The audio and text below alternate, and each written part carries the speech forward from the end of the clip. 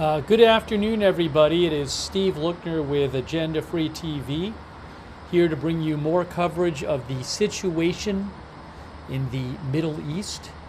We're going to bring you some live updates here and take your comments and questions. Hang on one second here. And also give you any breaking news that's happening. I really appreciate you being here for the coverage, and I want to say thank you to Ruth Krafasi is moderating over there on YouTube, and Larissa the Night Owl. Thank you. Larissa and Ruth Krafasi and Beth Mythical, thanks so much for moderating. Linda Belk and Larry moderate for us on X. Over on Twitch, A Moment of Lovely, Idaho Star, and Surly Dev. Thanks so much for being there.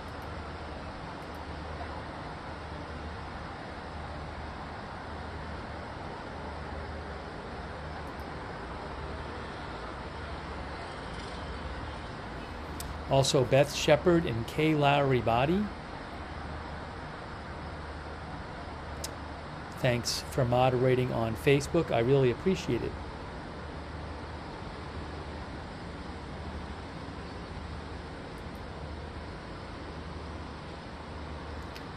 So we want to give you some updates on what is going on.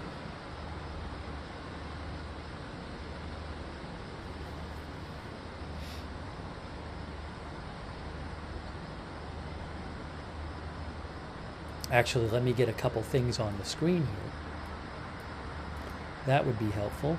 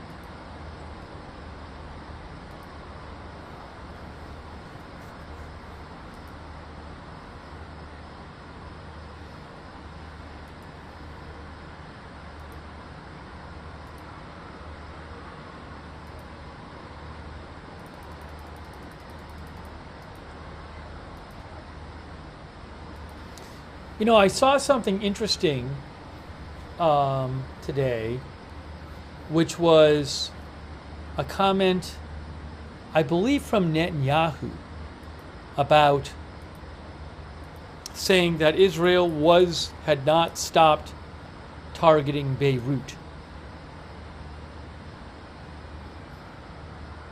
and that it would still target Beirut if it was militarily warranted.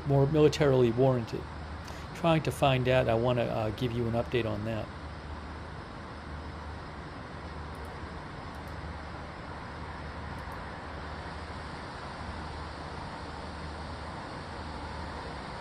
Oh, is there a rocket alert? I guess there's a rocket alert, someone said. Just saw it on my phone.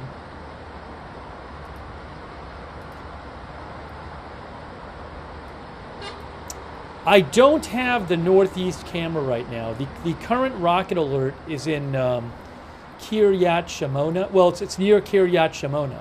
I don't have the east border camera right now. That would be the one to see it. This is in, it's near Kiryat Shimona on the northeast border, at Margaliot and Misgav Am. That's according to the So Far interactive map. But again, I don't have at the moment the east border camera. Maybe at some time we'll get the east border camera, but I don't have that for you right now. That would be the one to have for this. So I'll let you know. I'll let you know what I hear about that.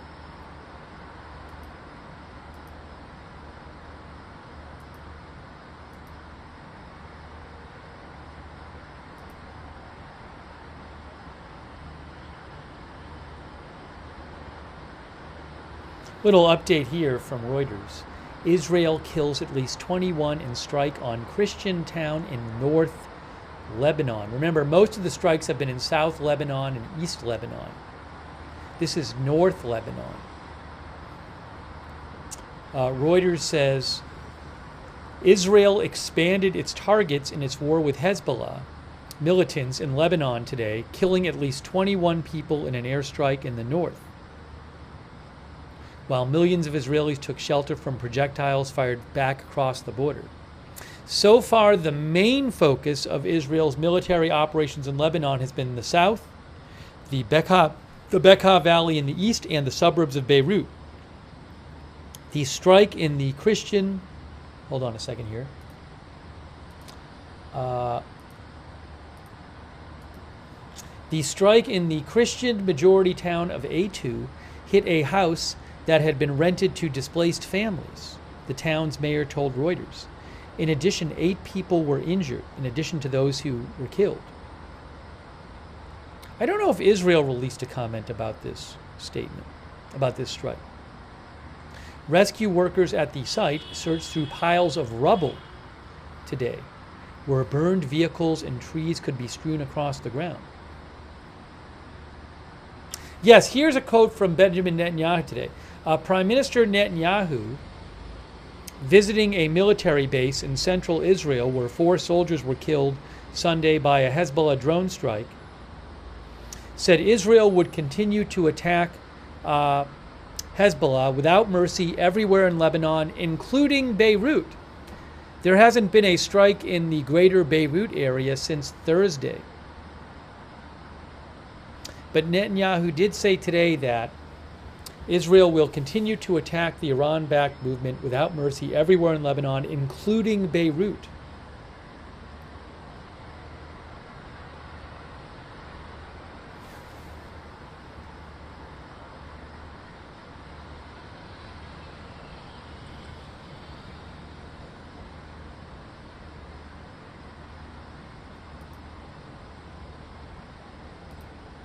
Do I have a video I can show you of this?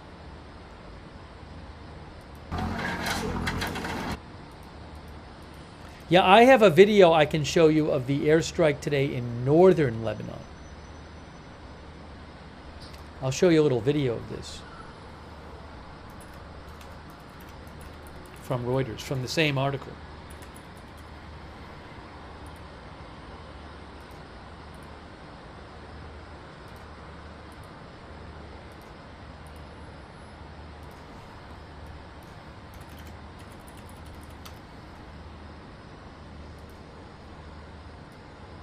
Let me show you this. Here's a video I'm going to show you, which is a video from the northern Lebanon airstrike by Israel today. It's a Reuters video. You'll see it on your screen in a second. There it is. Hold on, I'm going to play this for you right now. Might have to turn down some of the volume. Oh, why aren't we getting volume on the other things? We don't need all the volume on the... All right, hold on. I'll figure that out after. Figure out the volume after. Here's the video from Reuters. Oops, you can't read it.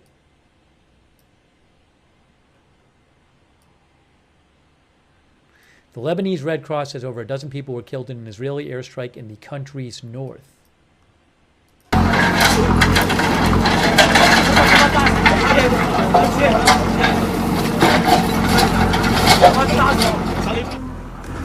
That is today, October 14th, in A2, Lebanon.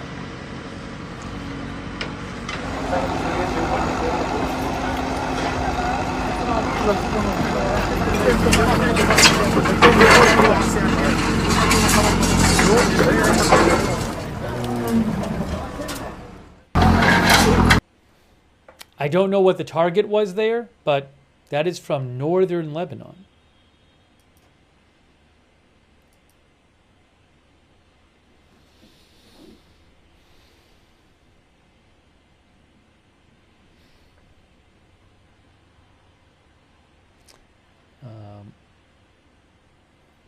Again, according to health officials, 21 people at least got killed.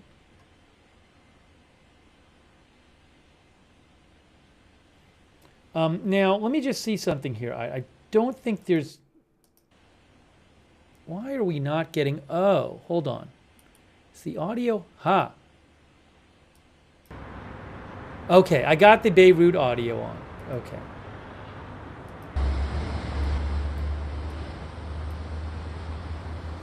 Sorry, I fixed the audio.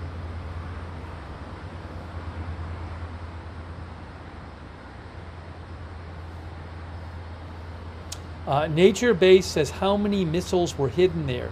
You know, that airstrike, I don't know what the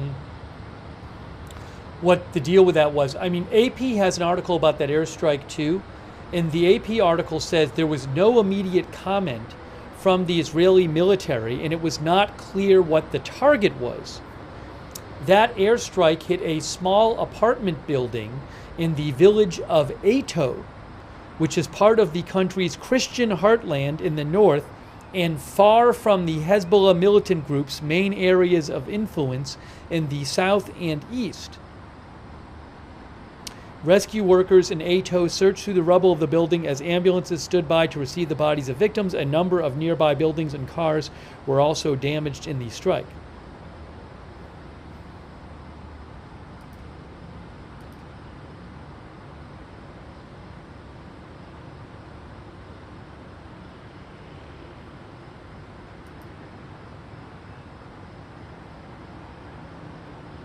I'll show you where that was.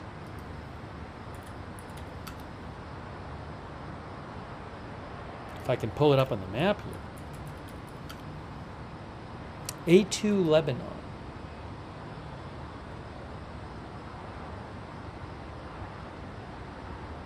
Yeah, this is towards the north of Lebanon, not the south or east or Beirut suburbs.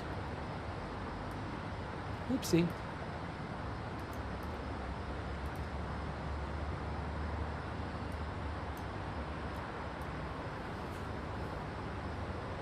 Let me just pull up here.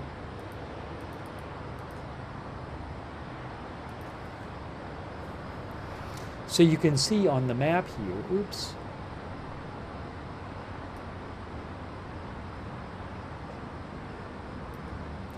A2 is up here. It's all the way up here. That's where that airstrike was.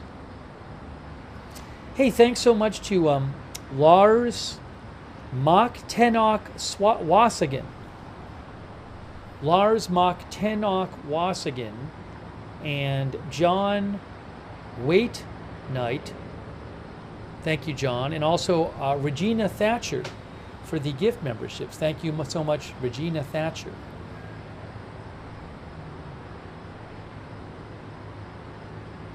Also, thank you, Soundman, for your support. I appreciated Soundman. Ken says the IDF warned the UN to get out of the way. I gotta find that. I thought, didn't Netanyahu release some statement today? Let me get caught up here.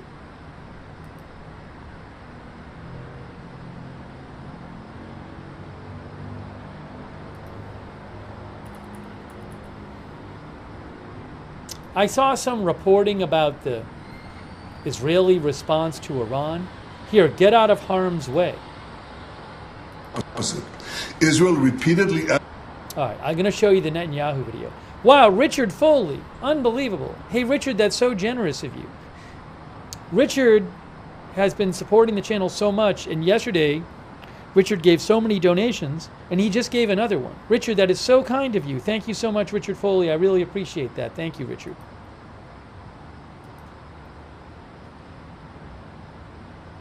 Very kind of you. Let me show you what Netanyahu said today. He said, UNIFIL, get out of harm's way. He's talking about the the UN peacekeepers who have been in southern Lebanon for decades now. But Israel wants them out of the way because they are now in the area where Israel is going after Hezbollah. So let me show you what Netanyahu had to say here. Here is the Netanyahu video coming up right now. I'll play it for you. I got to turn down the audio, though, on the...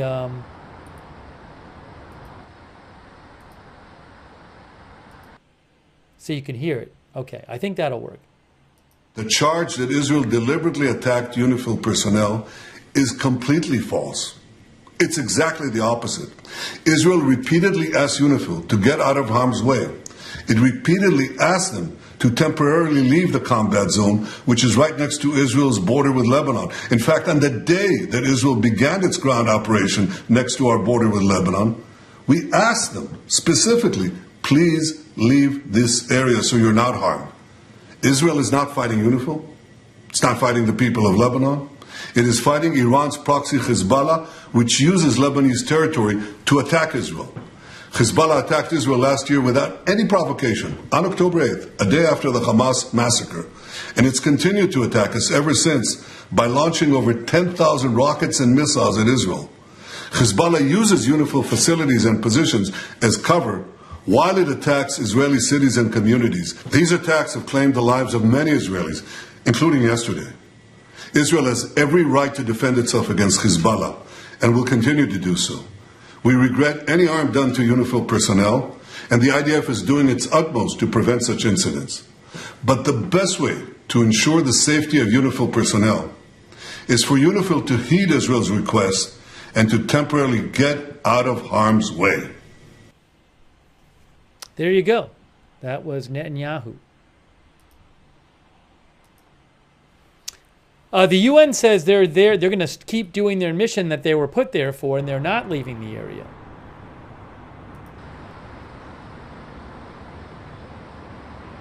Hey, thank you so much to David Bozick. David, that's very kind of you. And also Lynn Downey, our member. Thanks so much, Lynn, and thanks for shouting out our moderators. Thank you also to PsyOps on Twitch and Sweetums on Twitch and Flaps15 on Twitch. Rob Yost says that was pretty clear to me. Redited says the UN is there for a reason.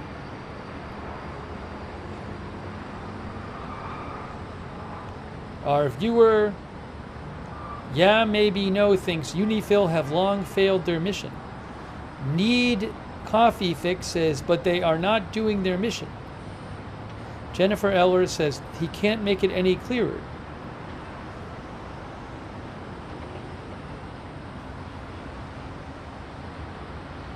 Born to Survey says, have you seen the video from the IDF with Hezbollah firing position in sight of UNIFIL base? That says it all.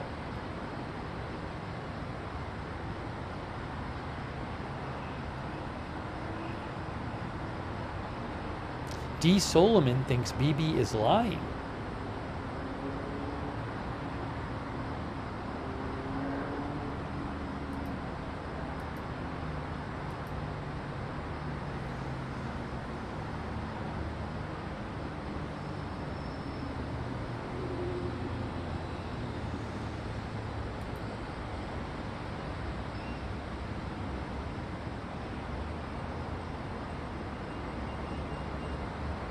I wonder if there's any chance of them posting the East border feed. Hold on a second.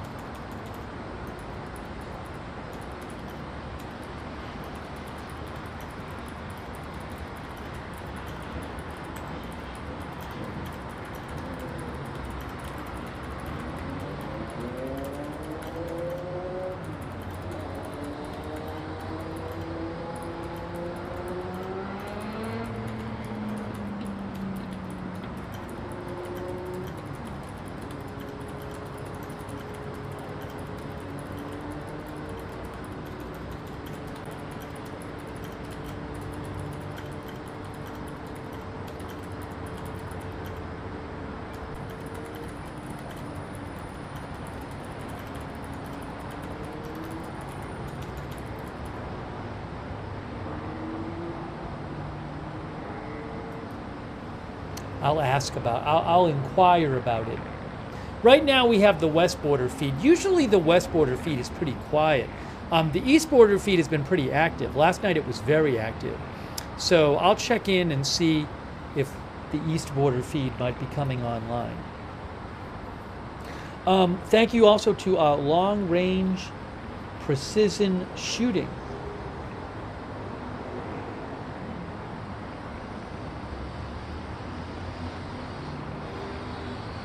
I think there might be like a typo.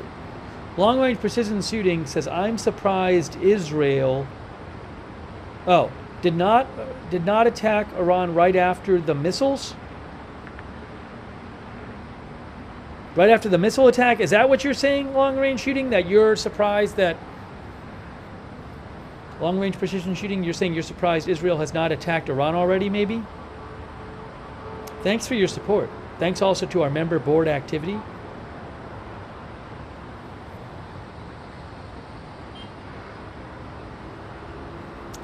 I had read some report that there's going to be another cabinet meeting of some sort tonight. Adi says Israel is waiting for USA. We'll talk some more about this.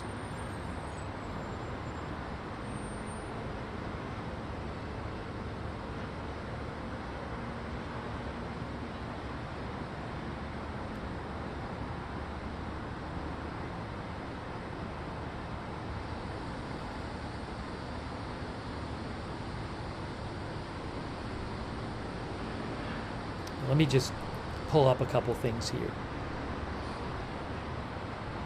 from Israeli media.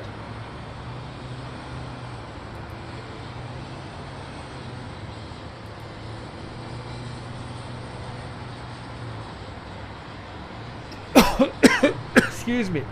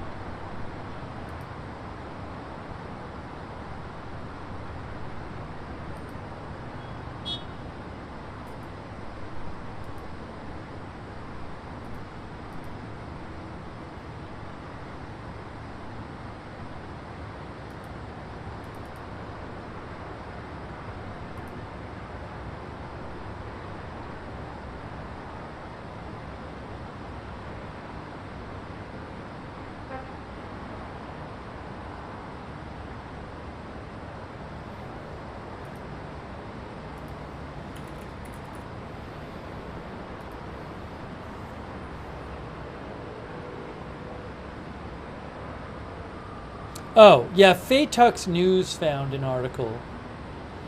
Faytux News found an article in Ynet. Ynet reported that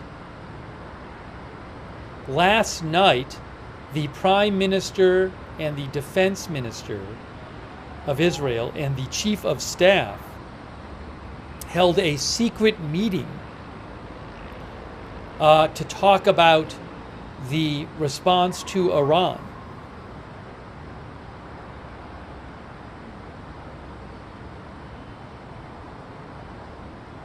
Ynet says they think that the decision on what to do about Iran, on what kind of attack there will be on Iran, will be taken by those three individuals, the Prime Minister, Defense Minister, and Chief of Staff.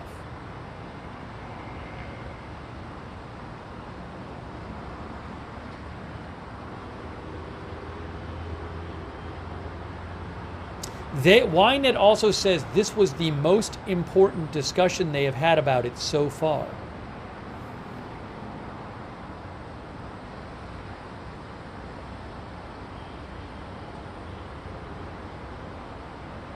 Bruce Leeboy thinks the response will be tomorrow.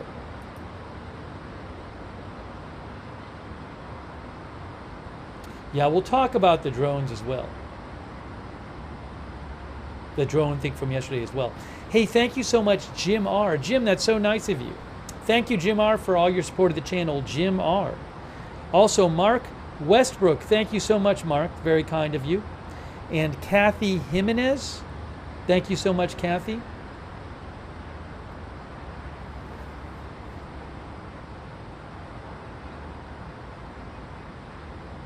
Jesper says, I think the response will be yesterday. Next Bike says it was just a meeting to set up the next series of meetings. Oops, hold on a second here. Jensen Brown thinks Israel will retaliate Thursday or Friday.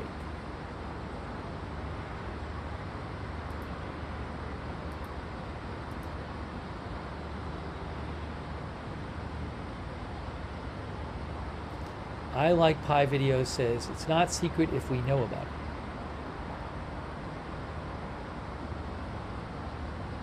Some people talking about the THAAD missile defense system that the U.S. says it's sending.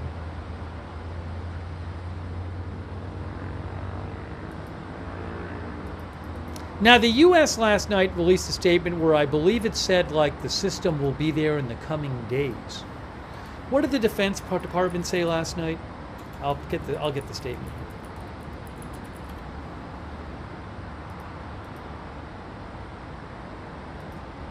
Yeah, last night, in a statement, the Pentagon said that the U.S. Terminal High Altitude Area Defense Battery being sent to Israel will be deployed in the coming days. Now, I don't know if that's true. In theory, it could already be deployed, but the Defense Department says it will be deployed in the coming days. So, now, one of our viewers said there was a report about tomorrow. Again, I don't know about the exact timing. Where was that report about tomorrow?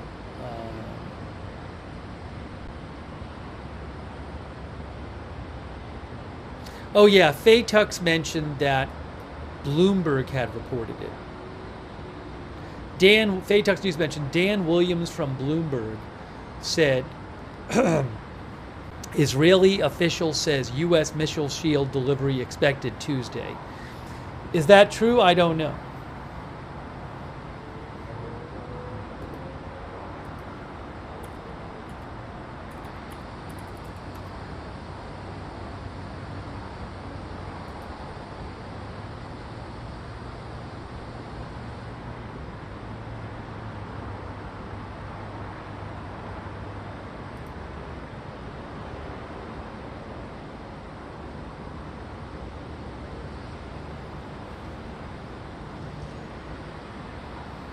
Yes, as Rodzilla says, that takes about 100 American soldiers to operate, who will be sent there as well.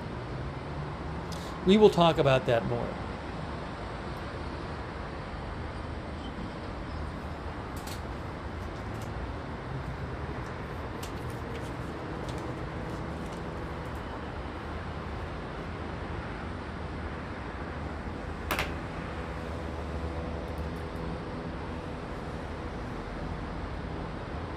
Amakai Stein, who is with Khan News, said that Iran recently told the U.S. that if Israel's response to Iran is limited, then Iran will see this round as closed. I don't know if the response is going to be limited, though, by Israel. Their language so far doesn't make it sound limited.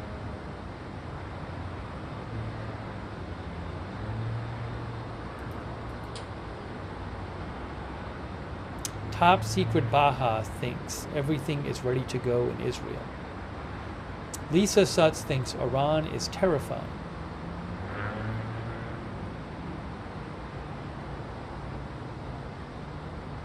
Our viewer Robert Kennedy thinks Iran will get hit this week or weekend.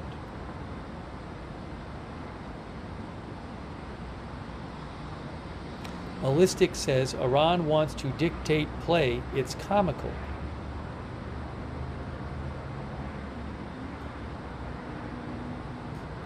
Six String Five says an Iran government plane just returning back from Moscow. I assume that kind of thing maybe happens regularly. I haven't seen anyone who I know who really is kind of expert on the flight radar stuff say that there's been anything like too huge going on.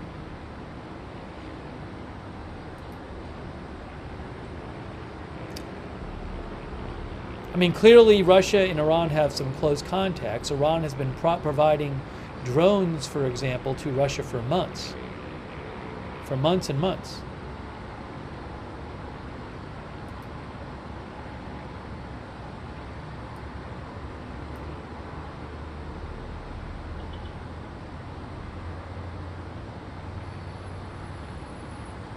Jesse's girl thinks Iran is definitely terrified.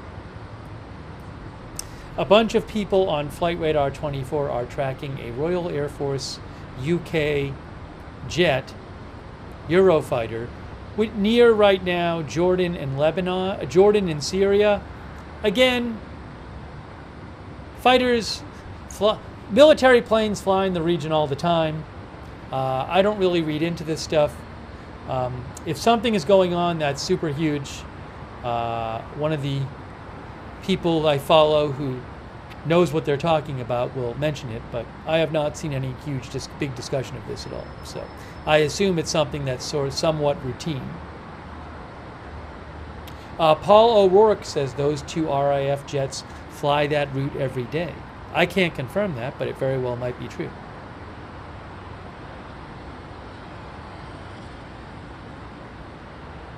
Thanks so much, Rick D. Wow, Rick D gave a bunch of you memberships in the chat, and Jim R gave a bunch of you memberships in the YouTube chat. Make sure you thank Jim R and Rick D if they gave you a membership. And also, Little Owl gave a membership. Thanks, Little Owl. And thank you, Nostritch.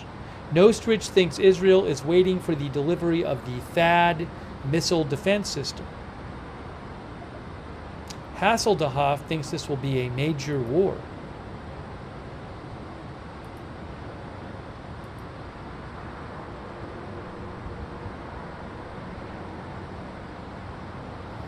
We should also talk about the situation in northern Gaza.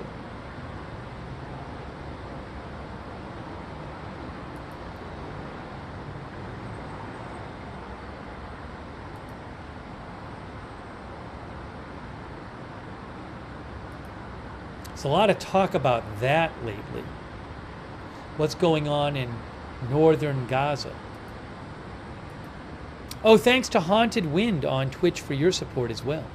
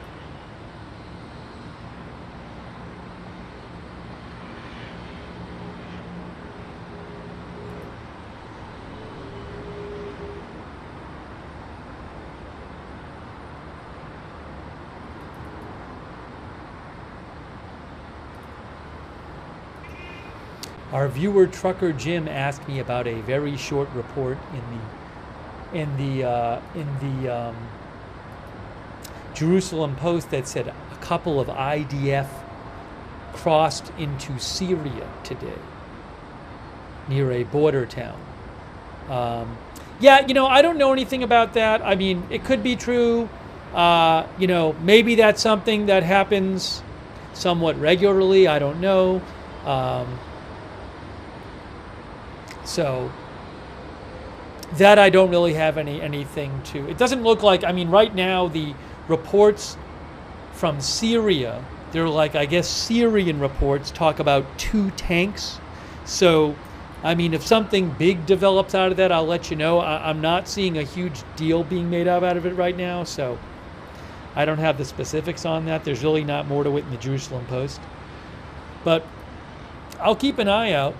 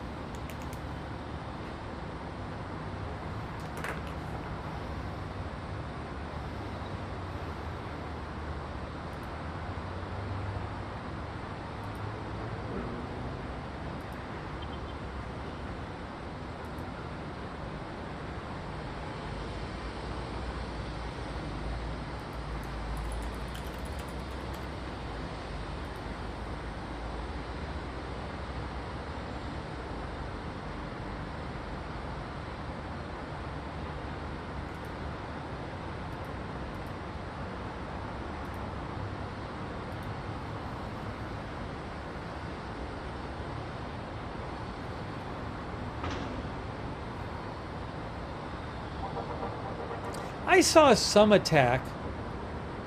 I saw some report today that claimed that Israel was going to launch some big attack on Hezbollah because of the drone attack yesterday, which killed 4 Israeli soldiers.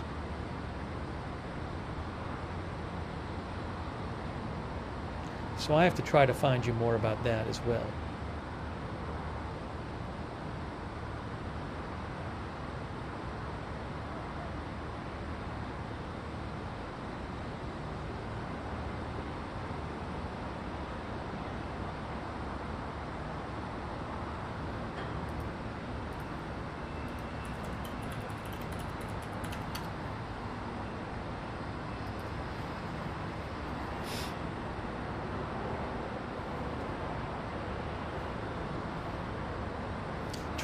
News Israel reports that fear in Tehran is growing.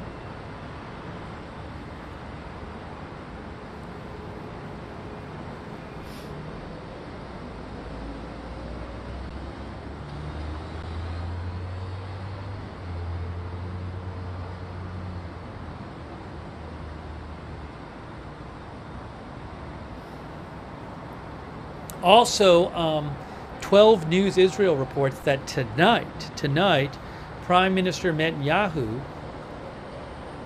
had or is having a security meeting about the Israeli response to Iran.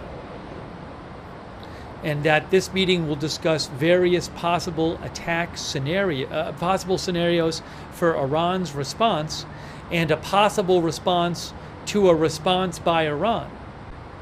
This is after last night, Netanyahu met with the defense minister and the chief of staff. So a lot of meetings going on. Important meeting last night and a big security meeting tonight.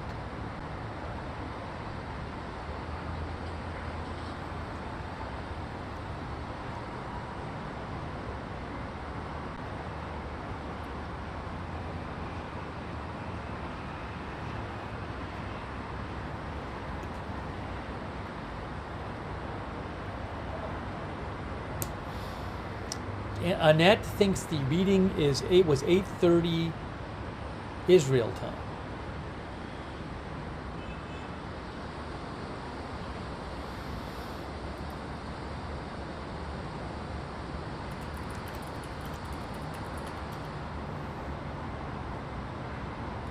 Thank you so much to Robin for your support. Thank you, Robin, and also Mayuri Sayan. Mayuri Sayan, thank you. Robin, thank you. K-Dubs, thank you.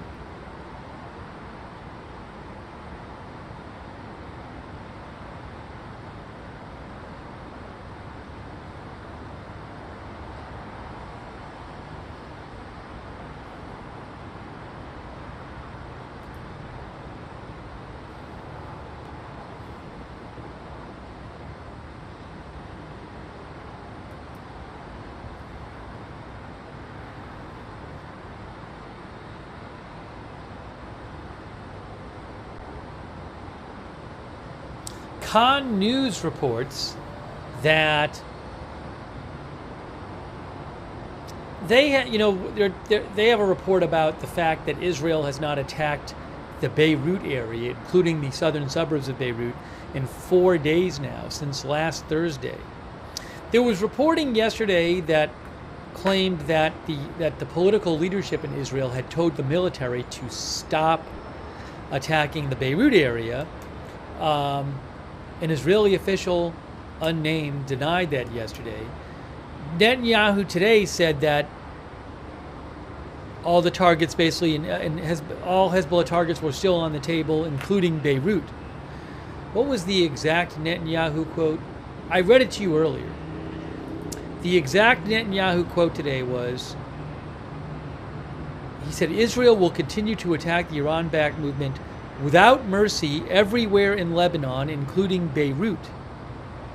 Well, Channel 12 is, Khan News is reporting that the ministers of the political security cabinet were excluded from the decision to avoid attacks on Beirut. And Khan News says if the attacks in Beirut are not renewed, those ministers will demand answers from Prime Minister Netanyahu and the security establishment.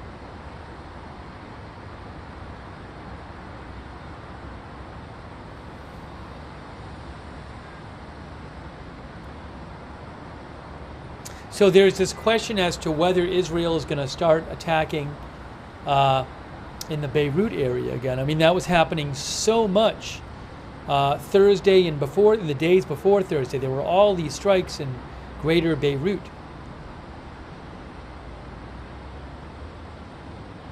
Also, Khan News is reporting that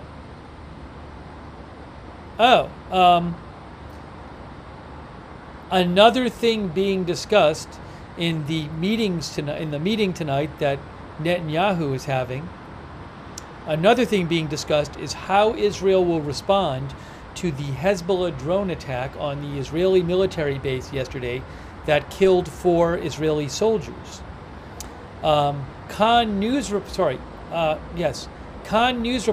Israel intends to respond with a broad attack, maybe even in Beirut.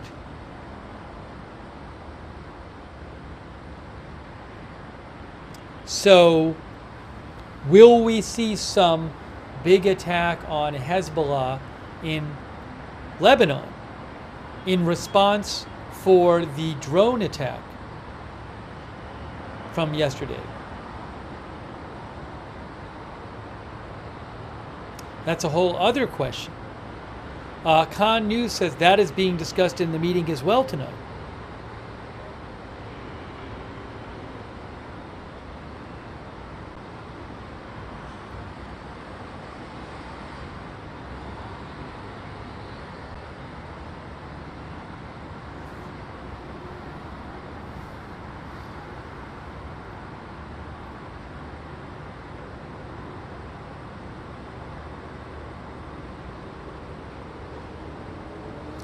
Casey Veteran, 2 responses, yes.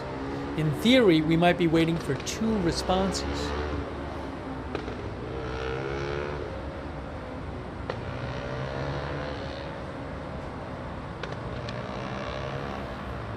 Hold on a second here. Give me 1 second here.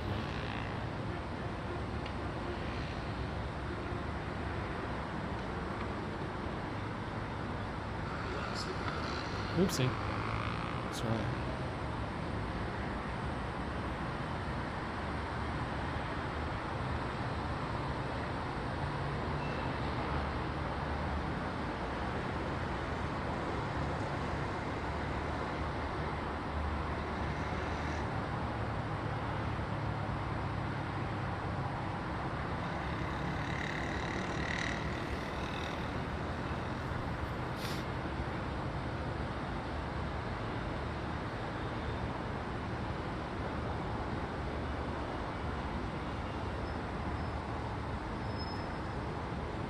Broken Britain thinks tonight is the night. Thank you to Hillside Trout Fishery. Hillside Trout Fishery, our new member. Thank you. Oh, wow.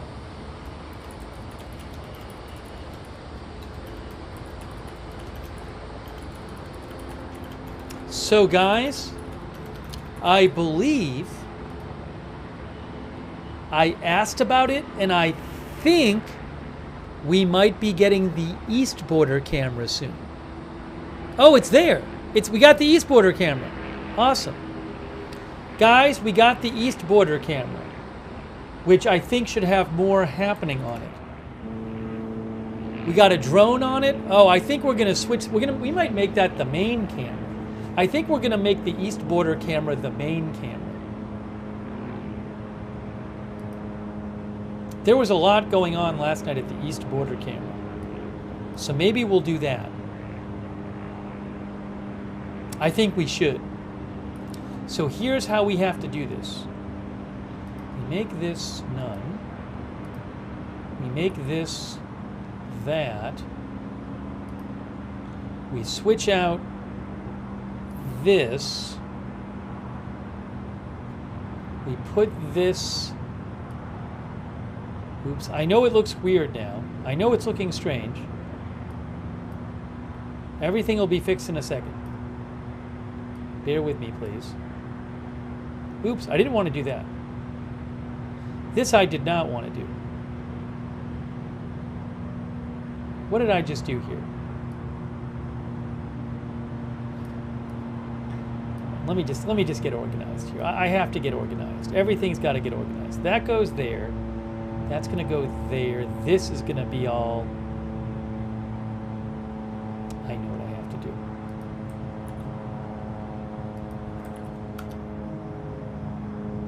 Please bear with me. Please bear with me. Thanks for your patience. Let me get all these cameras set up the right way.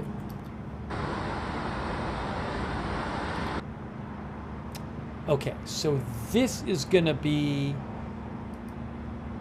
there. So this is going up there. That one is going there. This one is going...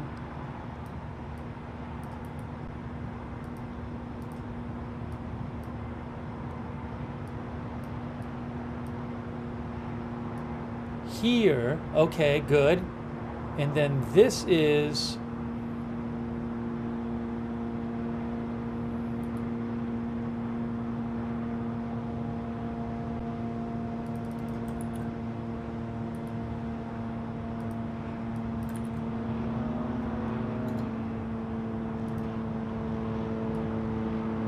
that's the west border. That is going to be...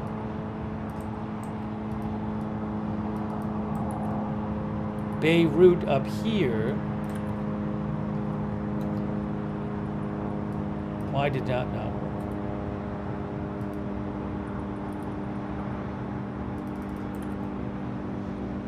Good. And then... oh, I just heard a boom. See? Then down here is going to be the border east. That's what's down here. Good. Now, we're good to go. So I'll turn up the volume a bit on the... usually we hear a bunch on the border cam from...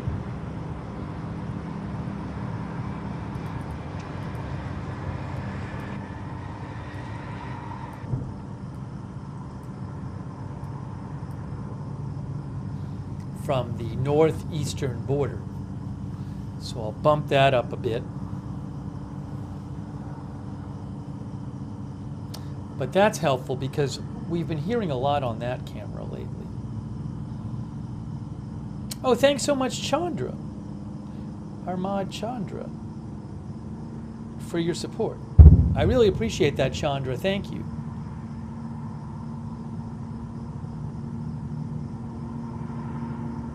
Thanks for shouting out the other moderators, too.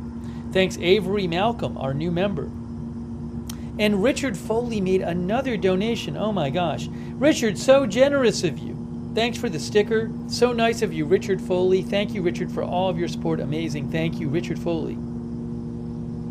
Also, thanks so much to Dark Killock from Canada. And thanks for shouting out our moderators, Dark Killock.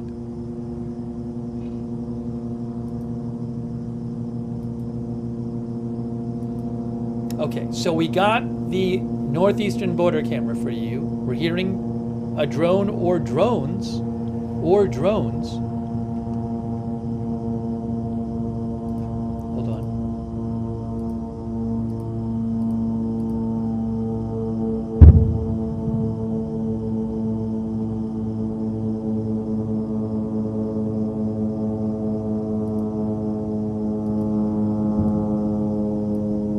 Maybe one drone.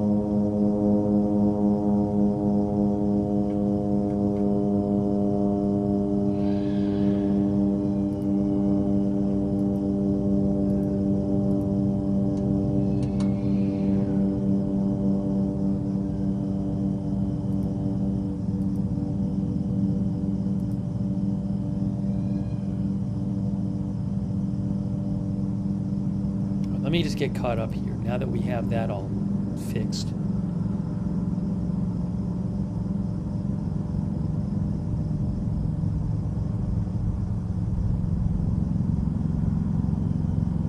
Sounds like a helicopter.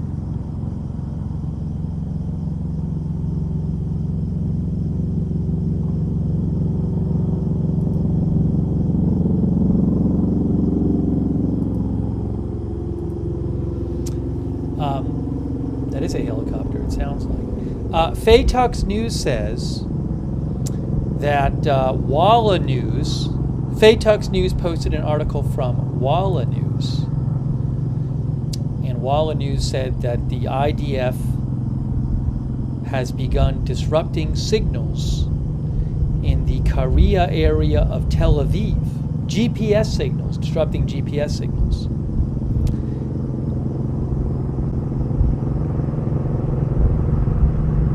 A reason to disrupt GPS signals. A reason to disrupt GPS signals, which Israel does, is to disrupting GPS signals can disrupt when if an outside actor or another country fires stuff at your country, which needs GPS to direct itself, to guide itself. Then disrupting the GPS can help protect you from stuff being fired into your country.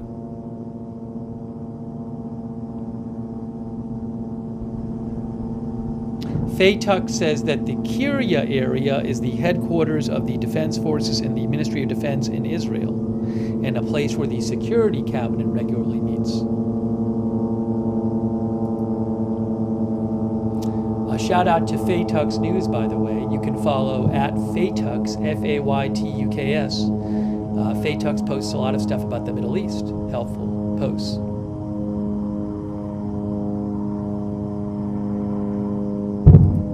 Yeah, somebody else, sorry, Bernie said it's for the drones. I believe it can help with that too.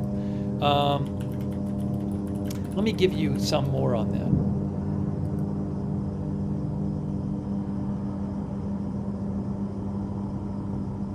So, the Times of Israel wrote on October 6th that GPS jamming is used to confuse enemy missiles or drones, making it hard for them to hit their targets accurately.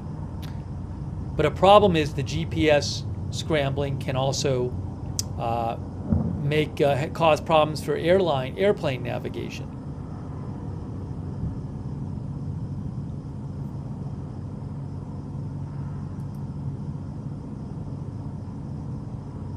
Thank you, Rick D, for your support. Thank you, Rick D, and also Stephen Roberts. Thank you so much, Stephen, for your support and your donations yesterday. Stephen Roberts, thank you. Also, David C. Thanks so much, David C., for your support. Well, we're hearing some artillery or tank fire in the north right now.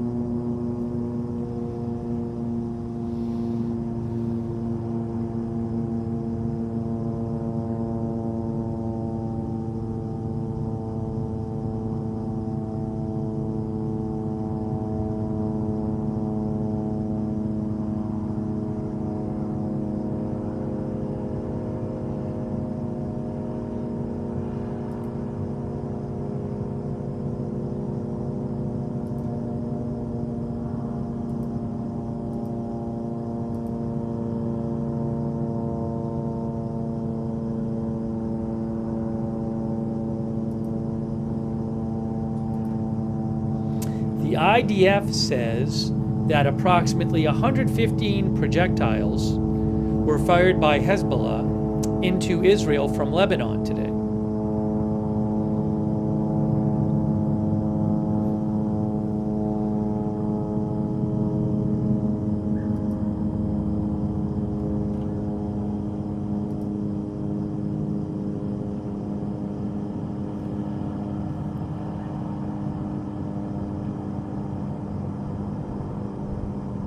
Al Jazeera reports that the UN Undersecretary General for Peace Operations says our decision is for UNIFIL peacekeeper forces to remain in their positions in southern Lebanon.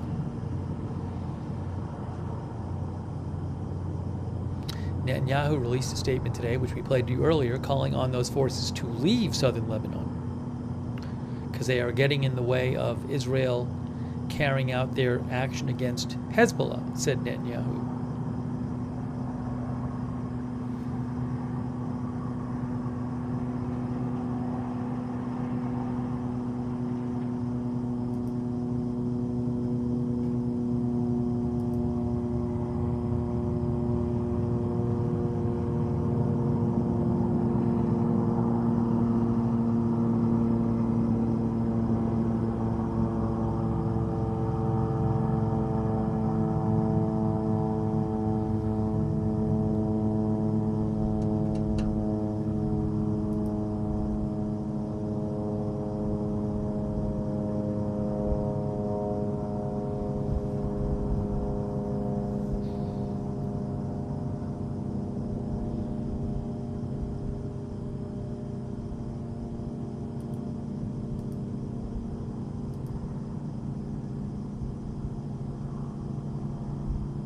The UN forces are basically there to keep, well, by a 2006 UN Security Council resolution, southern Lebanon is the only, it's supposed to be basically a demilitarized zone. Only the Lebanese military is supposed to be there. They're also supposed to keep anyone from crossing the border either way. We'll talk more about that in a little bit.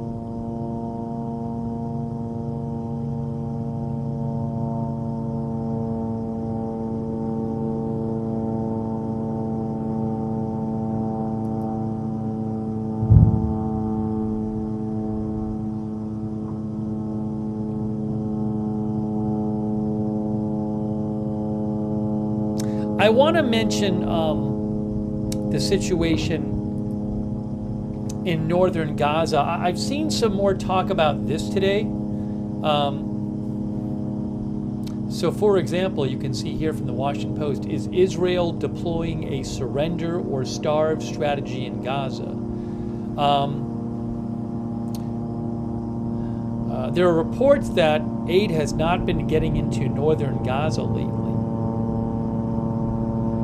So let me read you a little bit of this from the Washington Post. They say, for a brief moment, it seemed that attention had shifted away from the devastation in Gaza.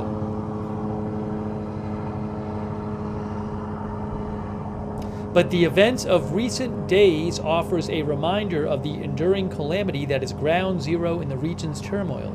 Northern Gaza, already pummeled by a ruinous war, is in the grips of a punishing new Israeli offensive. Israeli forces encircled the battered Jabalia refugee camp in a bid to systematically dismantle terrorist infrastructure, according to an IDF statement. Israel issued evacuation orders to some 400,000 remaining residents in northern Gaza, telling them to go into areas further south that are already teeming with displaced people and still hit by Israeli bombardments. Aid workers have described a catastrophic scene. It is like hell, to be honest, said the head of ambulance services in northern Gaza.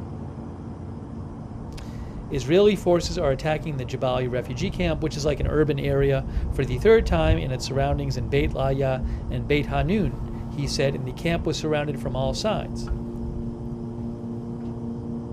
Humanitarian organization Doctors Without Borders said Friday thousands of people are trapped in the Jabalia camp. No one is allowed to get in or out. Anyone who tries is getting shot, said a coordinator for Doctors Without Borders. The IDF said the intensifying siege will continue as long as required to achieve its objectives. No food trucks have The Washington Post says Israel has steadily thinned the aid reaching northern Gaza from August to September. No food trucks have entered at all in October. Such a tactic may fuel further accusations that Israel is deliberately starving Palestinians in Gaza. A former Israeli intelligence official, Michael Milstein, said, "I don't really understand what the strategic goal is regarding the north." He said, if residents of northern Gaza choose not to leave, and many may not, given the widespread conviction that nowhere in Gaza is actually safe, they will starve to death. The UN warned Friday that critical lifelines into northern Gaza had been cut off by Israel.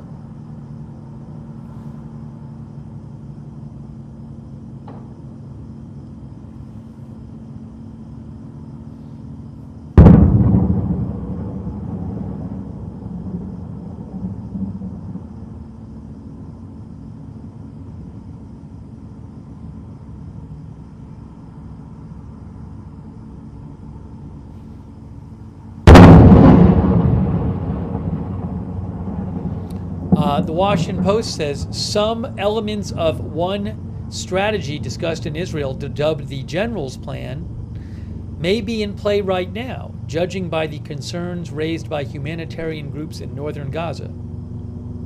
The Israeli newspaper Haaretz said Sunday, it is possible that the operation is laying the groundwork for a decision by the government to put into effect the so-called surrender or starve plan. That plan calls for all the residents of northern Gaza to be evacuated to humanitarian zones in the south, while those choosing to remain are deemed Hamas operatives and legitimate military targets.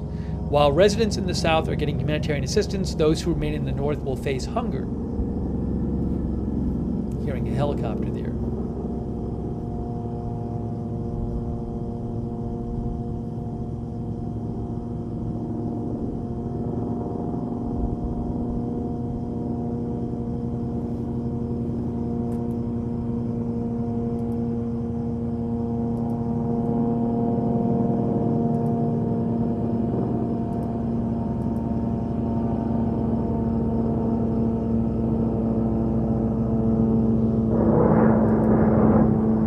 What's that? A plane? Did you guys hear that? That almost sounded like an airstrike or something. It sounded like something flying through the air and exploding. Kerry Poteet says that's pretty extreme.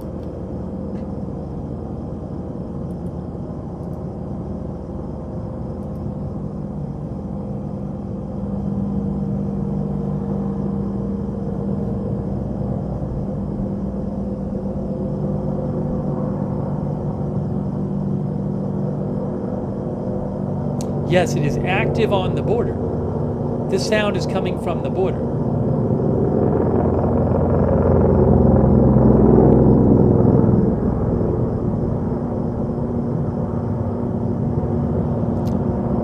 One of our viewers said it sounded like something was let loose.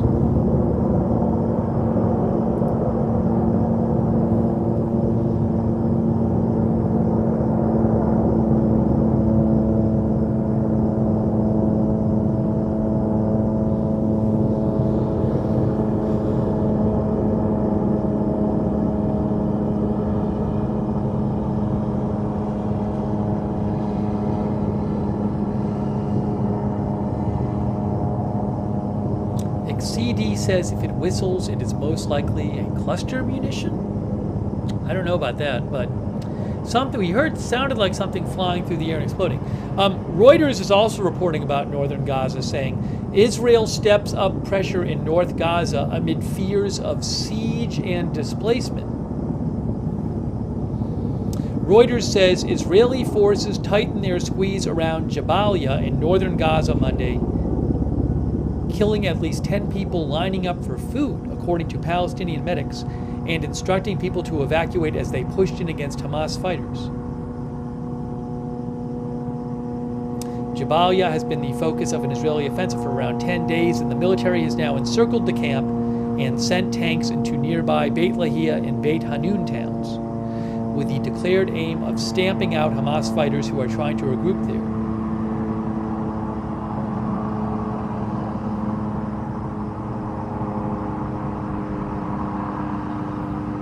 Some people in the north are afraid if they leave the north, they will never be able to return.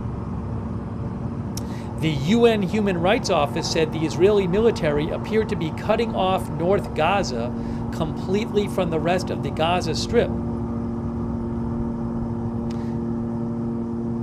The UN said the UN Human Rights Office said the separation of North Gaza raises further concerns that Israel does not intend to allow civilians to return to their homes, and the repeated calls for all Palestinians to leave northern Gaza raises grave concerns of a large-scale forced transfer of the civilian population. Israeli officials said evacuation orders were aimed at separating Hamas fighters from civilians and denied there was any systematic plan to clear civilians out of Jabalia or other northern areas.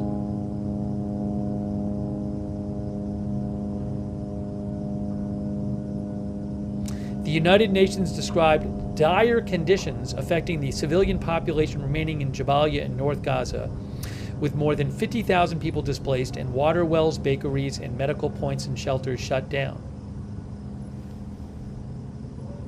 Around 400,000 people are in northern Gaza, the UN estimates.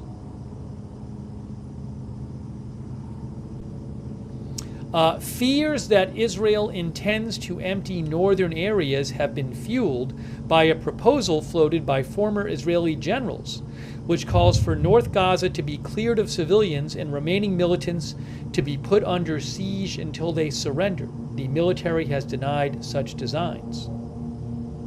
The proposal's main author, Jorah Island, said his plan was meant to pressure Hamas to release hostages by ending its control of territory and aid, rather than sending in Israeli forces to battle its fighters.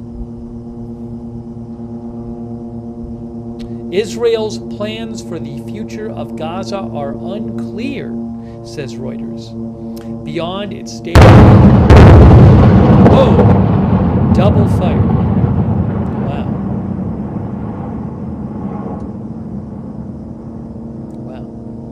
Reuters says Israel's plans for the future of Gaza are unclear beyond its stated aim of dismantling Hamas as a military and governing force and recovering its hostages.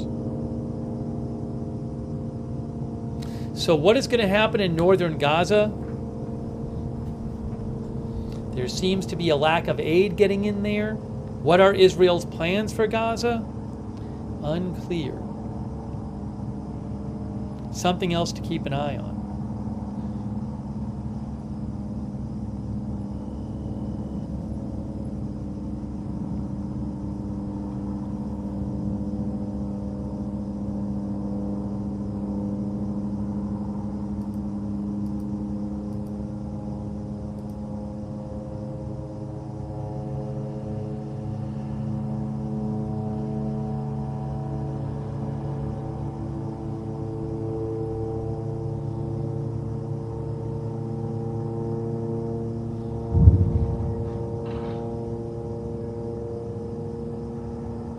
The Washington Post is reporting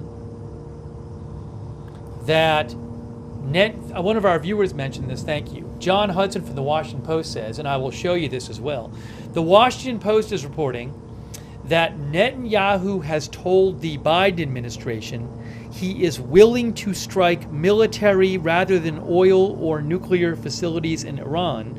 Two officials familiar with the matter tell the Washington Post.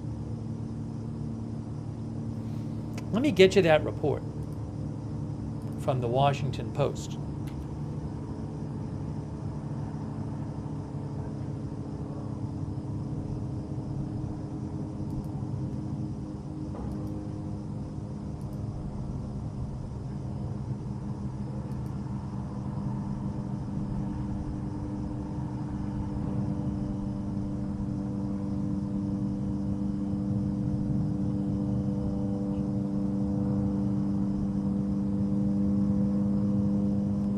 Is the story.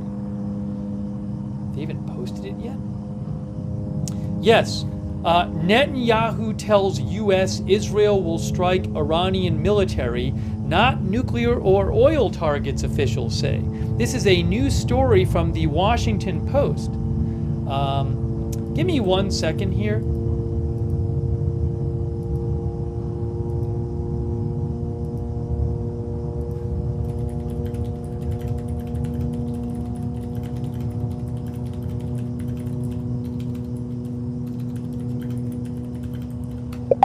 I'm going to read this to you guys, okay? Again, the Washington Post has a new story. It just came out about 10 minutes ago. Netanyahu tells U.S. Israel will strike Iranian military, not nuclear or oil targets, officials say. Is this true? I don't know if it's true. And even if he said that, even if he said it, is it true? I don't know. He could say it and then they could not do it. The Washington Post says the signal is being seen in Washington. Ooh, boom. The Washington Post says the signal is being seen in Washington as a sign of restraint after concerns that an Israeli strike on oil or nuclear facilities could trigger a wider war. So a big new report from the Washington Post. I'm going to show you the story right now. I'm going to show it to you. I'm going to show you the story.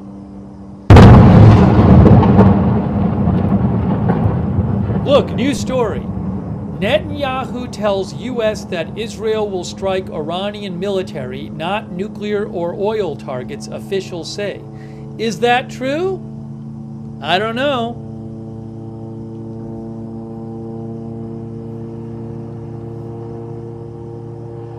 Nathan's War Games thinks wider war will happen either way. Let me read you the story. Let's read the story and see what it says. Bruce Kaiser says, thanks Bruce. Bruce says, leave it to the U.S. military to spill the beans. Netanyahu might just use this to surprise Iran. Thanks to Bruce. Thanks to Kerry Poteet, who says, feels like everything's getting in position. Thanks to Miss Pac-Man for your support. Thanks Mary Beth Robinson, our member. Thank you Palm Tree for your support. Thank you Joseph Fiorentino, help with the live feeds. Thank you so much, Joseph. That's very kind of you, Joseph Fiorentino. We are hearing a bunch of artillery or tank fire, it sounds like, on the northern border camera right now. Rick D, thanks for your support. And the Lucky Minute, thanks for your support as well. Let's read you this story from the Washington Post, a new breaking news story. A quick thank you to Falcon Depp for subscribing on Twitch and the Legend of Hamtaro for subscribing on Twitch. Okay, the Washington Post is reporting Israeli Prime Minister Netanyahu has told the Biden administration he is willing to strike military rather than oil or nuclear facilities in Iran, according to two officials familiar with the matter, suggesting a more limited counterstrike aimed at preventing a full-scale war.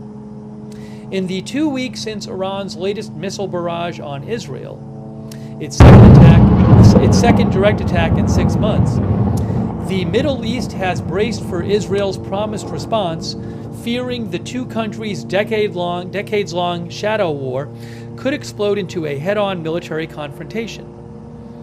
It comes at a politically fraught time for Washington, less than a month before the election, and President Biden has said publicly he would not support an Israeli strike on nuclear-related sites.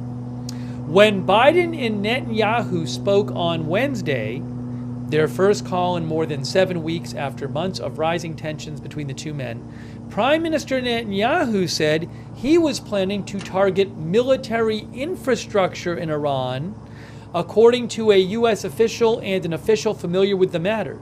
Like others in this story, they spoke on condition of anonymity to discuss sensitive deliberations. The Israeli Prime Minister's office did not reply to a request for comment. The White House had no immediate comment. Now, I gotta say, with this story coming out right now in the Washington Post, I'm guessing Netanyahu might take some heat from the right-wing side of the government there. There are some right-wing, far right, I guess you could say, very right-wing parties in his coalition government that my guess is that they are not going to be happy to hear this report. That'd be my guess. So I would guess that the Israeli military that the Israeli media will pick up this story, and that Netanyahu might face some pressure over it. Al T. Davidson said markets have reacted and oil is down.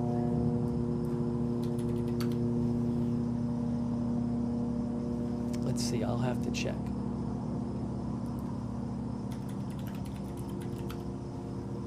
Yes, oil prices have really dropped. Let me show you this from Google, guys. It looks like they just started dropping when the story came out. That's my guess. If you look at Google right now and their oil price thing, there's the Google oil price chart. You can see the oil price has dropped from around 70 or close to 73.5 to 72.20, a couple percent or whatever it is. But that drop comes like in the last 15 minutes. So I don't know for sure, but it seems like maybe that drop might be related to this story, because, I mean, did something else happen 15 minutes ago or 10 minutes ago? So again, it looks like it's a drop from about 73.41 to 72.19. So it's, we're talking 1.5% or something like that. Not insignificant. It's not like it's dropped 50% or something, but that's interesting. Okay. I want to keep talking about this. I haven't even gotten to read you the whole story yet, though. Stride Warrior thinks OPEC just released demand is low. Is that maybe something else came out 15 minutes ago? I mean, that drop right there is from like the last 15 minutes. Did OPEC come out with something like 15 minutes ago?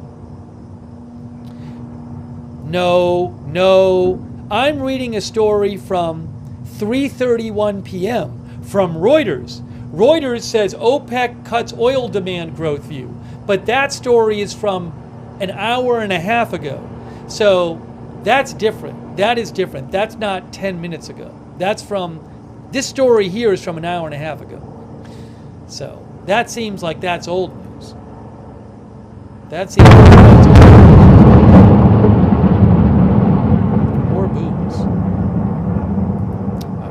This is a big story coming out from the Washington Post. I want to keep reading this to you.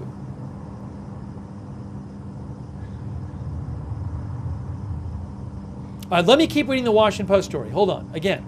The Washington Post is claiming that Netanyahu told the U.S. he's planning on only striking military sites in Iran, not nuclear or oil targets, okay?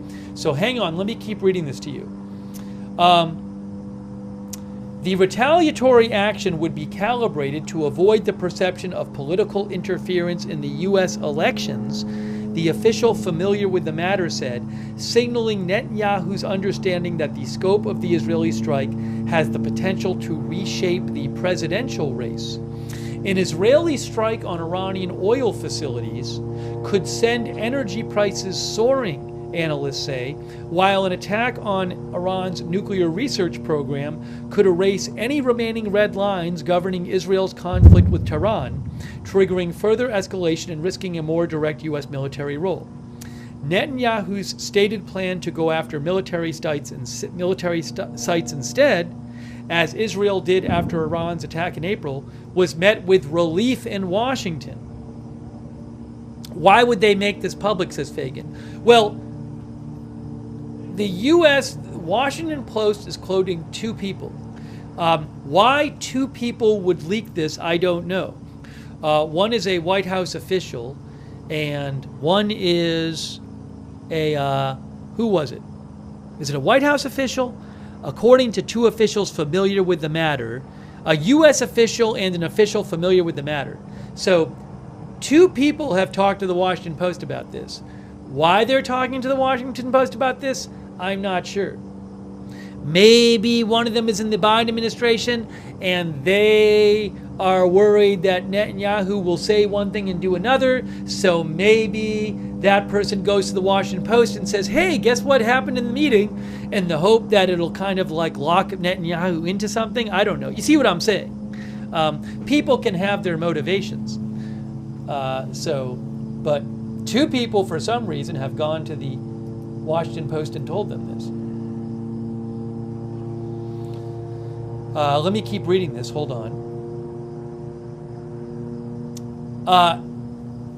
Netanyahu was, quote, in a more moderated place when he talked to Biden on Wednesday in that discussion than he had previously been, said the U.S. official, describing the call between the two leaders. The apparent softening of the prime minister's stance factored into Biden's decision to send a powerful missile system to Israel. Whoa! The apparent softening of Netanyahu's stance factored into the Biden's decision to send a powerful missile defense system to Israel, both officials said. How about that? Hearing a plane.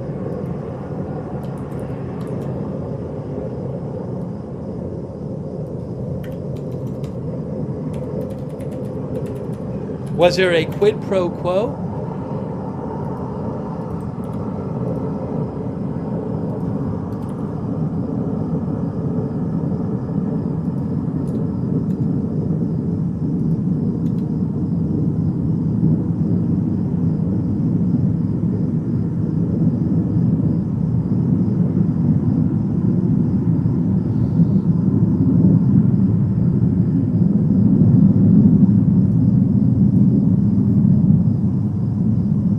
So that's very interesting. The Washington Post is reporting that the decision that Netanyahu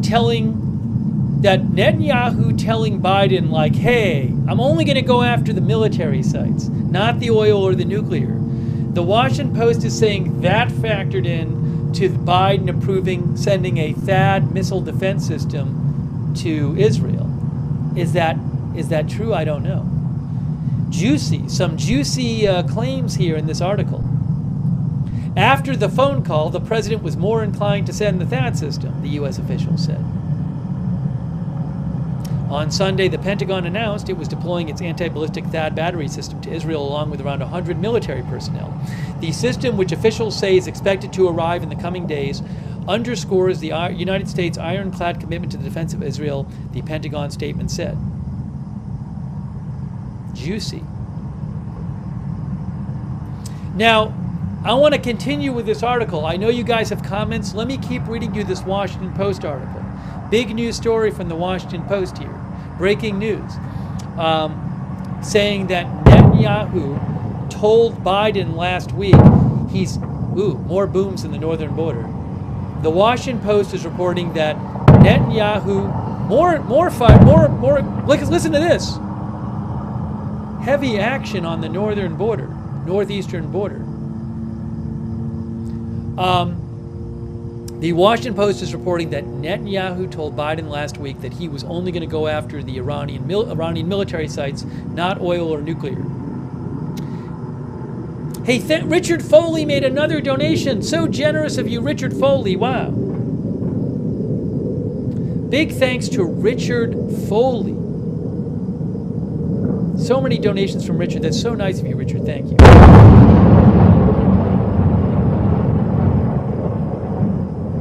Very active here. Bruce Kaiser, thank you, who says the power of the Post. I wonder if the writer was short selling oil. My guess is that that might be illegal, Bruce. I don't know about that. I'm sure it would be against Washington Post policy, put it that way. I don't know if that would be illegal, but it would be. I'm sure it would be against the policy of the Post. You might risk never working again. Wow, we're hearing a lot of artillery or tank fire by Israel on this border camera right now. Thank you, Bagelis, for your support, and Jeannie Frazier for your support. I haven't even read you the whole article yet. Let's get through the article, then we can talk about the article. Let me read you more of this article from the Washington Post.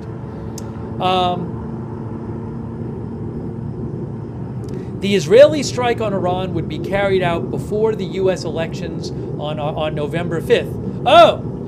The Israeli strike on Iran would be carried out before the U.S. elections on November 5th, the official familiar with the matter said, because a lack of action could be interpreted by Iran as a sign of weakness. It will be one in a series of responses, she said. All right, hold on. I got to post this.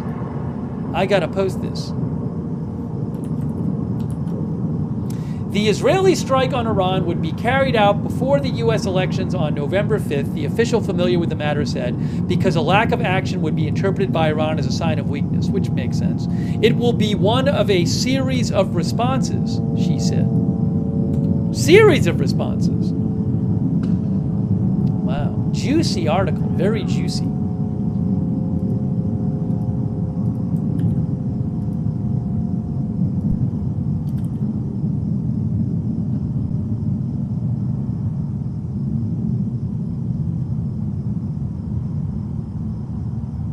Let me keep going here. Let me keep going.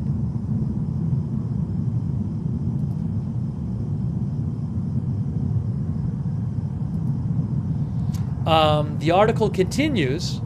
The article continues by saying, Zohar, where is it here? Zohar Palti, a former intelligence director for the Mossad, Israeli intelligence service, said Netanyahu would need to balance Washington's appeals for moderation with the public demand in Israel for an overwhelming response. The Iranians have lost every measure of restraint they used to have, he said. Without the U.S. weapons, Israel could not fight, he acknowledged. But it is Israel who takes the risks and knows how to do the job. So this is very interesting. My guess is that this article is going to get a lot of press tonight in Israel, and a lot of people are going to be talking about it. Is it possible that Netanyahu said this to Biden? Hey, I'm going to only attack the military sites, and that now he'll start getting all this pressure from this leak. If you're Netanyahu, do you maybe think that this might have leaked anyway? But even if he meant it, I bet he's going to get pressure from people in Israel, some people. By the way, it's being picked up elsewhere. So Haaretz, which is an Israeli newspaper, already has it posted, this report. Netanyahu tells U.S. that Israel will strike Iranian military targets, not gas or nuclear facilities.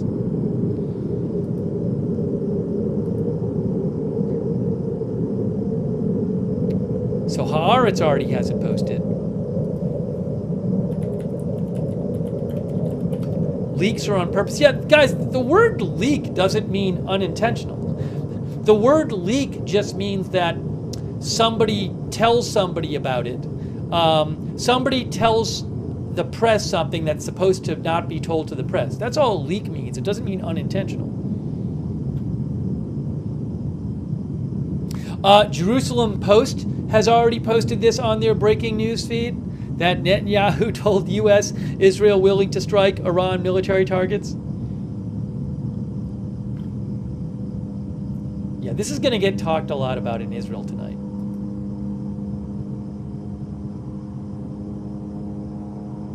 It's a big story. Again, I don't know if it's true, but it's a big story.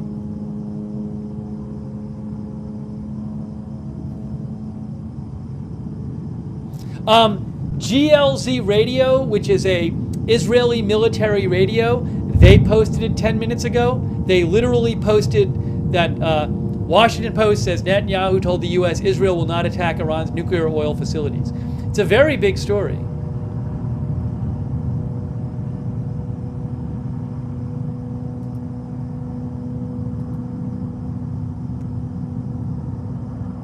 I wonder if we'll get a statement from Netanyahu's office on this tonight. News 13 Israel. News 13 Israel has already posted the story. I told you guys. Khan News Israel already posted the story. It's really big. Wow. It's a, yeah. One of our viewers said madness. Wow. One of our viewers says madness. What a leak. Call Mishmael. Call Mishmael. Wow. Yeah, it's a really big story. It's really big. It's a big deal.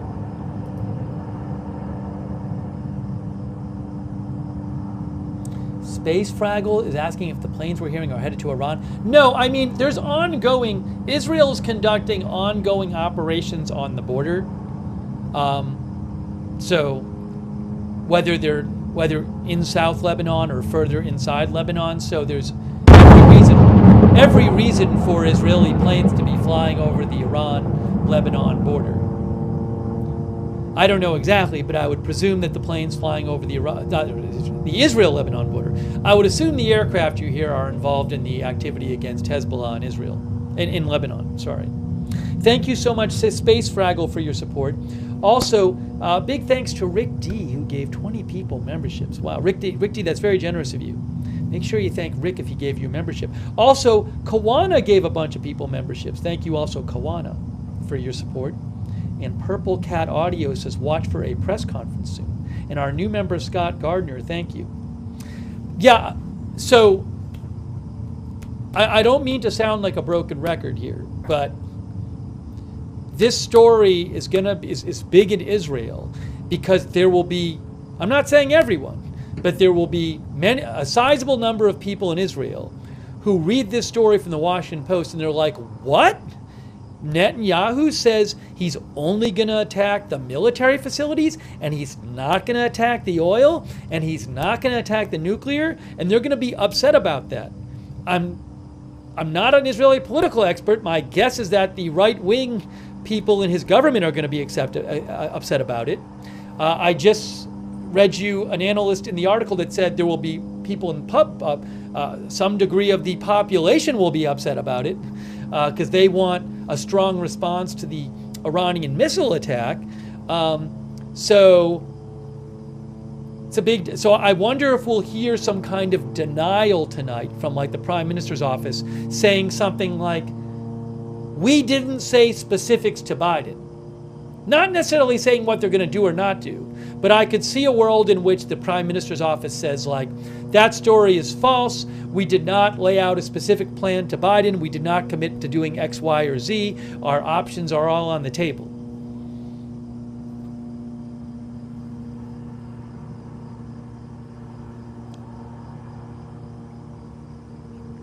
Joe Moore says the cabinet already made their plans. I don't know. Reportedly, they met both last night and tonight about what to do. I don't know. Samuel DeMarco says there could be a heavy strike against many military targets. It's a fair point by Samuel.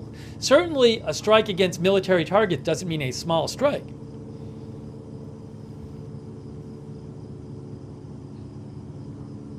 I haven't even finished the article yet. Let me keep reading the article. Then we'll talk more about it. On Thursday night, the official familiar with the matter said, last Thursday, Netanyahu convened his security cabinet for 3 hours to discuss the options on the table, but did not seek official authorization for the attack from his cabinet, keeping the timing intentionally open-ended. Within the Israeli defense establishment, there is concern that the strike will not be forceful enough or public enough to deter Iran from another direct attack on Israel or from developing nuclear weapons. Wow. You hear that? The Washington Post says, within the Israeli defense establishment, there is concern that the strike will not be forceful enough or public enough to deter Iran from another direct attack on Israel or from developing nuclear weapons. The Israeli military wants to hit Iran's military leadership because it doesn't hurt the people and it doesn't erupt the region into a larger war, said Gail Talsher, a political scientist at Hebrew University who is in contact with senior members of Israel's defense establishment. But that is not how Netanyahu is thinking. I'm confused. It's a little confusing how that's all phrased. It says the Israeli defense establishment. I get the part that some are concerned the strike will not be forceful or public enough. Then there's a quote from somebody who says the Israeli military wants to hit Iran's military leadership because it doesn't hurt the people of Iran and doesn't erupt the region into a larger war, but that is not how Netanyahu is thinking. That quote seems to go against the premise of the article. Anyways, I'm not going to worry about that right now. In April, after a U.S.-led military coalition helped Israel intercept hundreds of Iranian missiles and drones, which was a large but well-choreographed attack, Israel responded with a pinpoint strike on an air base in Isfahan in central Iran. Israeli officials mostly kept quiet after the attack, with the exception of far-right National Security Minister Itamar Ben-Gvir, who posted on social media that the response was lame. On October 1st, you had Israel, after successful Israeli operations against Iran and its proxies, including the assassination of Hezbollah leader Hassan Nasrallah, Tehran fired nearly 200 ballistic missiles at Israel without warning. As we hear another warning. In October, Iran fired nearly 200 missiles at Israel this time. Wow. Hang on.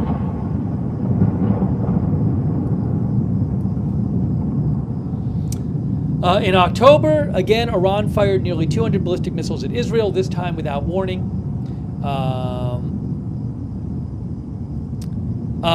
This expert that the Washington Post talked to said when Israel responded to Iran in April, Iran didn't get the message. So the alternative now is between restraint or retaliation, and the answer is obvious. That the person who said that is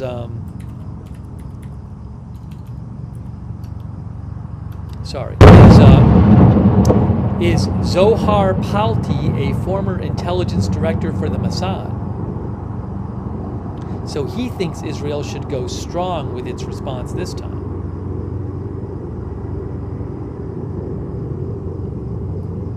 Couple more paragraphs of the article from the Washington Post. They say, hovering over the final decision are the complex and interrelated political dynamics in Washington and Tehran. The political analyst they talked to, the Washington Post talked to, Gail Talsher, political analyst, said Netanyahu's team was alarmed by the recent election of Iran's reformist president Masoud Pezeshkian, who has signaled an openness to reviving nuclear talks with the West.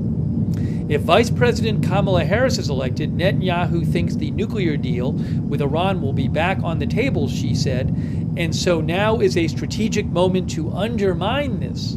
Interesting.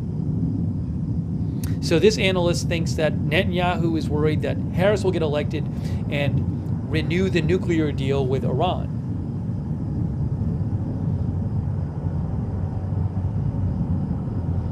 Prominent Israeli political figures, including former Prime Minister Naftali Bennett, continue to push for a direct attack on Iran's nuclear facilities. Anything less, Bennett said, risks sacrificing the momentum Israel has gained from its wars in Lebanon and Gaza.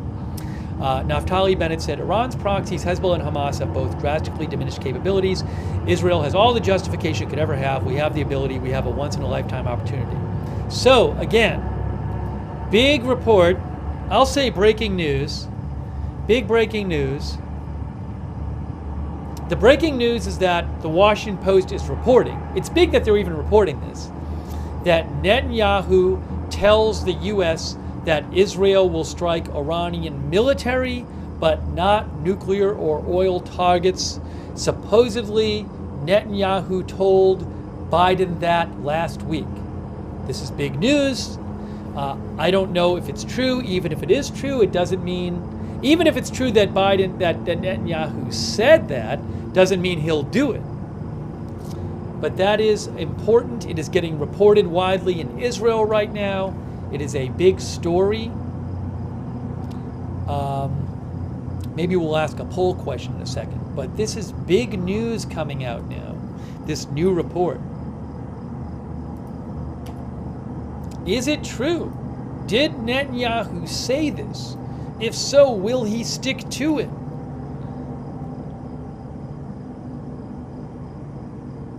I don't know, but it's big news, guys. Very big news.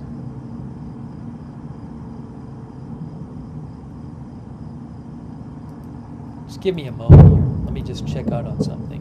Then I'm going to take some comments from you guys. Actually, I'll take a few comments right now. Ken Alloway thinks Netanyahu is bluffing. Sheila says, wouldn't nuclear be considered military? So I understand your question, but just think of military as non-nuclear sites.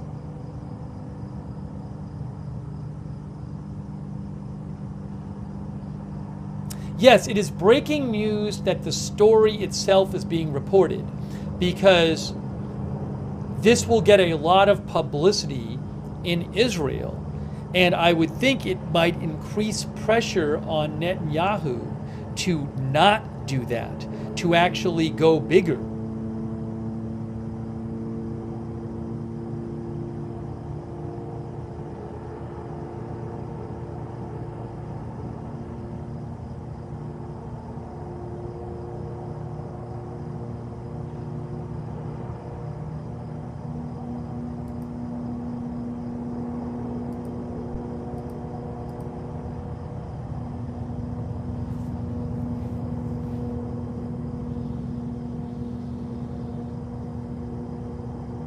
Tara says, the Israeli defense minister said it will be a surprise and the Iranians won't know how they did it.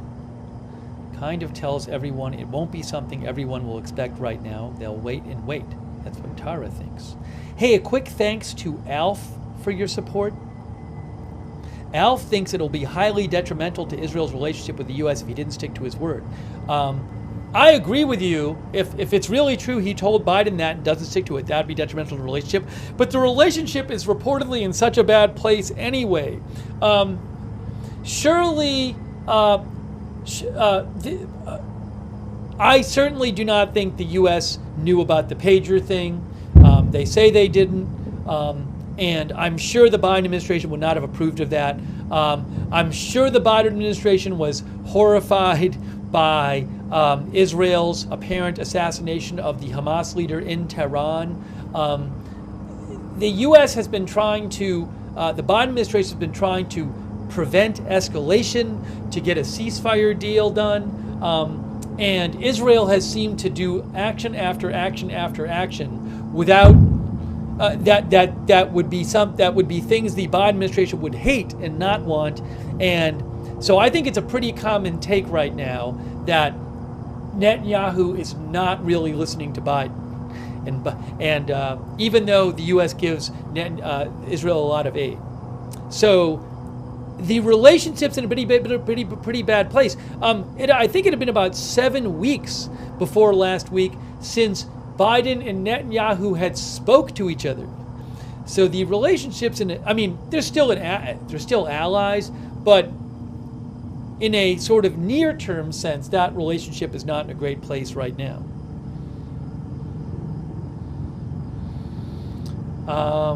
Thank you, Alf. Thanks also Missouri Mahler for your support. He says this may be the green light to eliminate the capabilities of the IRGC and allow an Iranian uprising. Look, as one of our other viewers said, there's a whole, even if you just stick to military targets, there's a whole range of what that could mean. Fishing247 thinks the plan could have changed after the drone attack yesterday. Thank you, Fishing247, for your support. Thank you, Sparky, for your support.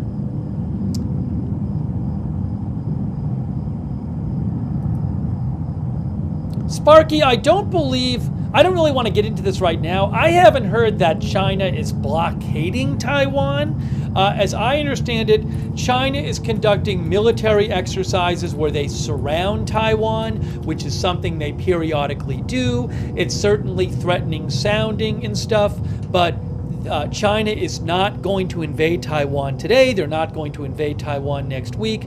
This is a kind of sending a message to Taiwan, but I have not heard any reports of any kind of like cutting off of like shipping to Taiwan or something like that, just to be clear. I'd certainly report that if I heard it. Thank you to Sparky for your support. I really appreciate that. Thank you also. Maybe we'll talk about that later. It's a little off topic right now. We talked about it on the stream last night. Powder Keg Coffees, thanks for your support. And Janet Burnett, so nice of you, Janet. Really appreciate all of your support for the channel. Janet Burnett, thank you so much. Also, Hillside Trout Fishery, thank you so much for your support. New Next Wow, thank you. Bass 300, thank you.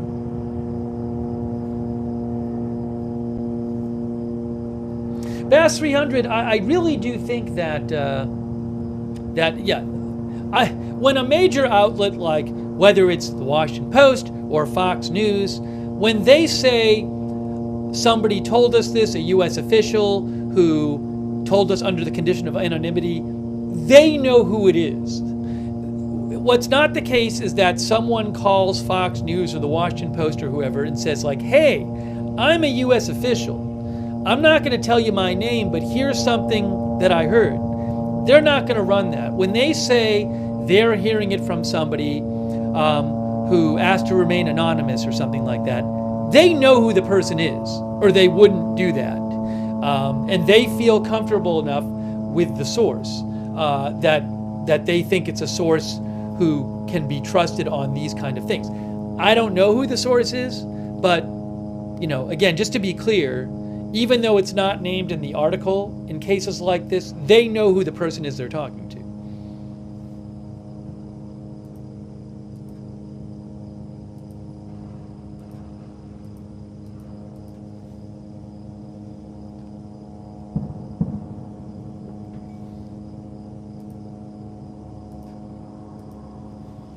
Hey, I want to thank our moderators too. Thank you, Bass300, so much for your support. I really appreciate it. I want to thank our mods as well.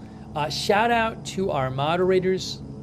Good Luck Duck, LB Prairie Dawn, Idaho Star, I Got That Fire, and Surly Dev over there on Twitch. Thank you so much. Also on Twitch, thank you to Eric98233 for subscribing and your kind note. Thank you, Eric. Thanks to our Facebook moderators like Margaret Riley, who is there moderating right now, Charlotte Webb, Beth Shepard.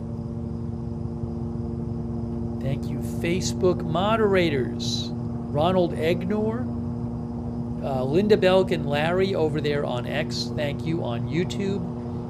Ruth Krafasi. Beth Mythical, Sabrina. All of our YouTube moderators, thank you. And thank you again to Bass300, who says, not what was said, not who said it.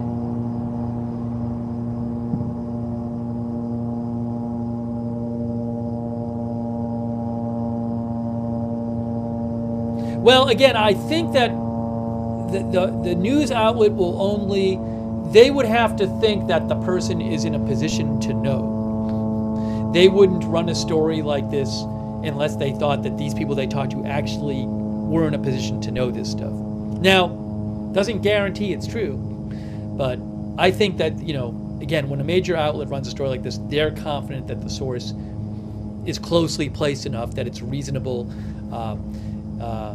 I mean, they're saying that they heard it from this source, these sources who were familiar with the matter, so they're confident enough in the sources. Thank you, Bass300. Thank you also, Gooch Booch, who gave 20 people membership. So nice of you, Gooch Booch. Make sure you thank Gooch Booch if you got a membership for Gooch Booch. And thanks for becoming a member, Gooch Booch. And thank you also, Tim747, so kind of you, thank you, who thinks is not so sure that Netanyahu would keep his word on what he said to Biden. Yeah, I mean, even if it's true he sold out to Biden, doesn't mean he'll keep his word, if it's true. Hasselhoff thinks Israel is wimping out.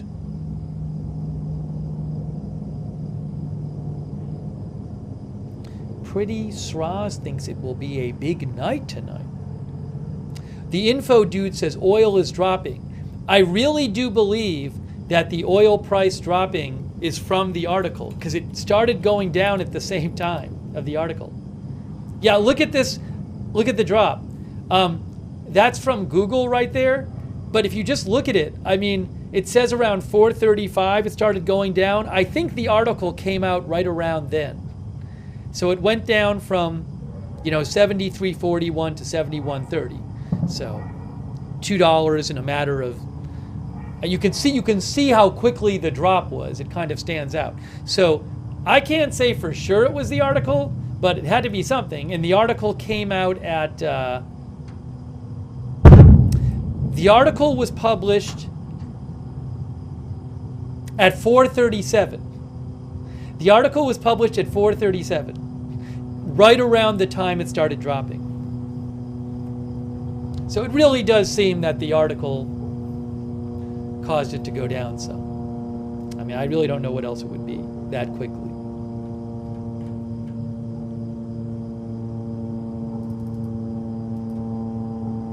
Thanks, Alf. Alf, yes, I already posted that a couple hours ago on my X account that Kamala Harris agreed to an interview with Fox News. Thank you so much, Alf, for your support.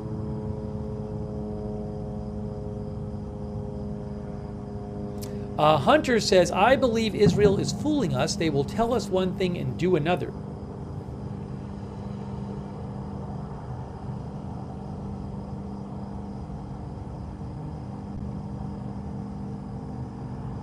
Tim Apples, the report about oil demand being down or whatever that was like hours ago. So that wouldn't make the price suddenly fall. Again, you can go back and read this story on Reuters. Oil falls 2% as OPEC cuts oil demand growth view. That's from, 3:30 p.m. So I think people knew that. That wasn't new at 4:35.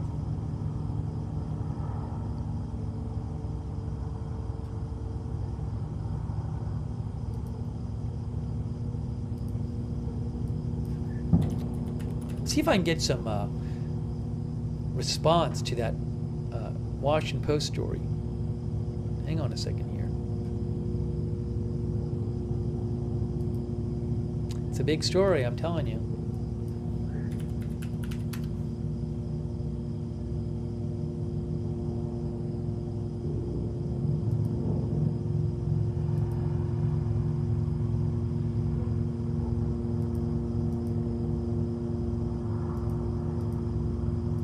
Give me a moment here. Give me a moment here. Just give me a moment.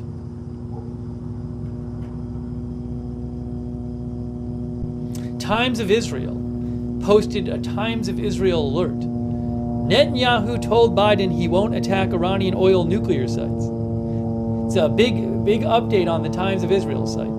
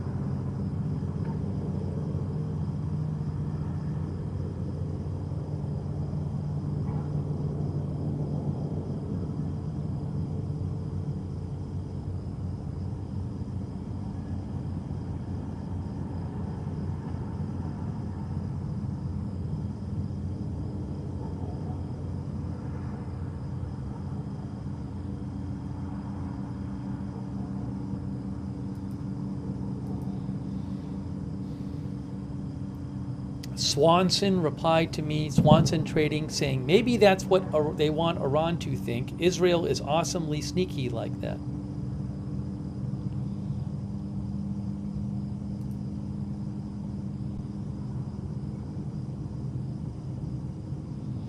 Ben Burdankweed said, it could be the U.S. is getting this story out to make Netanyahu look like the villain if he indeed does strike oil nuclear facilities. Otherwise, I'm not sure what the point of releasing this news is.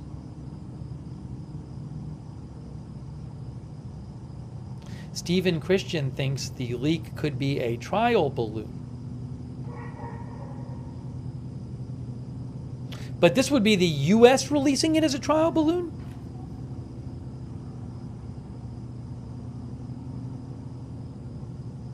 Because the U.S. isn't ultimately deciding this. So, I mean, according to the, I don't know, it was a little, in the post it said at least one of the two people they talked to was a U.S. official. I don't know if they spoke to anyone from Israel about it.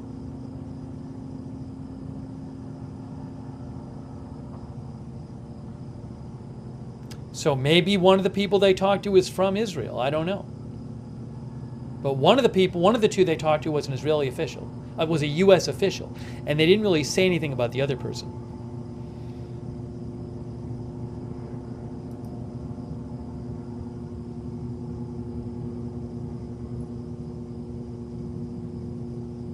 Stephen saying, is this like the Israeli government putting out a trial balloon just to get people used to the idea that this might happen? I don't know.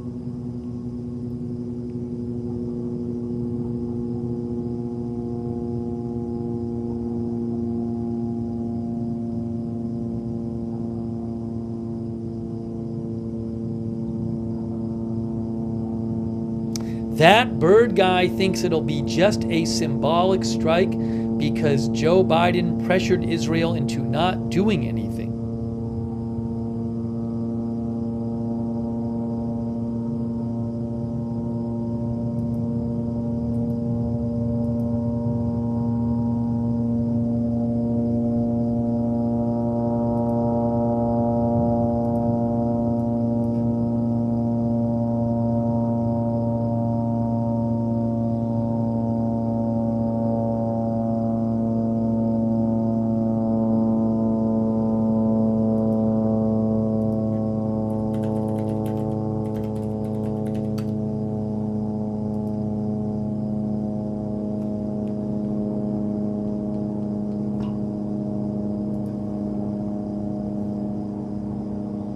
On Channel 14 Israel now, the big headline is report Netanyahu pledged to the U.S. he would not attack the nuclear and oil facilities. It's a really big story in Israel, I told you.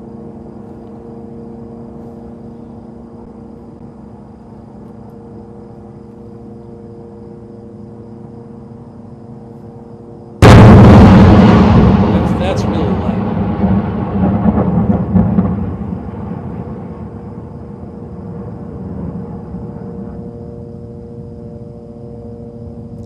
Some of our viewers were telling me that Channel 14 had been reporting earlier today that there will be a significant attack. And I couldn't find that report myself. I can't find that report. I went to Channel 14 and all I could find was the new one. Thanks Supergram for writing in about that, though.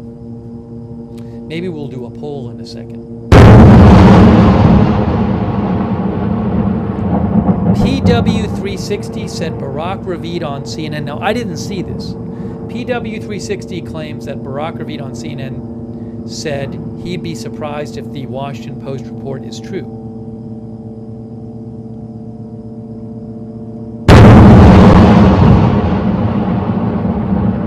And that people close to Netanyahu are pushing him to take out nuclear sites. I'll have to see what Barak Ravid said, but thank you to PW360. Yeah, wow, that's really. I gotta turn it down. It's too loud. It's so loud. I think that's right near the camera. Right near the camera. Oh, was there another flash on the right? Some people say they saw.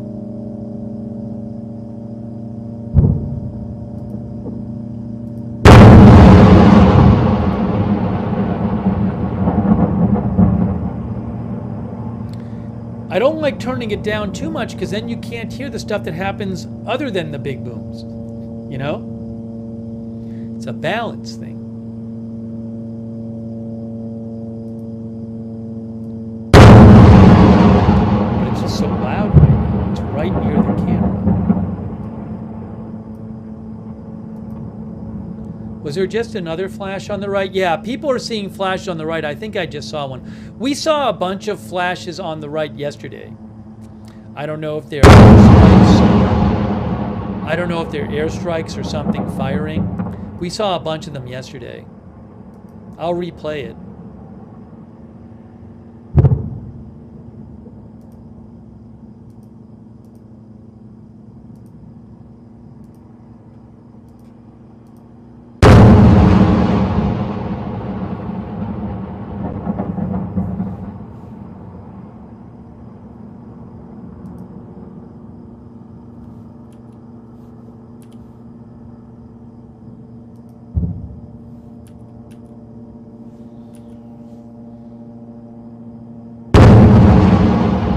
People are saying they're seeing flashes every time they hear a boom. Is that true? That wasn't happening yesterday. Oh, I think I just saw one. I just saw a flash like right after the boom. I'd have to go back and count.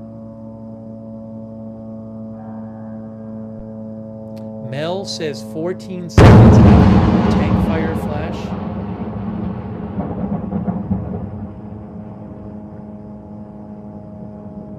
Yeah, it does seem to happen. I wonder if that's where is that where it's hitting? Because it seems like when I watch it, every few seconds after the boom, you see the flash on the right. It's clearly happening, yeah. So I don't know if that's where it's hitting, but every few seconds after each boom, you see a flash on the right.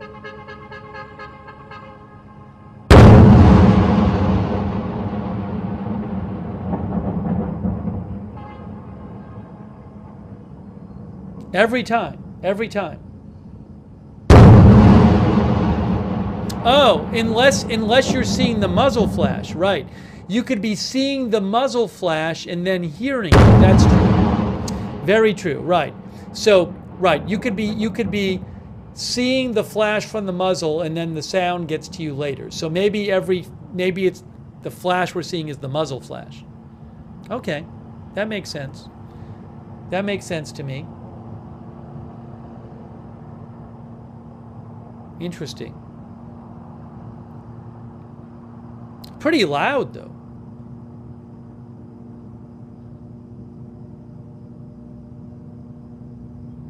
What screen? The one on the bottom. If you just rewind and just the last few minutes rewind, and every time there's a boom, a few seconds later, you'll see a flash on the right.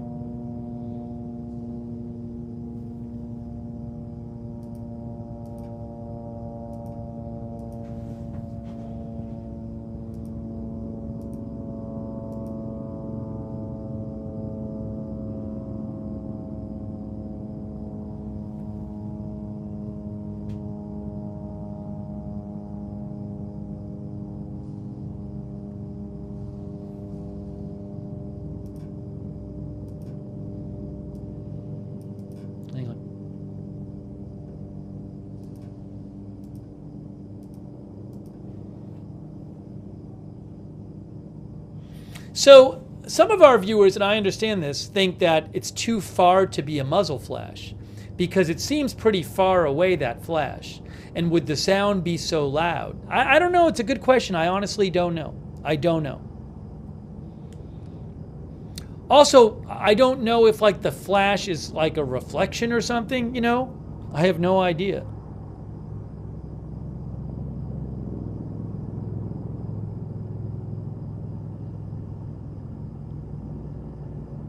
Oh, you're saying if you're seeing a muzzle flash, you should see the flash before the boom. That is true. That is true. Yeah, my head wasn't working. Right. Obviously, if it's a muzzle flash, you would see the flash before the boom. But we're hearing the boom before the flash, it seems like. I mean, unless, right. Fair enough. Fair enough. So maybe it's hitting the target. That is true. I wasn't really thinking correct.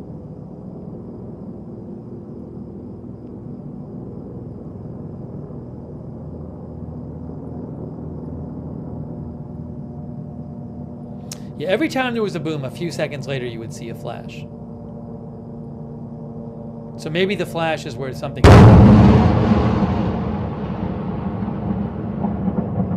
It certainly sounds like the thing is being fired from right near the camera.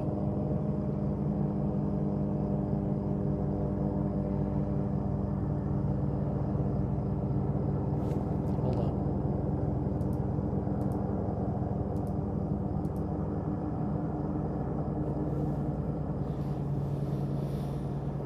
I'm hearing helicopters too. See, I want to turn it up to hear the helicopter, but I can't turn it up that much because this is so loud.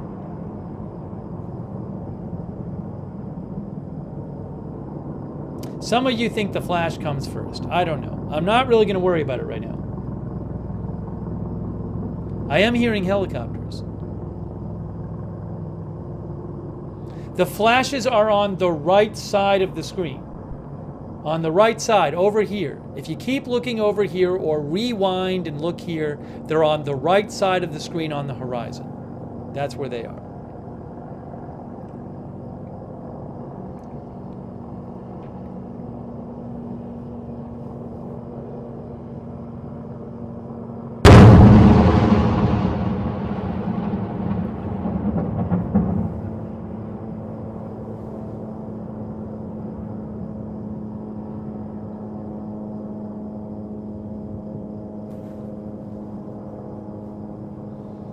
That time I don't think I saw one after, but whatever. I'm not going to get all wrapped up in the flash stuff.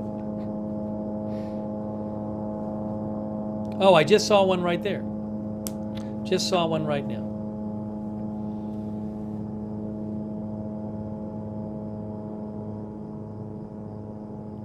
So, which is coming first?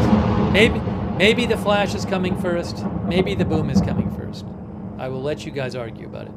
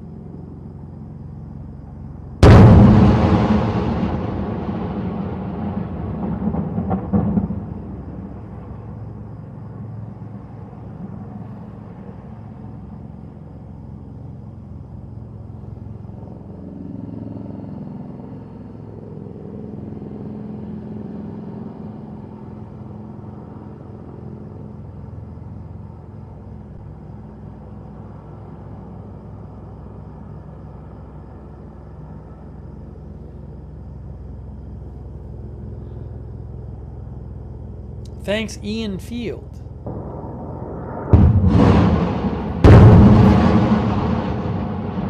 That's different. That's a different sound right there. That was a different sound. Maybe that's different tank or artillery firing.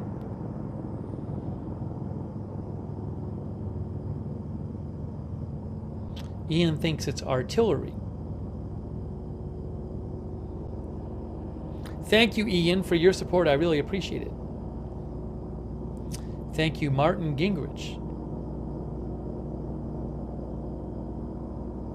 Could Hezbollah be using cameraman as human shield? This camera, are you talking about this camera? This camera is in Kiryat Shema. This camera is in Israel. But maybe you're talking about another location, Martin. Thank you, Danny, our new member. Thank you, Life is Melissa X, for your support. Thank you, Trucker Jim. Thank you so much, Trucker Jim. Thank you, Powder Keg Coffees, for your support. Thank you also, Adaptive Migration Solutions. Thank you. Who says, Israel has made the same claim in Gaza and Lebanon. Small targeted operations. Look at Lebanon. It resembles Gaza. Well, surely you would, Adaptive Migration Solutions, surely you would draw a distinction between how Gaza looks and Lebanon looks. I mean, I believe the majority of buildings in Gaza have been damaged or destroyed. The vast majority of the population has been displaced. So, yes, there are certainly buildings in Lebanon that have been destroyed, like buildings in Gaza, and some neighborhoods where a bunch of buildings have been destroyed. But I think you'd acknowledge there's a big difference between how Lebanon looks right now and Gaza looks.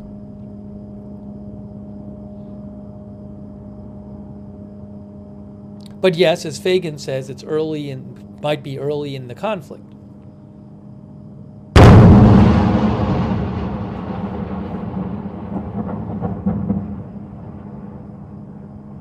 But yes, I mean, even if it's true that Netanyahu told Biden he would not hit oil or nuclear sites in the response to Iran, doesn't mean it's going to happen. Doesn't mean it's not going to happen. That is certainly the case. We'll have to see what happens. Thank you, Adaptive Migration Solutions. Thank you also, Mark Natividad, who says IDF waits until after the elections. I mean, that'd be a long time. The article from Washington Post said they won't wait. I think that's too long for them to respond, but who knows? It's another 4 weeks or so. I mean, there's going to be domestic pressure, and there is domestic pressure in Israel to respond.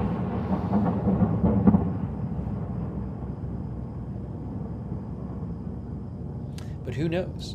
Life is Melissa X, thank you. Who says, my thoughts go out to the innocent. Jeffrey Morley, our new member, thank you. Chris Potabom, thank you, Chris, for your support. Thank you also, Ivan Martinez Nieves, for becoming a member. Thanks, Ivan. And our new member, Robert Newton. Thank you.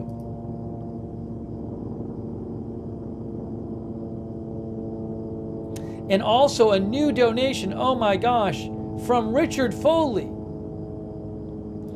Richard, the last couple of broadcasts, has made numerous donations. Really generous of Richard, thank you. I mean, he was donating before that too, so I really appreciate that as well. But Richard, that is extremely generous and nice of you. Thank you so much for this and your support. Oh, a bunch of booms there. Thank you, Richard Foley. Really appreciate it, Richard. Thank you.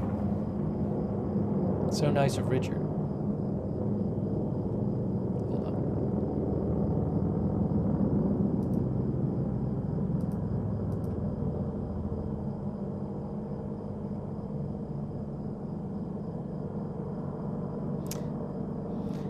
Sue D says, did Netanyahu finalize plans? We do not know. We do not know. Again, the Washington Post is reporting that Netanyahu told Biden last week that Israel was going to attack Iranian military sites, but not oil and nuclear sites.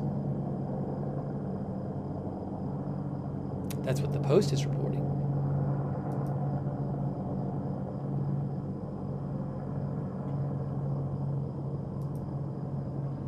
Thanks also to Sweetums. What was that? That was something. Sweetums over there on Twitch. Thanks for your support. Thanks for the gift sub, Sweetums.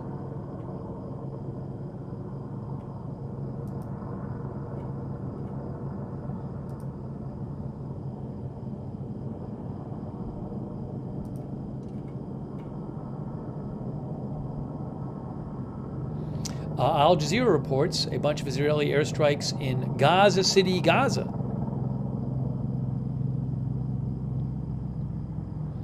Israel in recent days has been stepping up their operations again in Gaza.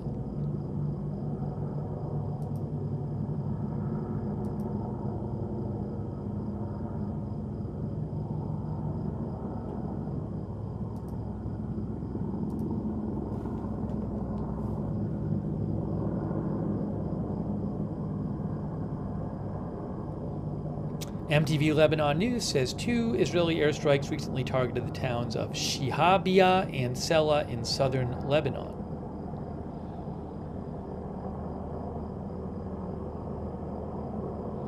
Al Jadid News 20 minutes ago says cautious calm in the southern suburbs of Beirut with no military aircraft or hostile flights, maybe drones, flying at the time. There has not been an Israeli strike in the Beirut area since last Thursday. Since Thursday, a number of days.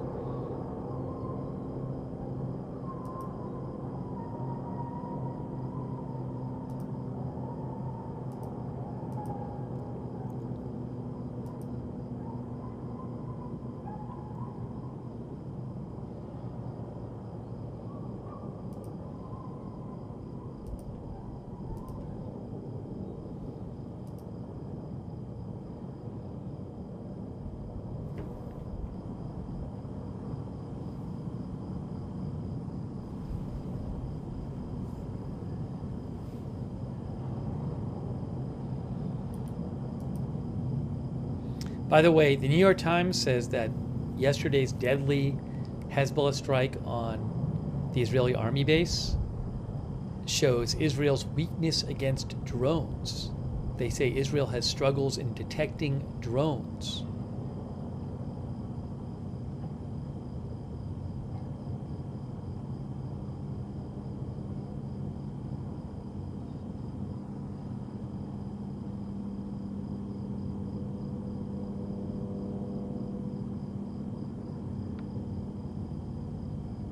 That's interesting. The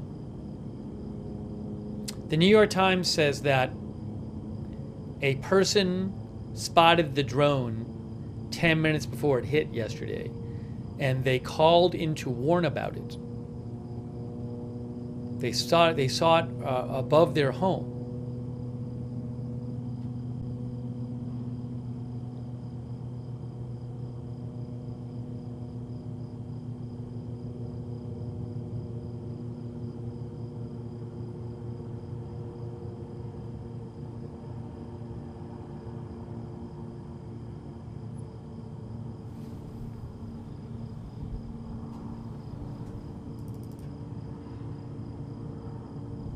The Times says that Israel's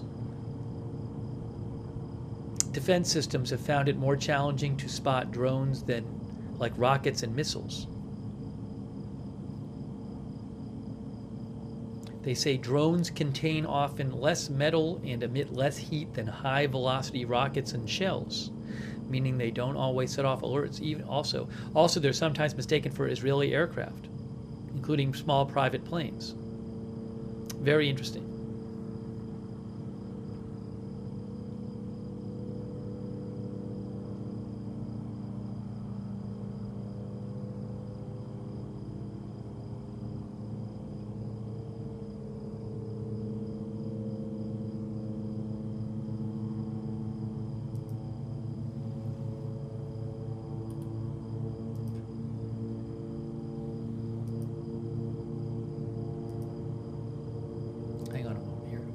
Hang on a moment here.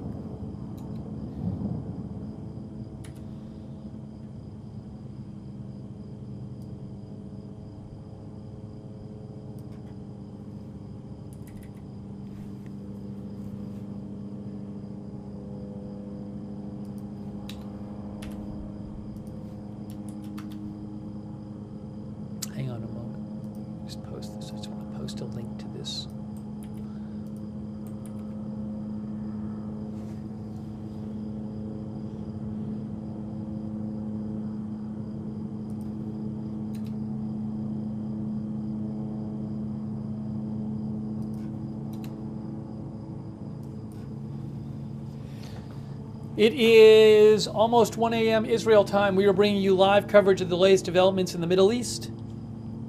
We have been hearing a lot of tanker artillery fire on the northeastern border as Israel continues its operation against Hezbollah in Lebanon. And we've been talking about the latest updates on the expected Israel response to Iran. Big news story in the Washington Post claiming that Netanyahu told Biden last week that Israel will only go after military sites and not oil or nuclear. Is that true? I do not know. Thanks, by the way, to Sebastian Pina for your support.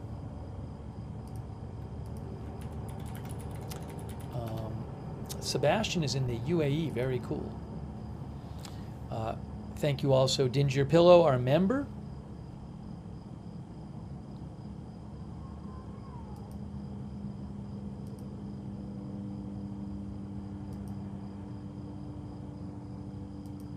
I'm going to mention that article again as well, because it's so important. So important.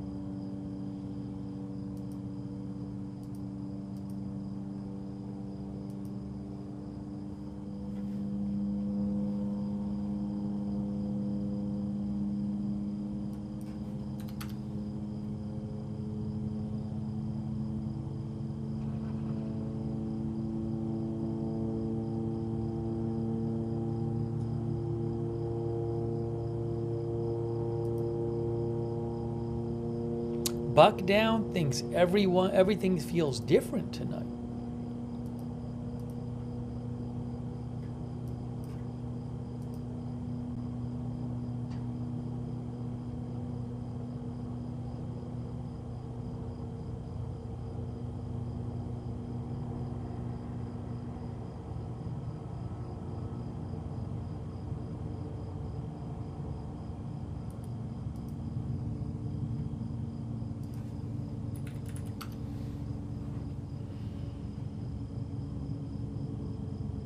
Oh, I found another article on Hezbollah's drones. Thanks, Gonzalez, who gave 5 people community subs. How nice of you. Gonzalez over there on Twitch gave subs to J-Light and Left Lion, and Vinny the Pooh and Cyberstorm and Master Mike. Thanks, Gonzalez. That's super nice of you.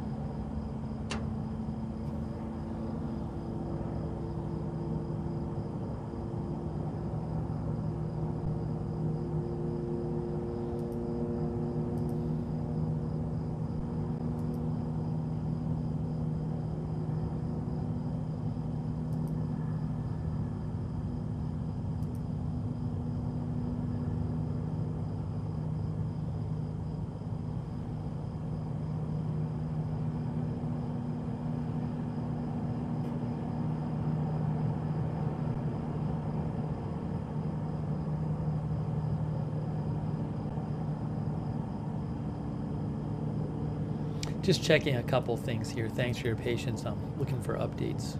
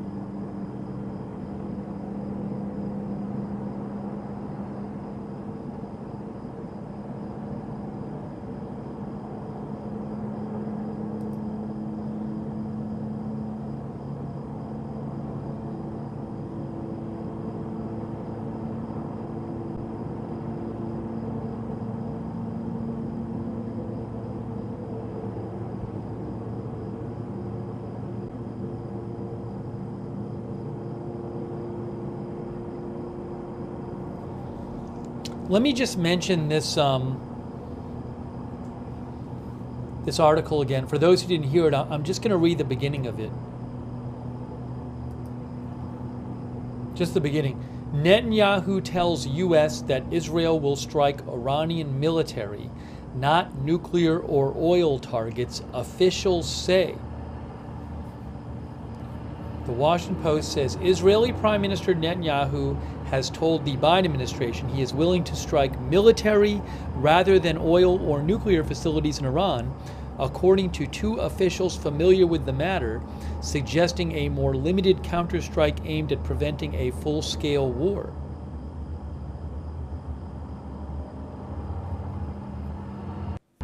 When Biden and Netanyahu spoke on Wednesday, their first call in more than 7 weeks after months of rising tensions between the two men, Netanyahu said he was planning to target military infrastructure in Iran, according to a U.S. official and an official familiar with the matter. Like others in the story, they spoke on condition of anonymity to discuss sensitive deliberations. The retaliatory action would be calibrated to avoid the perception of political interference in the U.S. elections, the official with the matter said, signaling Netanyahu's understanding that the scope of the Israel strike has the potential to reshape the presidential race.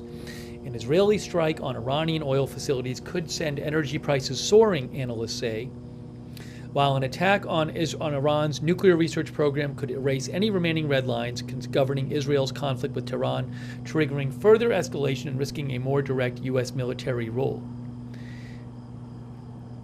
Netanyahu's stated plan to go after military sites instead, as Israel did after Iran's attack in April, was met with relief in Washington.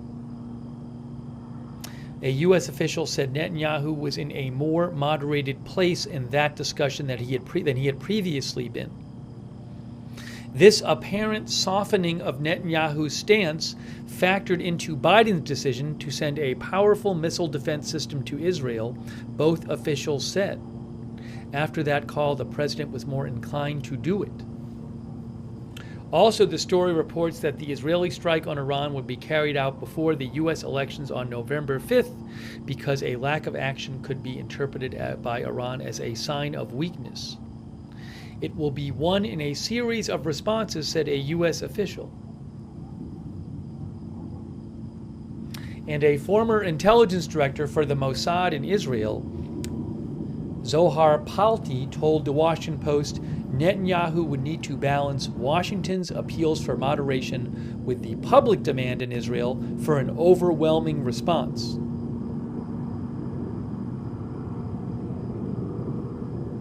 So that is what the Washington Post is saying. Cam 37 says saying something is not the same as doing something.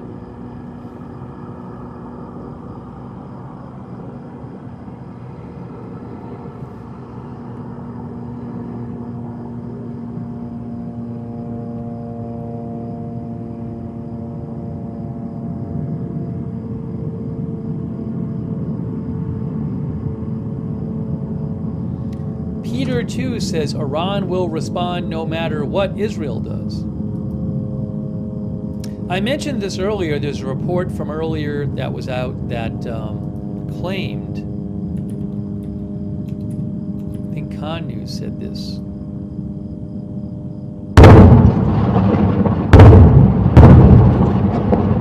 War booms. Amakai Stein with Khan News reported that Iran conveyed a message recently to the U.S. through third countries that if Israel's response is limited, Iran will see this round as closed.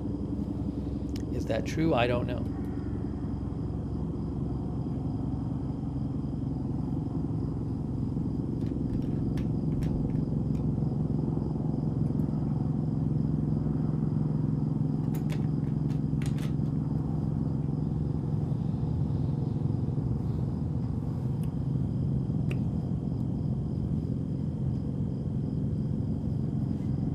Vicky thinks they obviously want the THAAD system in place before Iran responds. Helicopter.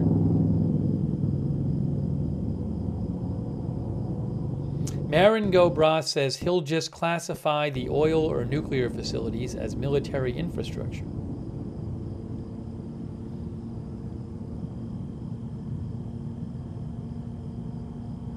Thank you, PowderKegCoffees.com, who thinks Israel's going to hit military and nuclear targets.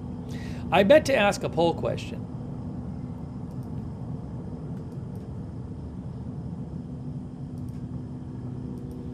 Will Israel just stick to military targets?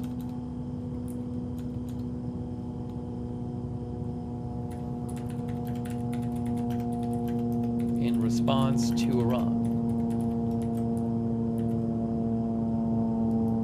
That's the question.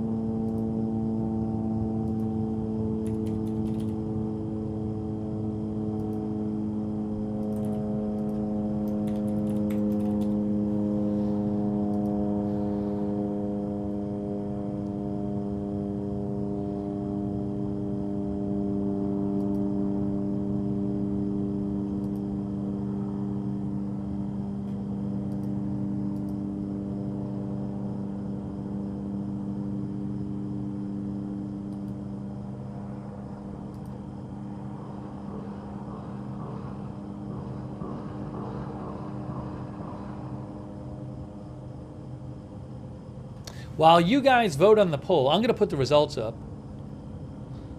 And then I'm going to take 30 seconds here. Hold on a second.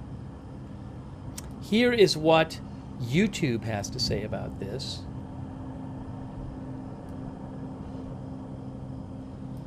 "61% on YouTube say no, Israel will not just stick to military targets." And on Twitch,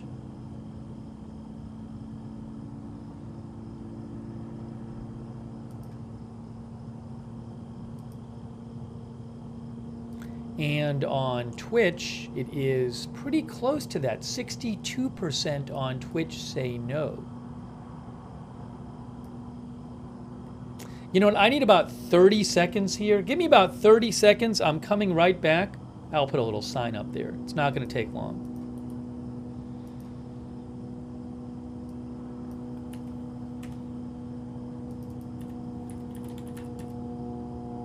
Give me 45 seconds. I'm going to shoot for 45 seconds. Hold on. Give me 45 seconds. All right, hang on.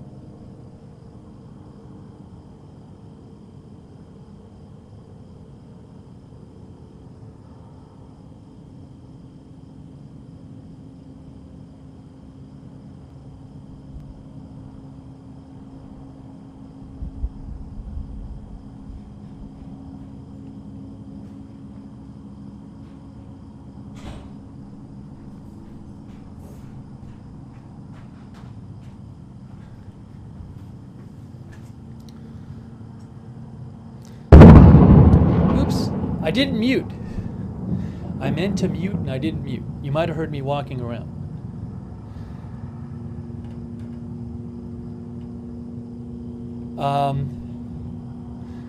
Okay, let's see.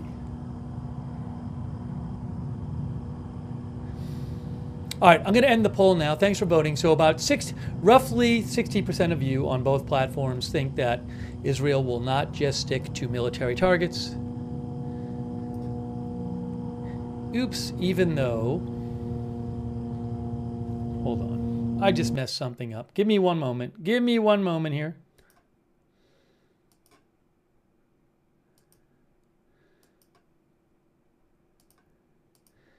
Everything got messed up. Nope, still messed up. Why is it still messed up?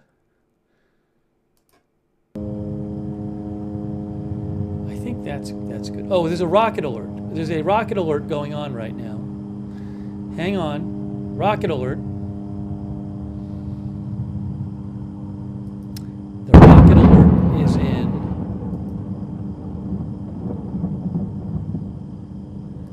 There is one rocket alert near this camera. It's near this camera. It's to the west of this camera. You might hear a siren soon. This camera's in Kiryat Shimona. It's to the west, just west of it in Margaliot. You might hear a siren shortly, or you may not.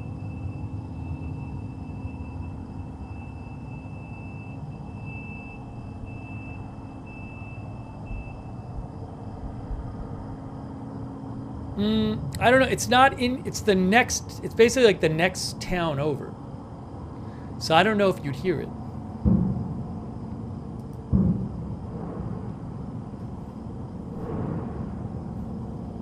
Are we hearing interceptors being fired? I don't know. Yeah, both alerts are in Margaliot.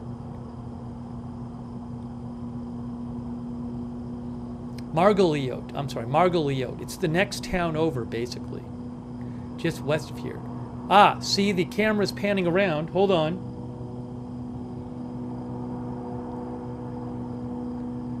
I'll clear the sky for a second. The camera was panning around. I think we might have heard a couple of interceptors be fired. Didn't sound like an interception to me. Maybe I got there late. I thought I got there pretty quickly. It's right on the border, though. It's pretty quick because it's right on the border. Right near the border, I'm sorry. This camera.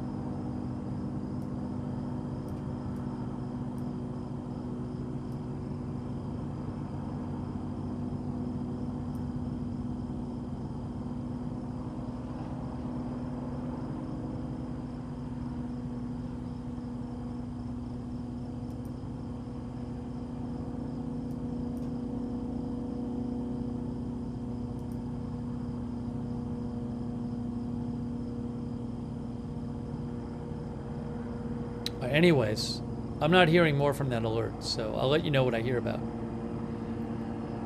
Hey, thank you so much to Janice McConnell. I really appreciate it. Janice McConnell. Thank you, Janice. Thank you also for the gift membership. I Love Cookies gave a gift membership. Thank you so much, I Love Cookies. Thank you also to our new member, Cindy Edge. Thank you, Cindy. Thank you, our new member. I don't think did I thank Abu Mohandis, our new member. Thank you, Abu, for becoming a member. Thank you, PowderKegCoffees.com, who thinks the Biden administration has no influence to stop Israel from doing stuff. Thank you, PowderKegCoffees.com. Big boom. Thank you, Martin Gingrich.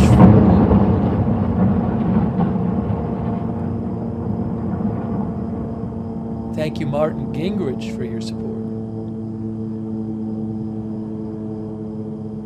Martin says you would have to define military targets. My poll question was assuming that nuclear and oil would not be military targets. That's how I was defining it.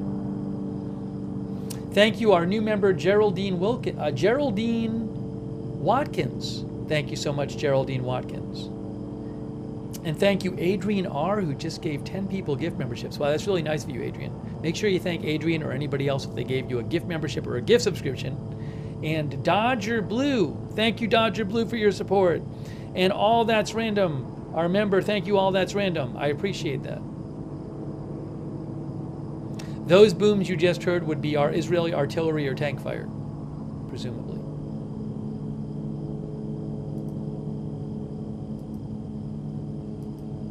Celtic Ricky says, can't be easy living with these big booms in the night. Well, this town is under evacuation. I actually think Kiryat Shimona might be in a mandatory military area now. There's a whole, basically the whole northern border of Israel is under mandatory evacuation, but some people didn't evacuate. But over the last several weeks, I don't know if it's all of it, but a bunch of that northern border has been made a closed military zone. So you literally have to leave, like you're not allowed to be there. Although maybe people south of there hear it as well.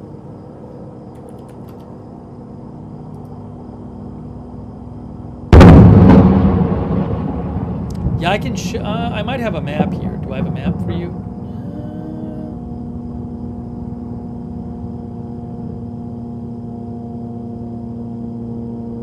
Yes. So if you go to Institute for the Study of War, another rocket alert.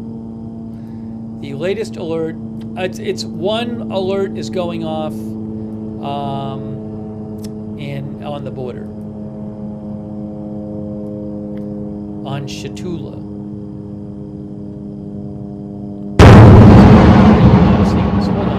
I messed something up. Hold on, I messed something up. I deleted something I didn't want to do. I need to take 2 seconds here. Hold on. Hang on. I gotta do something here.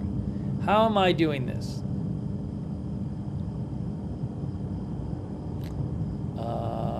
I'm gonna have to do this. Sorry.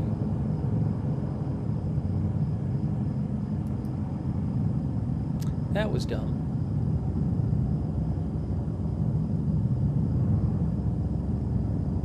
Give me a second. This is going to look a little strange here as I do this.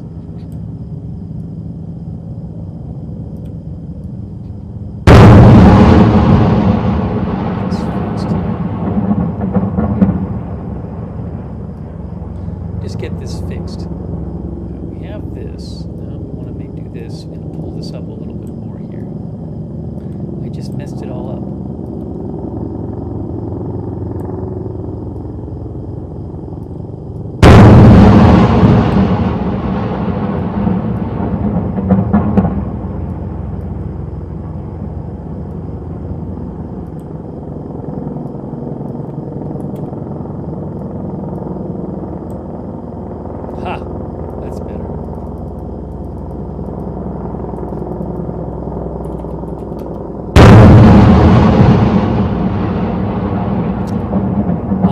There is the so far alert, and the latest one was in, oops, I didn't mean to do that.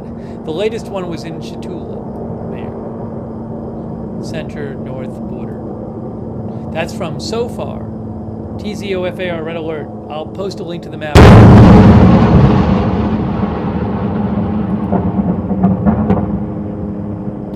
A lot of firing tonight.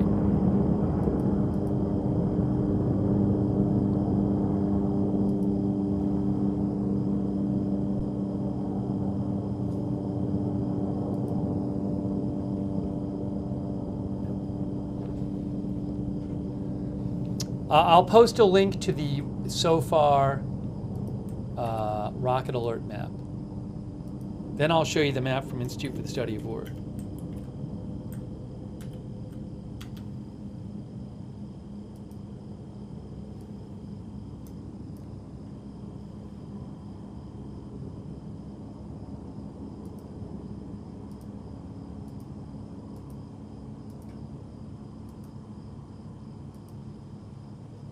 Okay, so what I was showing you on the Institute for the Study of War map was the border area with the Israel border area. So you can see it says reported Israeli operations in Lebanon. The black crossed line area is Israeli closed military zone. Closed military zone. That's in the black. The blue crossed line is the evacuation zone where people were supposed to leave because of the Hezbollah attacks. But the black line is the closed military zone where they say you literally cannot be in there. So some people had stuck around or returned in the blue area. Most had left. About 70,000 people had left. close to the border. But if you're in the, you can't stay around if you're in the black area. That's closed military zone. And everything in yellow is part of Lebanon that's been ordered to evacuate to the north. All of those yellow areas, I think it's about a quarter of territory in Lebanon now, but all of those yellow areas have been told by Israel to evacuate to the north. Why exactly, I don't know. I'll post a link to the article with that map from the Institute for the Study of War, which is a very cool site.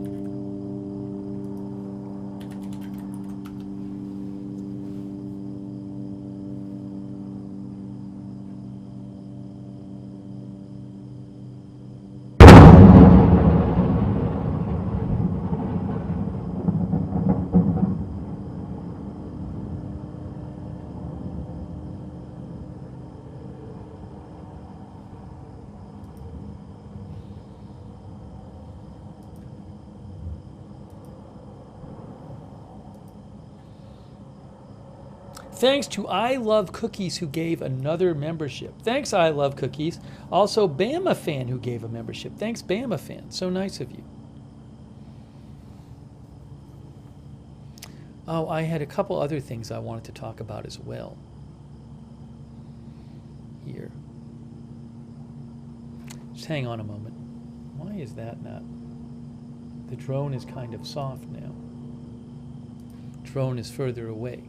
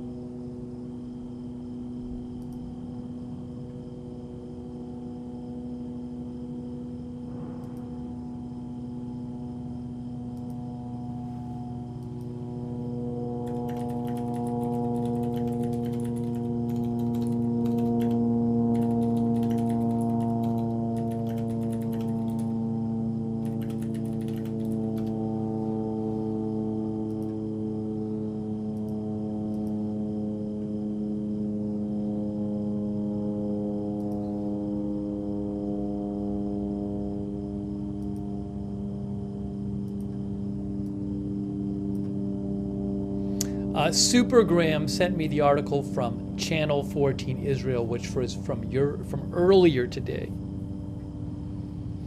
Earlier today, Channel 14 Israel had posted that a senior security official told them Israel will attack Iran significantly.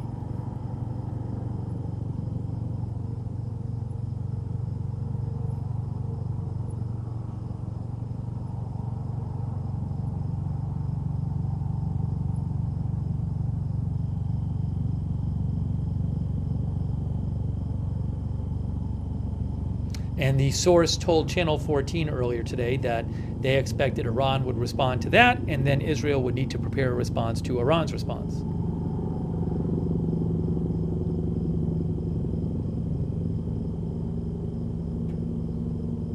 But at the same time, the Washington Post claims Netanyahu told Biden he would only be targeting military facilities and not. The Washington Post says Netanyahu told Biden he would only target military facilities, not oil or nuclear, but even military facilities, that could be a very significant strike.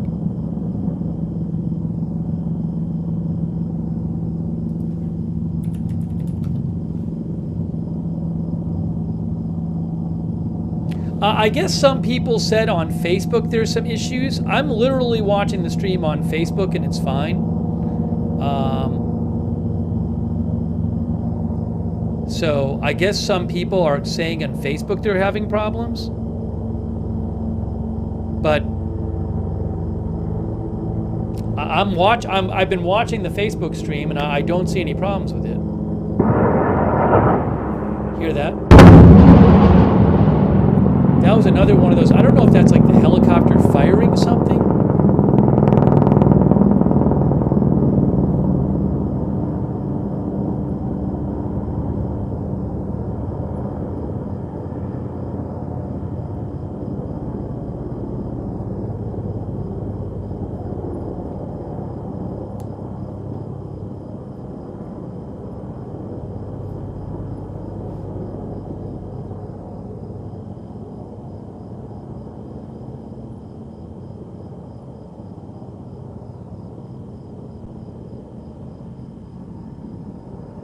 some of our viewers on Facebook said the stream is working fine for them, so.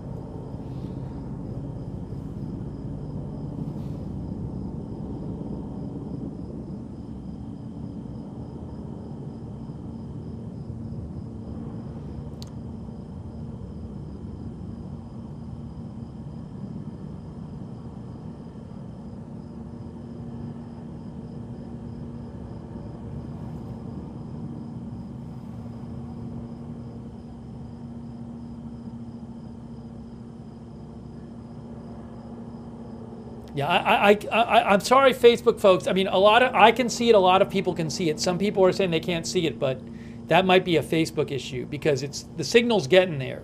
Because I can see it, and a lot of people are saying in the chat on Facebook that they're having no problem seeing it. So my stream is clearly going out to Facebook. But if you can't see it on Facebook, go watch it on, like, for example, YouTube. It's fine. Twitch, X.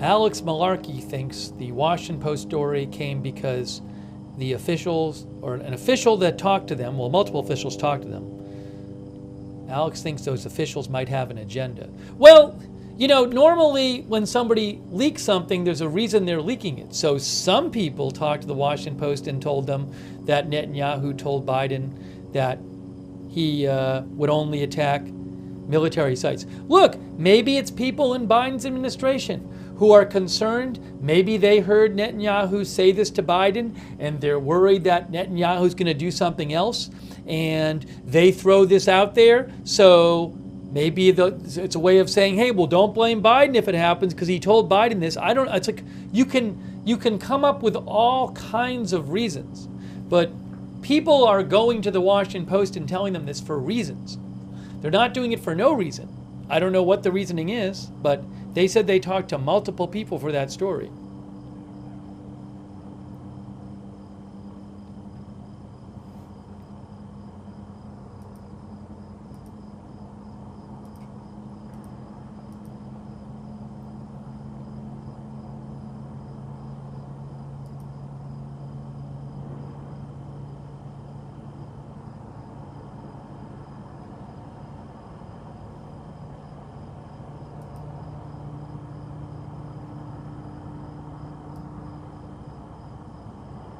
Joe J thinks the gun that is firing in the flashes are an M109A5 gun, a 155 millimeter gun that fires up to 11.5 miles.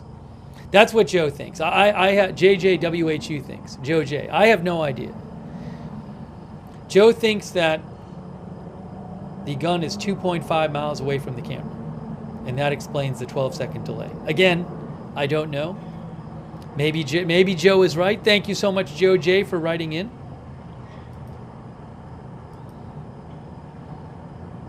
Andrew Greaves agrees with Joe.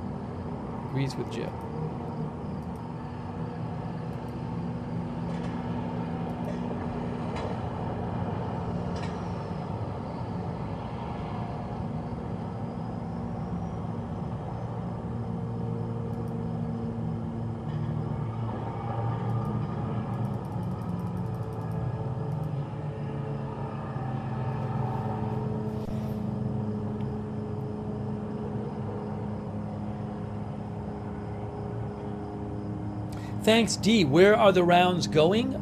They're, I assume, being sent into Lebanon at Hezbollah targets. Which targets and where, I can't tell you. But this is near the border, so I would assume they're firing across the border at Hezbollah-related targets. Thank you so much, D.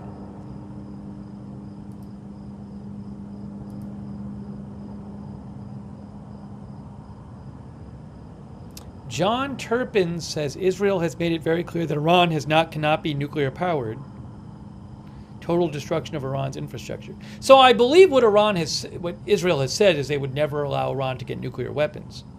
But I mean, that's been the policy for a while. So I don't know what's going to happen, John. John sounds like he thinks Israel will go after Iran's nuclear facilities.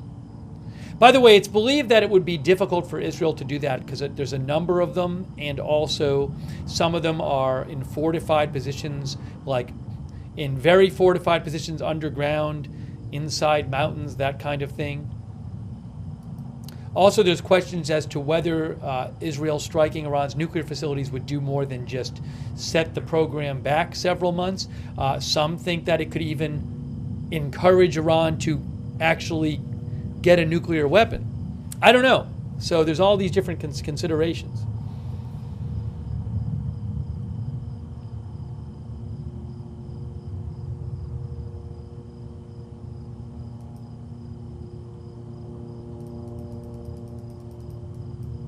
Turbo Cutlass thinks people are leaking the story about Netanyahu telling Biden he's not going to attack the oil or nuclear so that Biden can say he didn't know.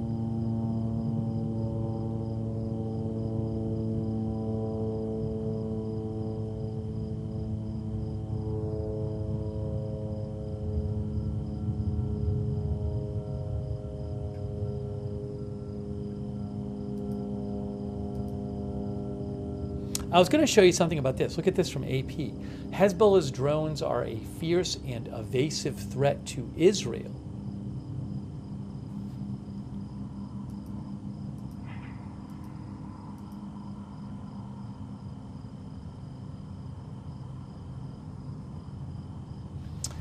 AP says one of the worst mass casualty strikes on Israel in a year of war came not from Iranian ballistic missiles or rockets from Hamas and Hezbollah. Instead, it was a single drone.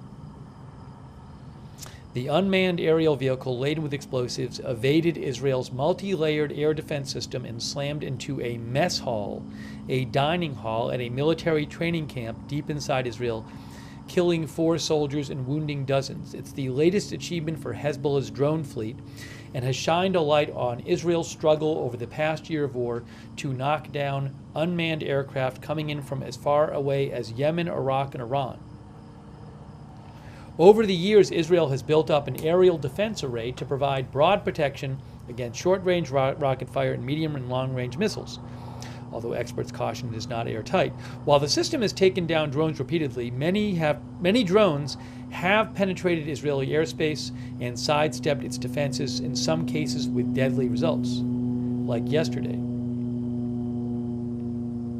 AP says on Sunday night, reports emerged of a mass casualty event about 40 miles from the Lebanese border. A drone had slammed into a mess hall filled with troops eating dinner, killing 4 soldiers and wounding 67 people.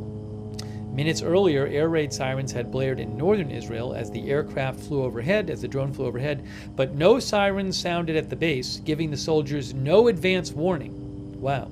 And indicating that the drone may have fallen off of Israel's radar. I mean, if they had advance warning, they could have gone into a protected area. An Israeli security official said Israel was still investigating how the drone made it through Israel's air defenses. A pair of drones initially entered Israeli airspace, but while one was shot down, the other one continued to its target. Hezbollah, which said the attack was in response to Israeli strikes in Lebanon, claimed the drone was able to penetrate the Israeli air defense radars without being detected and reach its target. It claimed it had outsmarted Israel's defenses by simultaneously launching dozens of missiles and squadrons of drones.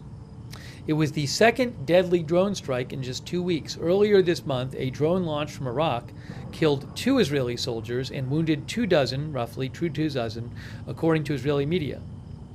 On Friday, during a major Jewish holiday, a Hezbollah drone slammed into a nursing home in central Israel, causing damage.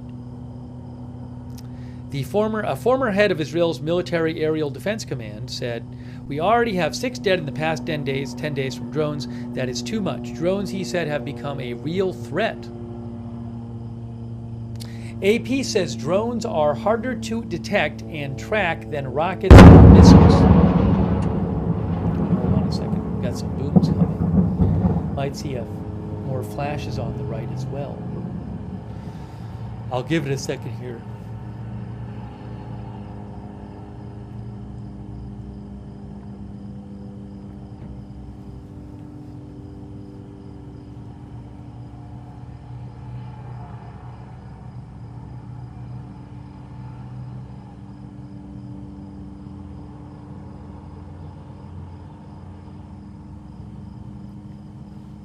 Okay, again, AP says drones are harder to detect and track than rockets or missiles.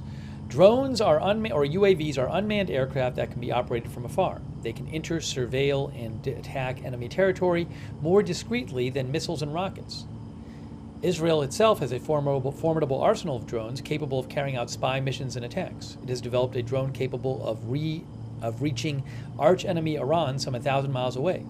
But Israel's enemies have caught Israel off guard on a number of occasions over the past year, often with deadly consequences. In July, a drone launched from Yemen traveled 160 miles from Israel's southern tip all the way to Tel Aviv, slamming into a downtown building and killing one person without it having been intercepted. The Israeli security official said drones are harder to detect for a number of reasons.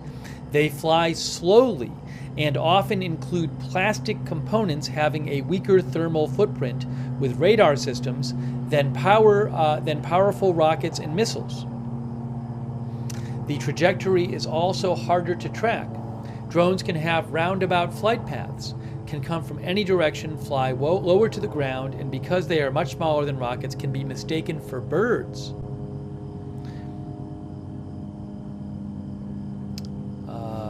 Kochav, who they talked to, who is Kochav, who they talked to in this article? It is former head of the Israel military's Aerial Defense Command, said Israel spent years focusing on strengthening its air defense system to improve protection against rockets and missiles.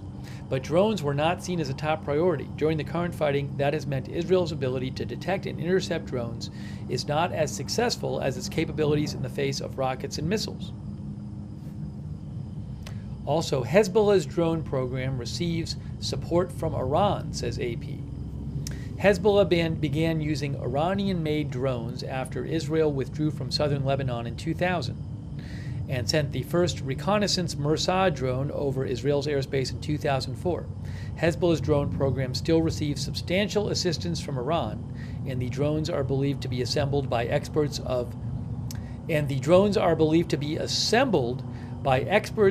of Hezbollah in Lebanon.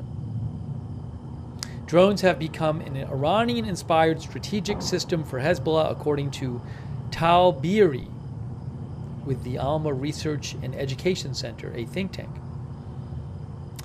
Hezbollah has launched roughly 1,500 surveillance and attack drones in the last year, since last October, since it began striking Israel.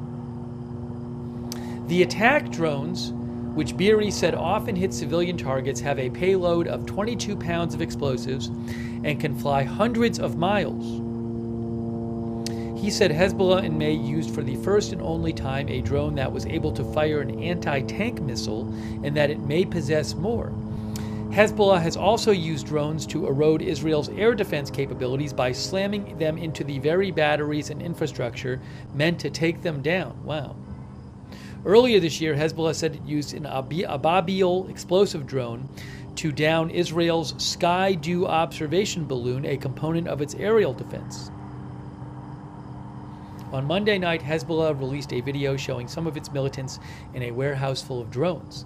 The video shows drones on launchers, and at the end displays a caption that reads, "Our capabilities are intact."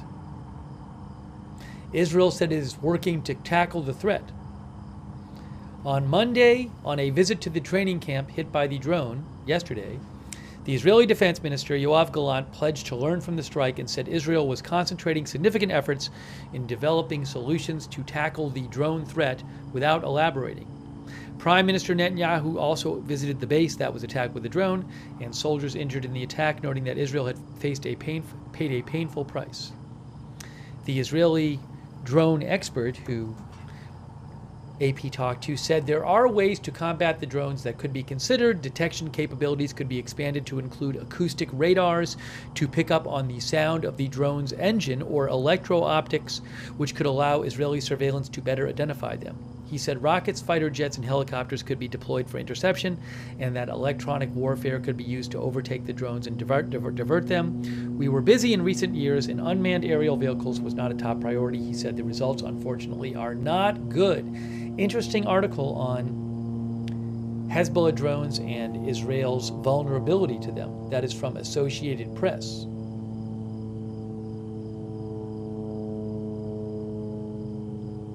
Speaking of drones, you're hearing what sounds to be like an Israeli drone right now on that east border camera.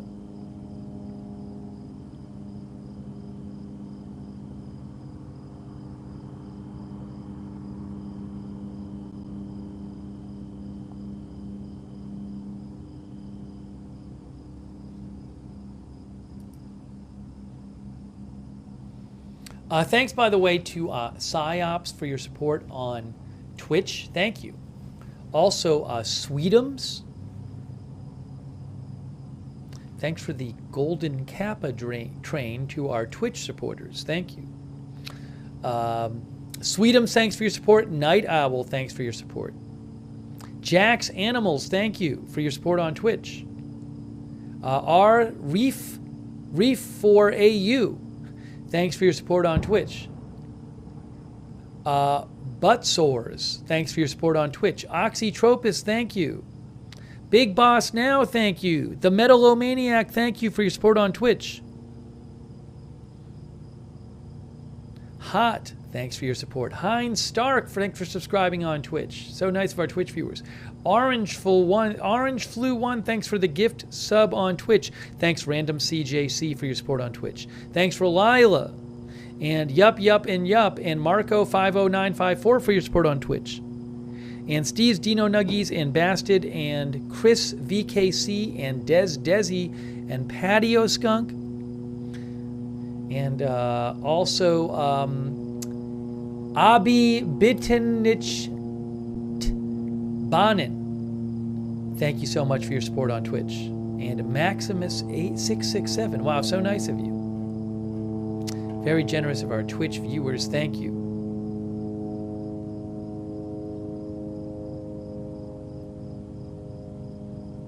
Thanks to all of our other subscribers on Twitch as well, like Nikki Newark,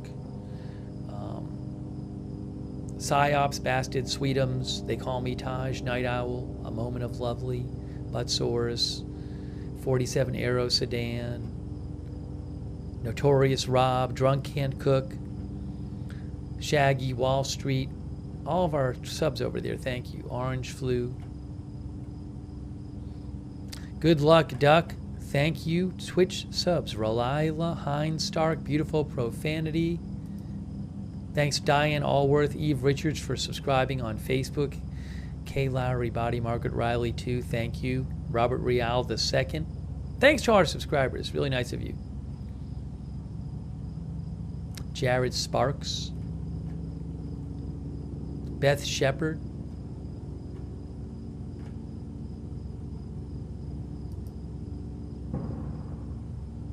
And Mr. Blanks-a-lot, thanks so much for your support. Mr. Blanks-a-lot, thank you. Sorry, I was behind on my thank yous. Just catching up. Anna Lamont, thanks for being a new member. Mama 457 Rose, thanks for the gift membership. So nice of you. Jeff Buddington, thanks for your support. Martin Gingrich said he saw a small flash in the center of the screen. I'll have to look. Thank you, Martin.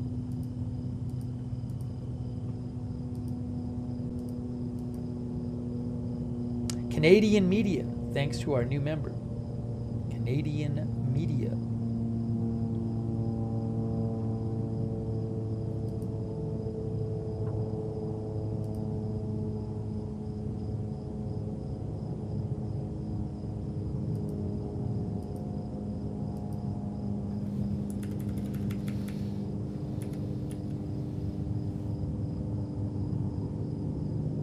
Oh, you know, that was like a light. I don't know if that was a flash, Martin, you saw, or just a light. I don't know what that was. I can show it really quick. Sometimes we see stuff like that on the camera. Really quick, if you look in the middle here, it was like 15 minutes ago. Watch right in here. You'll see a little light pop up there. Did you just see that? Hold on, I'll play it again. Right in there, that flashing light. I mean, that could have just been a light on the hill or something. I'm not sure. I don't know. Do not know, Martin. There's hills up there. You can see them during the day.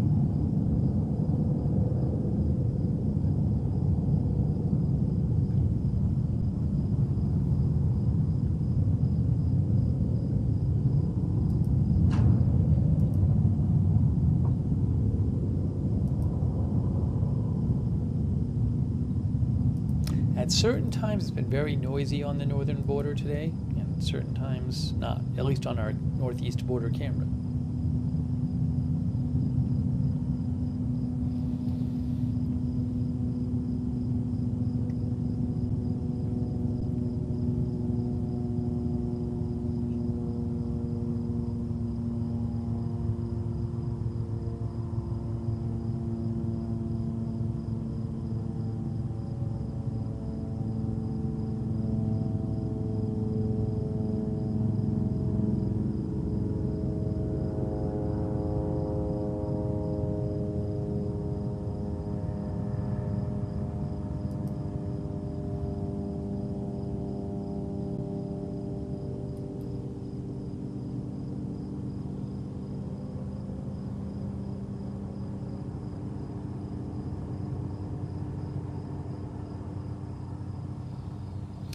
Richard Foley made another donation. Richard, incredible. So much support from Richard Foley. So nice, so generous of you, Richard. Thanks for the sticker. What can I say? Richard, that's really nice of you. Thank you, Richard Foley. Huge shout out for all of your amazing support. Thank you, Richard. Also, thank you, Purple Cat Audio, for your support. And thanks for shouting out our moderators, Purple Cat Audio.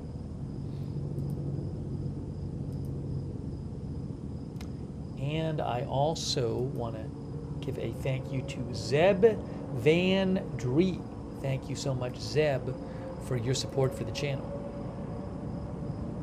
If you missed it, the Washington Post is reporting that Netanyahu told Biden that Israel would attack Iran military sites, but not oil and nuclear sites. Now, is that true? Did he say that? If he did say it, is it true that he will do that? That I can't tell you. But that's been a big story today from the Washington Post.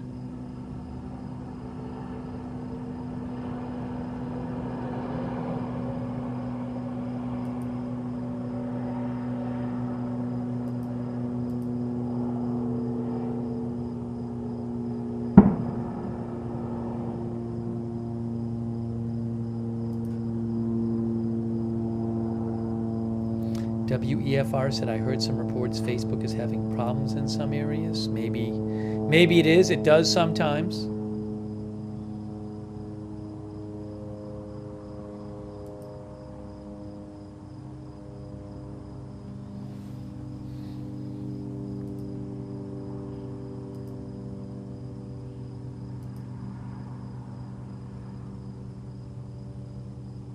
It's funny, like all of the different... The New York Times has an article about the threat of Hezbollah drones. I just read you one from AP. Wall Street Journal has an article today. Hezbollah strike shows growing threat posed by drones.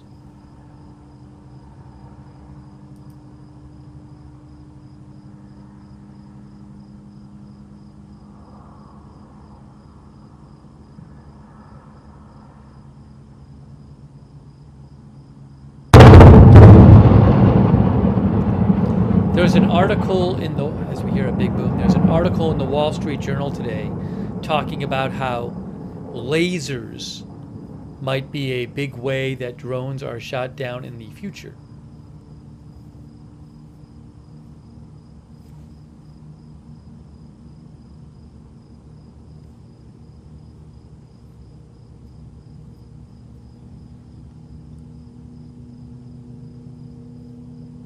They say that lasers are much cheaper to operate than trying to knock down drones with expensive missiles, for example.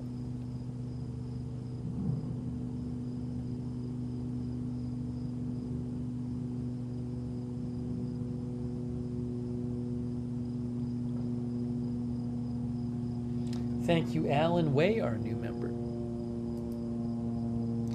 Bernie says the UK is working on that.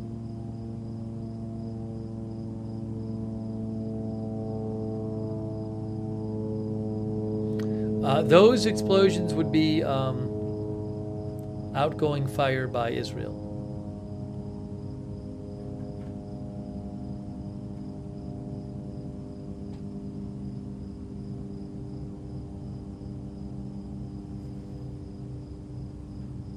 By the way, it is 13 days now. It is 13 days since the Iranian missile attack. That was 13 days ago. That was October 1st. How about that?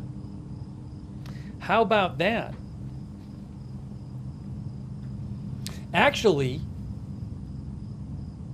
technically in Israel it's 14 days, because in Israel it's the 15th. But it was the evening of the 1st, so basically it's 13 days.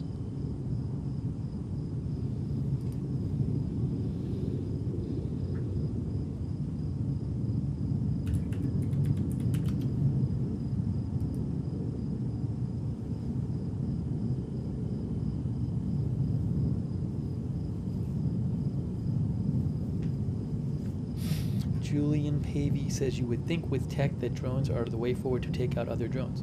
I know that's something that has been happening in the whole Ukraine-Russia conflict. I am not a drone expert.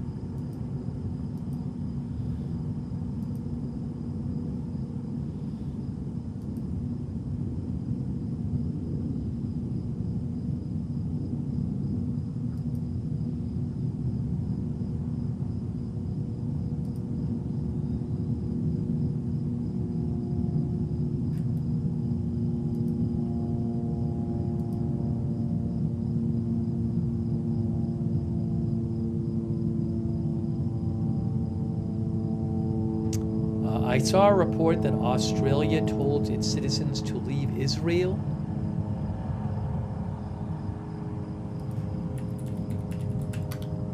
Oopsie.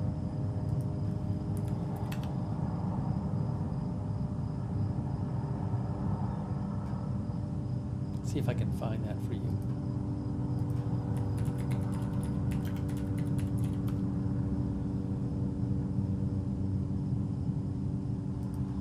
Reuters had reported that Australia warned its citizens not to travel to Israel and urged Australians there to leave the country. Oh, I can find that for you right now.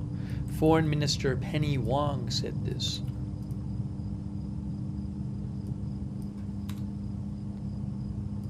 In Australia. The Foreign Minister of Australia said,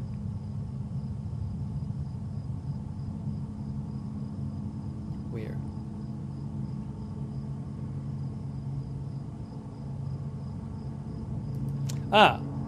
Penny Wong, Foreign Minister of Australia, said the Australian government has serious concerns that the security situation in Israel and the occupied Palestinian territories could deteriorate rapidly. Today we have upgraded Australia's travel advice to a do not travel. This means you should leave now if it is safe to do so. How about that?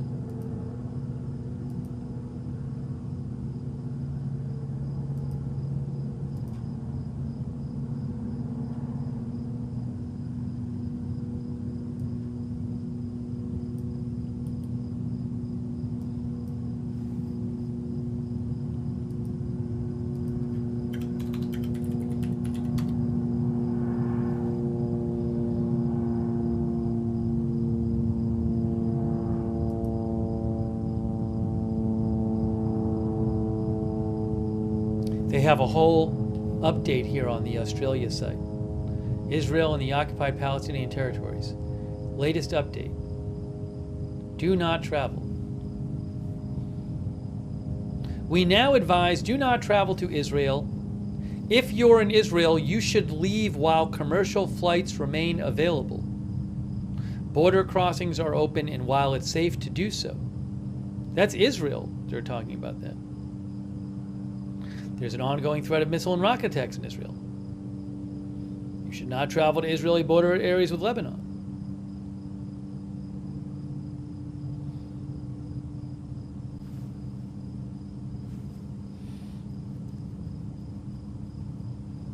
They've already said that Australians should leave Lebanon immediately.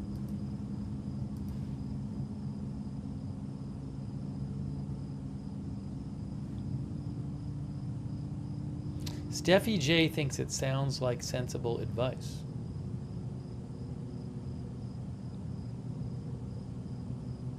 Mama Forrest says that is scary.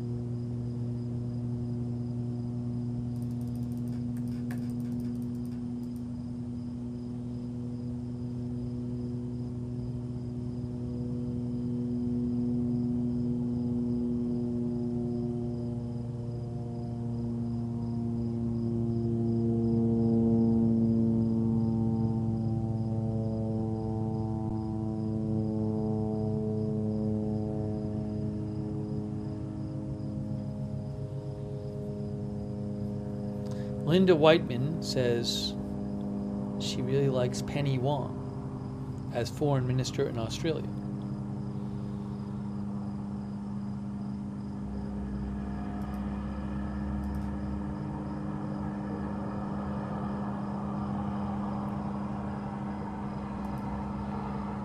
Soon I'm going to have to make my food.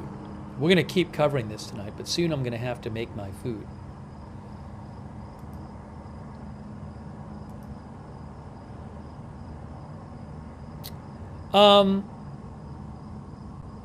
I have access. I wasn't planning on playing it. I mean, if I play it, you can't even hear the sound from the camera. I have access to the Harris rally and Trump town hall going on. But I could put it on like while I eat. But then you can't, if I put it on, you're not gonna be able to hear the camera. I mean, we're not covering that right now. So I don't know if you guys wanna, if everybody's like, oh, I really wanna watch that. But we're not really covering that, and it might bother more people than it interests. A lot of people are saying no. Yeah, no politics. So anyways, there's plenty of places you can watch these things. But I just was mentioning it.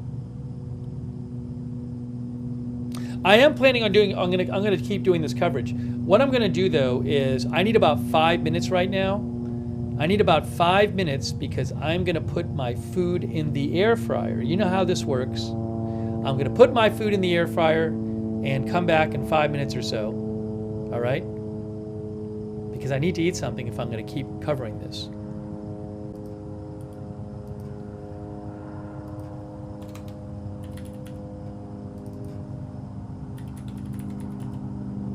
Five minutes, give or take. All right, people spoke up.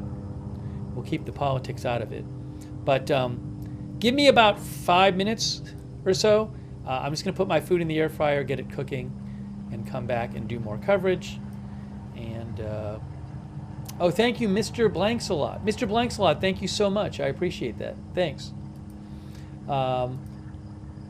Also, Janice McConnell. So thank you, Janice. So nice of you. Thank you, Janice McConnell. All right. So give me a moment. I'm just going to give me about 5 minutes. I'll turn the camera up. It's already up pretty high. I have the volume up. It's pretty quiet at the moment, but in the northern border there. But we'll keep covering it for you. And I'll be back in 5 or so, and we'll continue the coverage.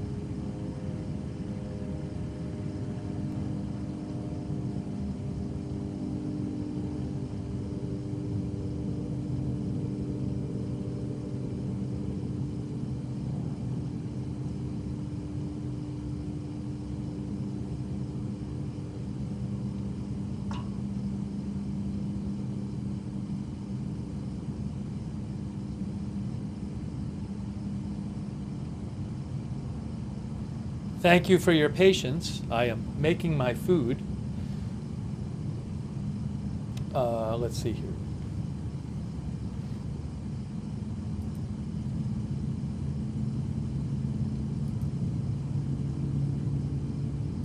One moment. One moment.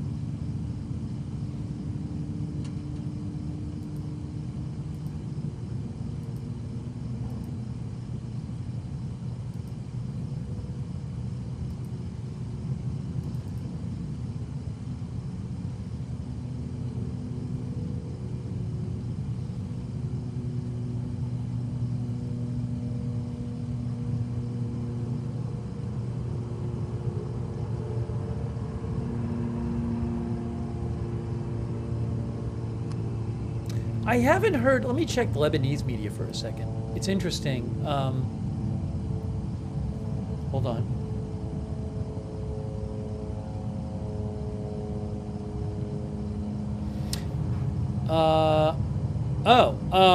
So a bunch of airstrikes being reported in eastern Lebanon, in Baalbek. The city of Al Jadid News says in the last hour,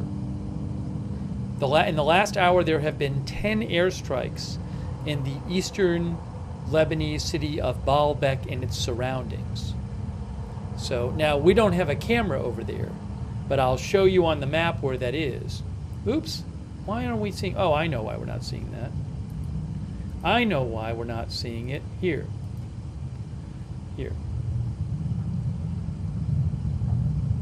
Baalbek, right there.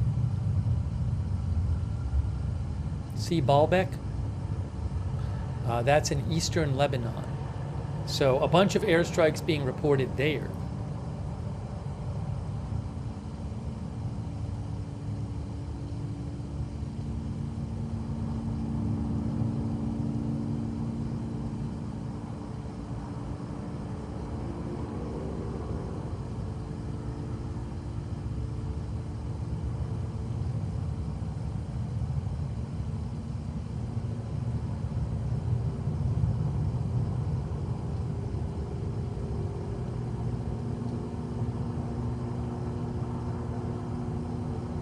We were hearing a bunch before on the northern border stream.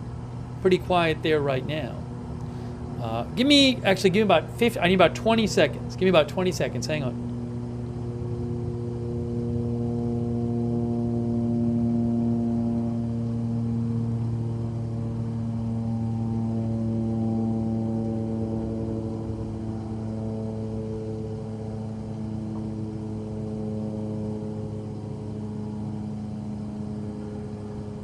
Thank you. But it gets quiet, as Chaser of Facts says, quiet on this camera now. There still have not, since Thursday, no strikes in the greater Beirut area since Thursday. Remember about a week ago, all of the airstrikes in the southern suburbs of Beirut? And a few strikes actually in central Beirut, but that has stopped. Prime Minister Netanyahu said that Israel would keep attacking targets throughout Lebanon, including Beirut.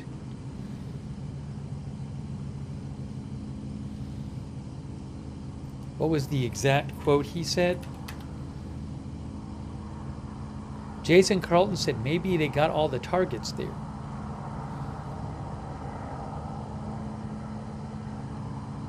There was, there was a report from Israel claiming that the political leadership had told the military to stop attacking Beirut. But I don't know if that's true. But Prime Minister Netanyahu said Israel will continue to attack Hezbollah without mercy everywhere in Lebanon, including Beirut. That's according to Reuters.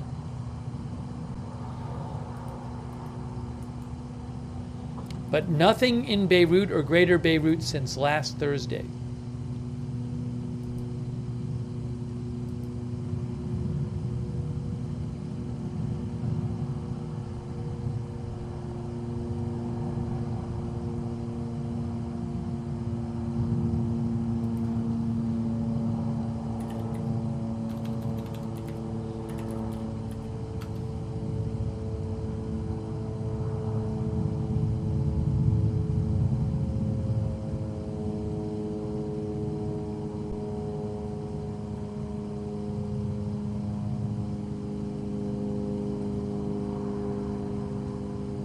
Scott for mayor says, I wonder if the sources of intel quieted down.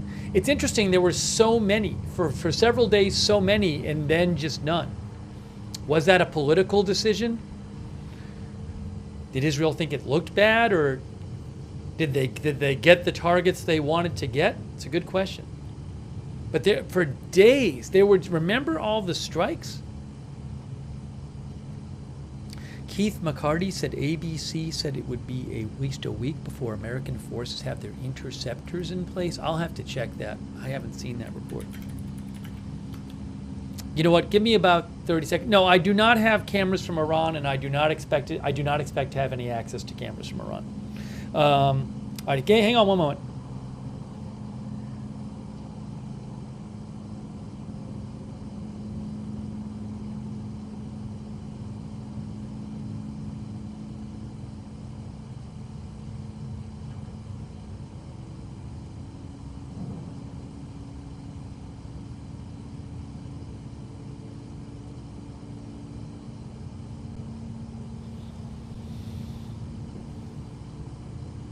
Thank you, Shadows6530, who thinks a plane on flight radar might be the shipment of the missile system, of the THAAD system to Israel. I mean, I guess it's possible. I don't know. Who knows? There is a cargo plane, it looks like, U.S. Air Force plane. I mean, for all I know, I would think there might be planes like this going to Israel all the time, because U.S. supplies a lot of stuff to Israel. But who knows? Who knows? Maybe that is some of it or something. I don't know. That's on Flight Radar 24. Thanks, Shadows, for mentioning it. You can see it there on Flight Radar 24. It flew from the U.S. Anniston in Alabama. It flew from Alabama. You never know. You never know. Could be, again, it could be some component of it. Joshua thinks it's already there. Joshua Babb. Thanks to Shadows for the heads up. Thanks also, Shadows, for your support. So nice of you. Shadows6530. Also, Aloha Tarantula. Thank you from who's watching in London. Thank you. Frisian Drone Aviator thinks they would not show that plane on radar. Kevin Graham says that is a long flight. My Name Is thinks the THAADs are in Huntsville, Alabama. That I don't know. Anniston.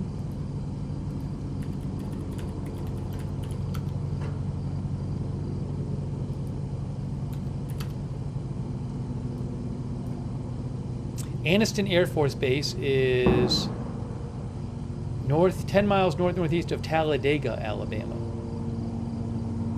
Oh no, that's wrong. That's wrong. That's Anniston Air Force Base. It couldn't. I'm reading an article about an old Air Force base. What is Anniston though? Anniston Regional Airport? I'm looking it up right now. There's it seems like this plane left from Anniston Regional Airport, according to Flight Radar 24, which is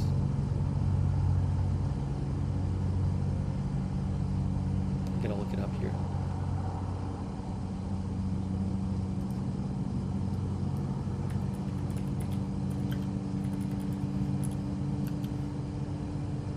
Anniston Regional Airport is right here.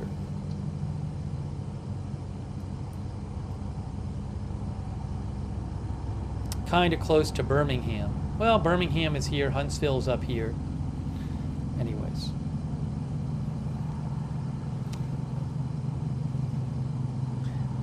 Mr. Appalachia thinks Israel won't wait until THAAD is on the ground. They don't anticipate an Iranian response happening immediately.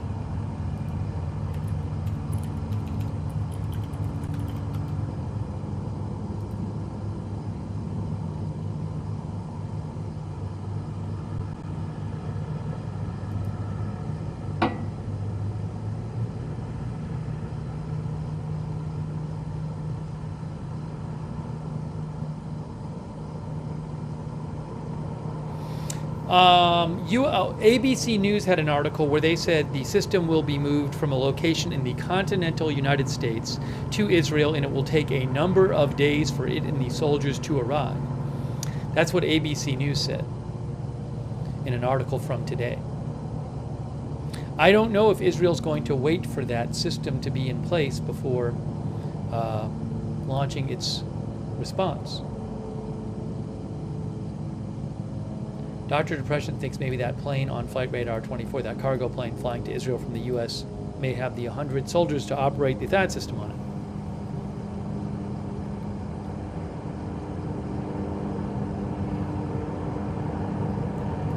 Oh, I didn't even check the history of that plane. Maybe the plane... now more people are following it. Maybe it...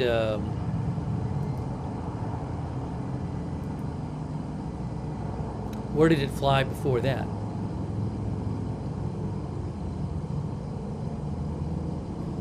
Yesterday, according to Flight Radar 24, the plane flew from Charleston to Anniston.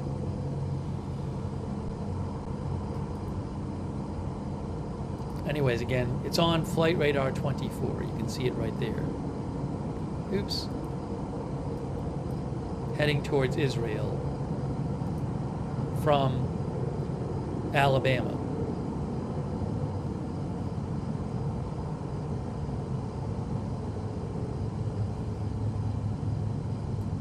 Looks like a couple more following. I didn't even check. No, I haven't seen. Anyways, I'm about to eat very shortly.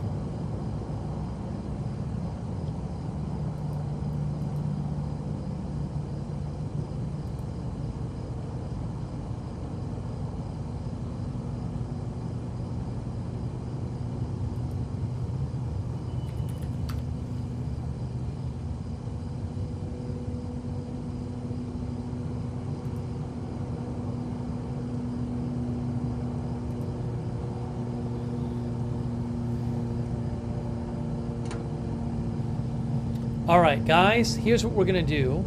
Here is what we are going to do. Is I need to eat my food so I can keep broadcasting. I have to eat.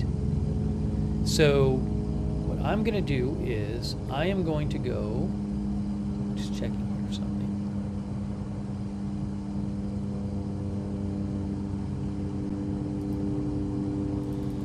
I am going to go eat, and I will be keeping an eye on what happens while I eat. And if there's some big thing that happens while I'm eating, I'll stop eating and rush right in here. Otherwise, I'll come in here after I eat and we'll continue our coverage. I will leave the broadcast up while I'm eating, and you guys can talk in the chat, and I will keep an eye on it. I do want to give a shout out to our moderators again, because they're so awesome. Please be nice to them in the chat. Kay Lowry Body, Margaret Riley on Facebook, Charlotte Webb, Paul Anderson, Ronald Egnor, Beth Shepard, thank you. Also, thanks for subscribing, Diane Allworth, Eve Richards. Also, I saw somebody else in there I wanted to thank over on Facebook for subscribing. Iva Lynn Berry Speedell, thank you for subscribing on Facebook. Also, our Twitch moderators, shout out to you. Good Luck Duck, A Moment of Lovely, Big Ball of Yarn, LB Prairie Dawn, Idaho Star, I Got That Fire, McBritches, and Surly Dev, thank you. Also, thanks to Soul Reaper for subscribing on Twitch, and Maximus667 for subscribing on Twitch. Thank you. Our YouTube moderators like Beth Mythical, Larissa the Night Owl. Thanks for moderating over there. Appreciate it. Robert's May Queen and Linda Belk and Larry on X. Did I say Ruth Kafasi? Ruth Kafasi, thank you for moderating. Thanks Julio Limos, our member from Brazil. Thank you. I think I thanked Alan Way before, but thanks Alan Way for becoming a member too. So let me go eat. I will keep an eye on things while I'm eating. Again, if there's some huge thing while I'm eating, I'll stop eating and run in here. Otherwise, we'll pick up the coverage after I eat. I'm going to take my headphones out now, so the broadcast might pause for a second.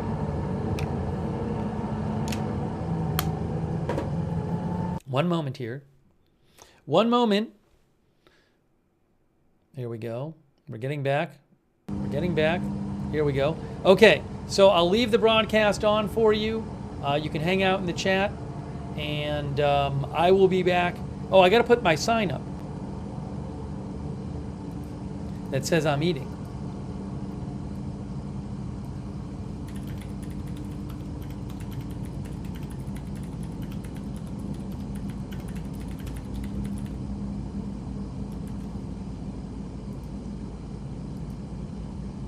Steve is taking a meal break. He'll be back shortly. Maybe I'll throw this over here a little bit so I can make that a little bigger. There we go. All right. I'm going to eat, and I will be back in a little bit, and you guys can hang out and chat, and I'll see you in a little bit.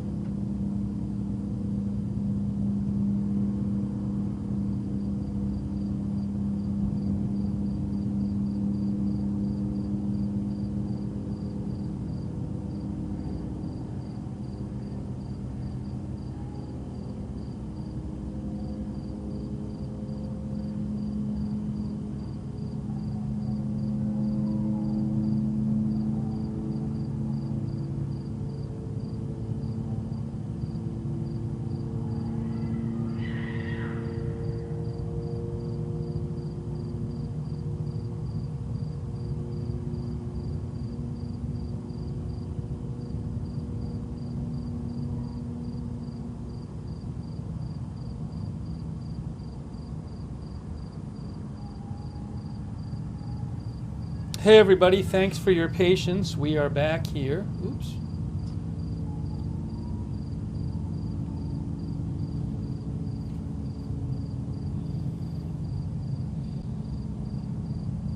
I'm turning on my headphones, putting my headphones on, if it works. See if this works.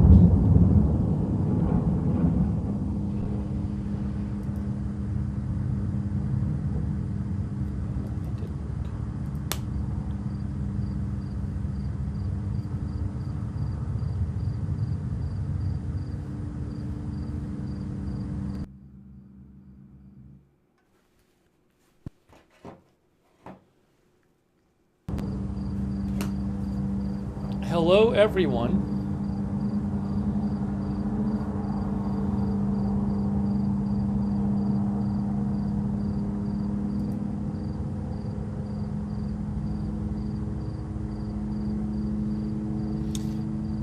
Thanks for your patience. We are back. It is 3:13 a.m. Israel and Lebanon time. Okay, that just happened. Turn that down a little bit.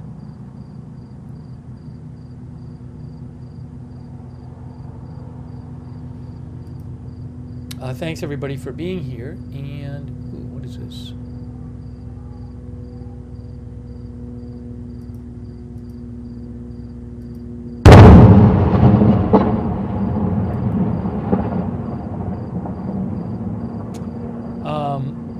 By the way, thank you to Otis Fats and to Alf and the Guardian One for your support.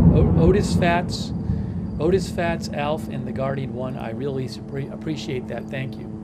Also, Who Shot JR and Sweetums. Thank you for your support on Twitch.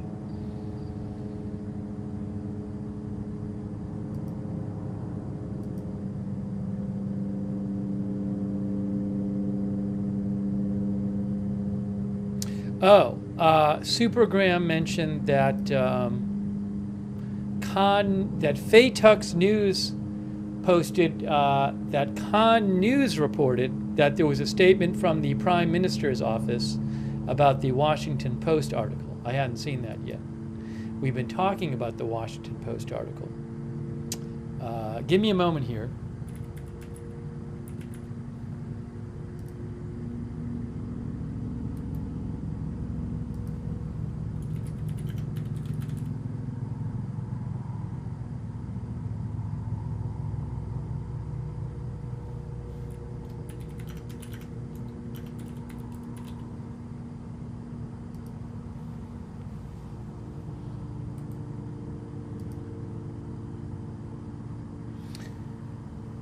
Basically a similar statement to what I thought.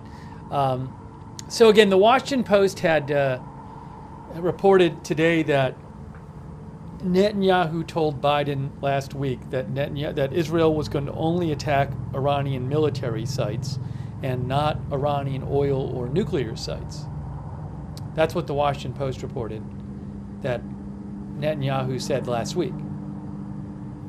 So I said I'm guessing we'll get some comment from the Netanyahu government that they didn't commit to anything and that anything's possible or whatever. So Faytux News mentioned that Khan News Israel says the Prime Minister's office says we listen to the opinions of the American administration, but we will make our final decisions based on Israel's national interests.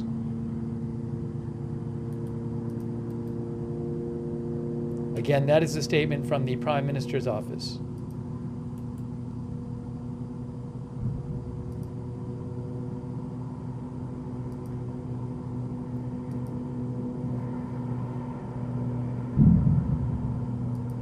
We listen to the opinions of the American administration, but we will make our final decisions based on Israel's national interests. So we'll have to see what happens with that response.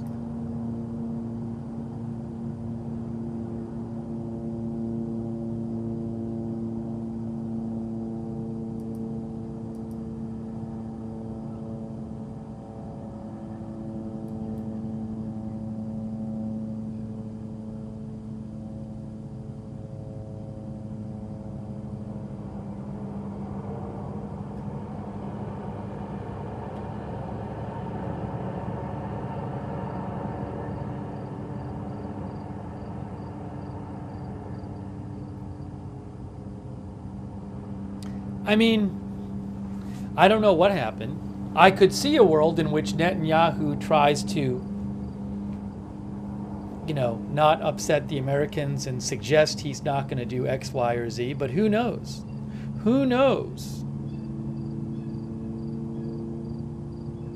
Thank you, Otis Fats. Otis, I assume that the booms you hear are tanks or artillery. That would be my assumption. Thank you so much, Otis Fats. I really appreciate that.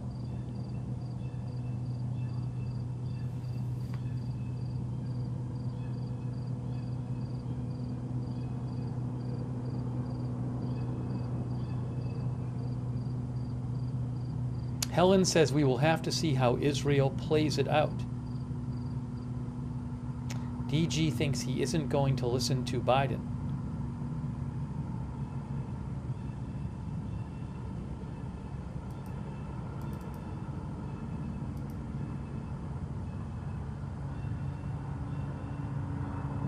EVDV is watching from Brazil.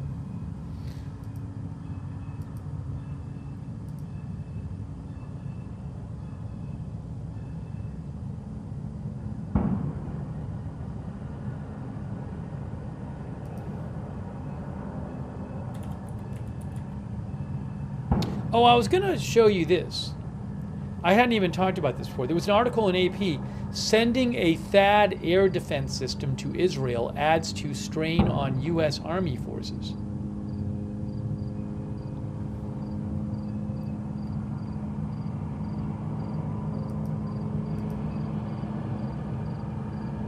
Oh, here's a THAAD launching station. Look. This is a picture from 2019. Of a THAAD launching station preparing to load into a C-17 plane. But that's what one of the launching stations looks like. It's on a truck. I believe that a THAAD battery has roughly 6 launching stations that can launch 8 interceptors each.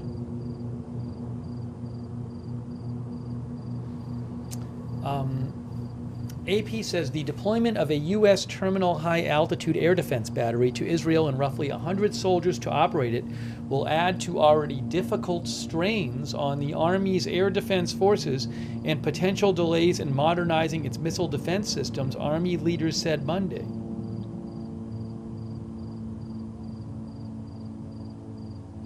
The service's top 2 leaders spoke about their concerns as the demand for THAAD and Patriot missile batteries grows because of the war in Ukraine and the escalating conflict between Israel and Iran-backed Hezbollah and Hamas militants. The Army Secretary Christine Wormuth said the air defense artillery community is the most stressed. They have the highest op tempo of any part of the Army. She said the Army has to be careful about what we can take on. But of course, in a world this volatile, sometimes we have to do what we have to do.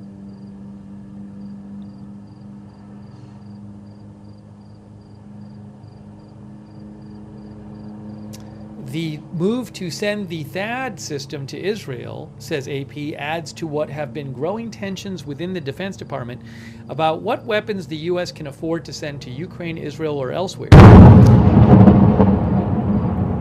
and the resulting risks to America's military readiness and its ability to protect lives. Now we have this going on. Periodically, we've been hearing a bunch of firings tonight from the border there.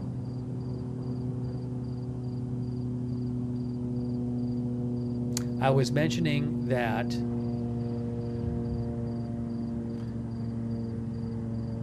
AP says the Pentagon announced the THAAD deployment on Sunday. U.S. officials said the system will be moved from a location in the continental U.S. to Israel, and it will take a number of days for it and the soldiers to arrive.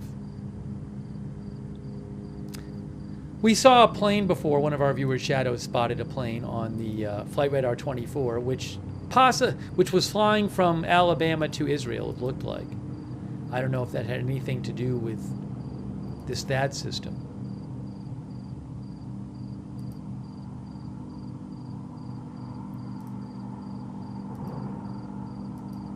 Hang on a second here. The Army Chief of Staff told AP everybody wants U.S. Army Air Defense Forces. This is our most deployed formation. The decision to send THAAD came as Israel is widely believed to be preparing a military response to Iran's missile attack.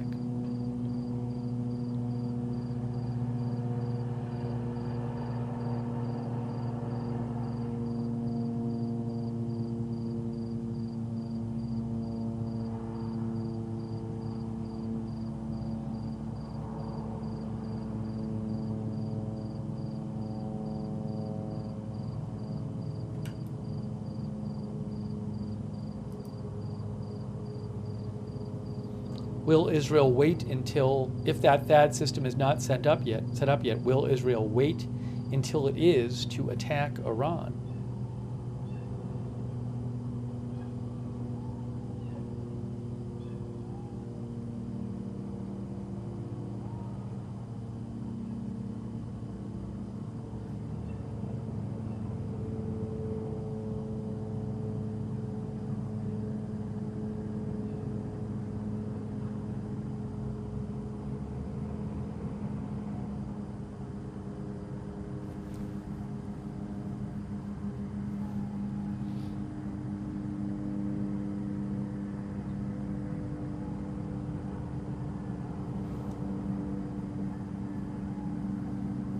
You know, the Washington Post article claimed that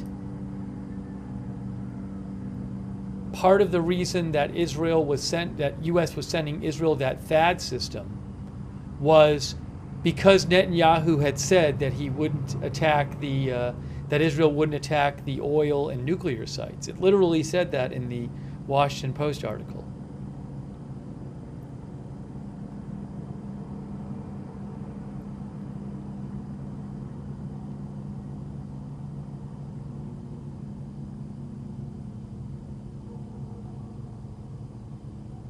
It said, the apparent softening of the Prime Minister of Netanyahu's stance factored into Biden's decision to send a powerful missile defense system to Israel. Hang on a second here.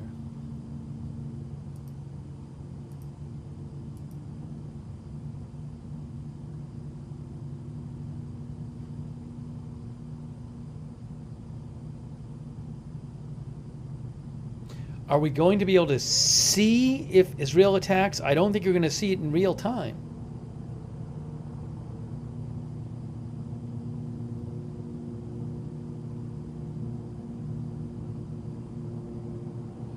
Kara says, if they just disobey us, what will happen? Well, I don't know that there's an agreement, definitely.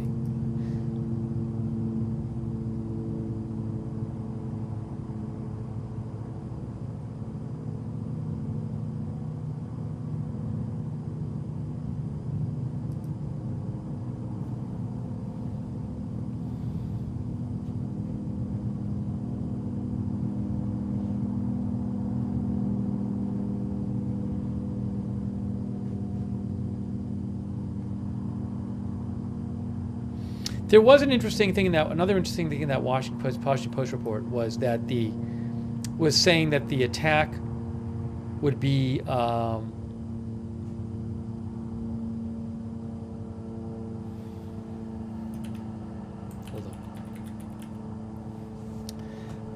An official told the Washington Post said that the strike on Iran would happen before the November 5th election in the U.S., and it will be one in a series of responses. That was very interesting.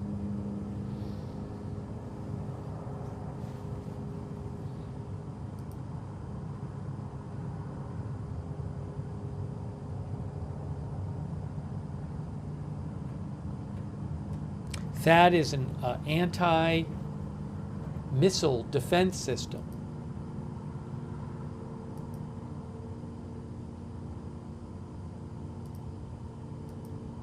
The U.S. is sending one to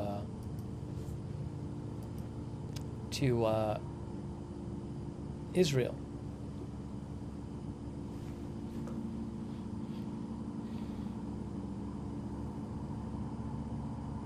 Thank you, Christopher Anderson, for your support, by the way. Thanks, Christopher Anderson, our member.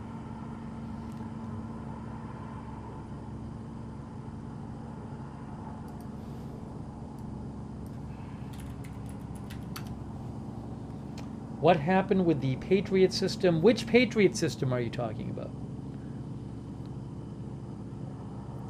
Are you saying, does Israel have U.S. Patriot systems? I don't know. I didn't hear one in the news lately.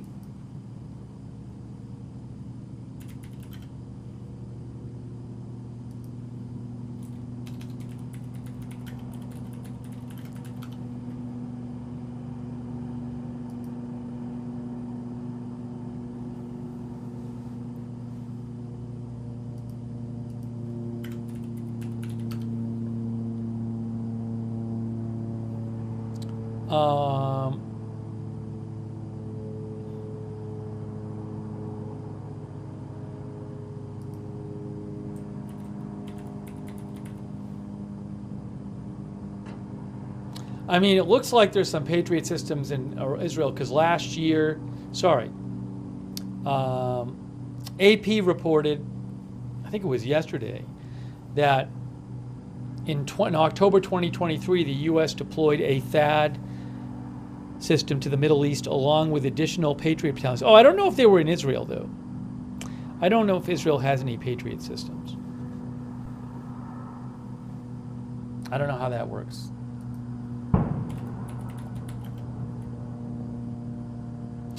Steve says Israel retired. Steve, our viewer, says Israel retired its U.S. Oh, yes, the AP story. Wow. The AP story from yesterday. Sorry. The AP story from yesterday says Israel recently retired its U.S.-made Patriot systems after decades of use. That's what the AP story from yesterday says. Israel recently retired its U.S.-made Patriot systems after decades of use.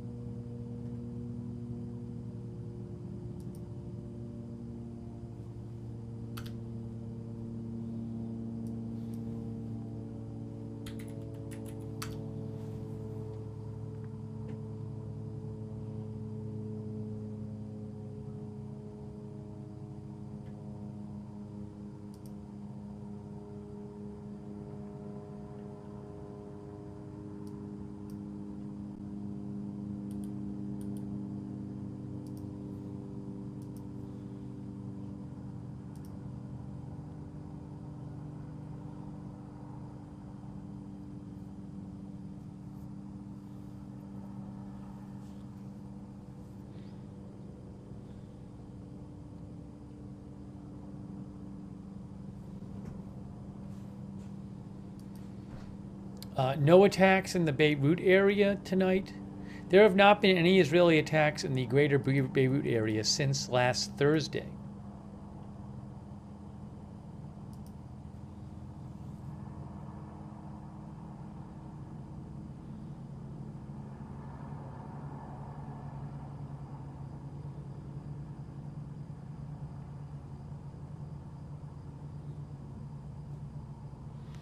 Must End Stupid says if the report about Biden and Netanyahu is accurate, then Biden has effectively handed Bibi the power to influence the election.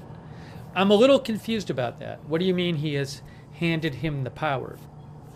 Are you saying because like Biden, I mean the story said that Netanyahu told Biden that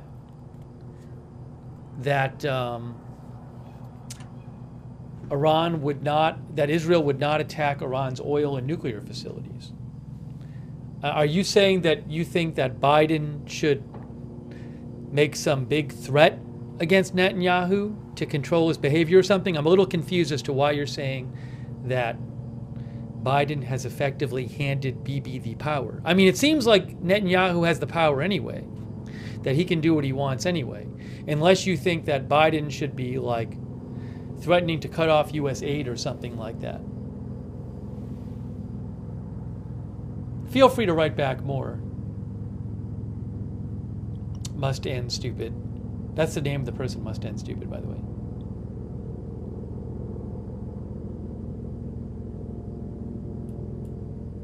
Yes, Michael Lazon. Last Thursday is the last time there was an attack by Israel in Beirut or the Beirut area.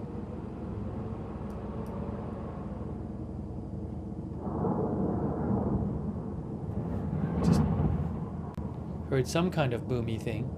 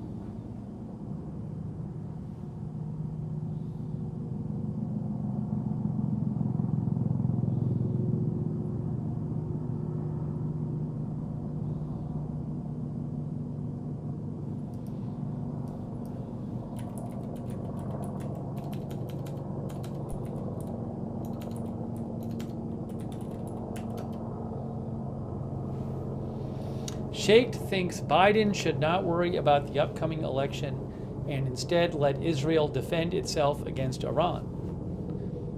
Israel's own existence should matter more than the upcoming election. Thanks, by the way, to Cynthia Moon for a gift membership. She's one of our moderators. Thank you so much, Cynthia. Also, thanks Patricia Bourgeois for your support. Thank you also to Martin Gingrich. Again, I do not have access to Iran cameras. I have never basically had access to Iran cameras. There might be like a funeral sometimes where where the state TV or something puts it out there. But generally speaking, I have never had access to Iran cameras. I don't have such access now, and I in no way anticipate having Iran camera access in the future. Iran, the media there is one of the most tightly controlled media spaces in the world. They have some of the least free press in the world. Also, the internet is very tightly controlled there. So I don't expect to see, certainly don't expect news channels to be showing live Iran shots. My guess is that you might be able to find them somewhere or other on the internet if somebody's doing it, but nowhere I would have nowhere I would have the rights to it.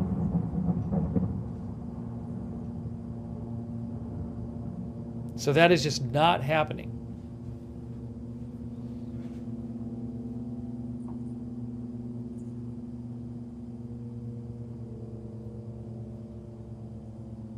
If I did, I would show them to you.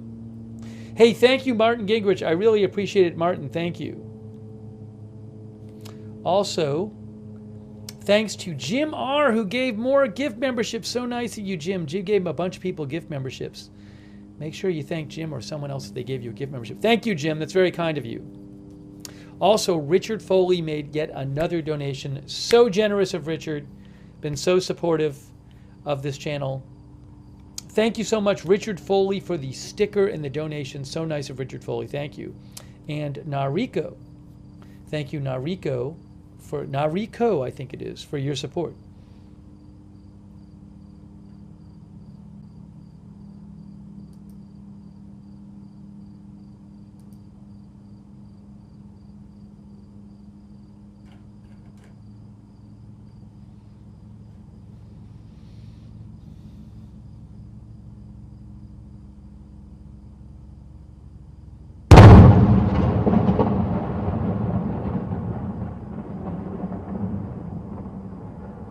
Linda Gollaher says, I wonder how news... Wow, that's loud.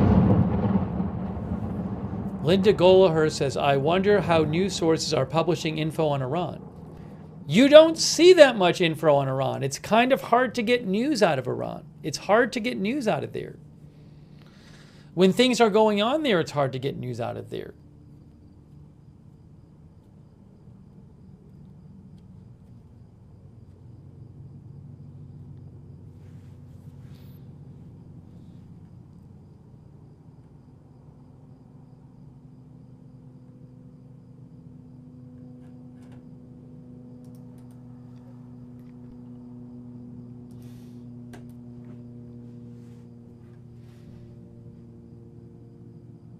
Ooh, did they update the article?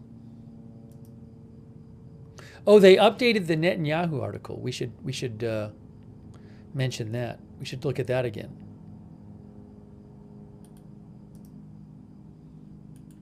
Ooh, this looks interesting too.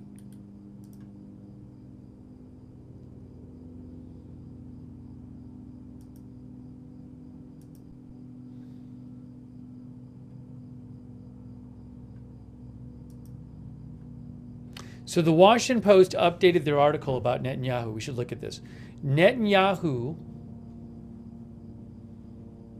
tells U.S. Israel will strike Iranian military, not nuclear or oil targets, officials say.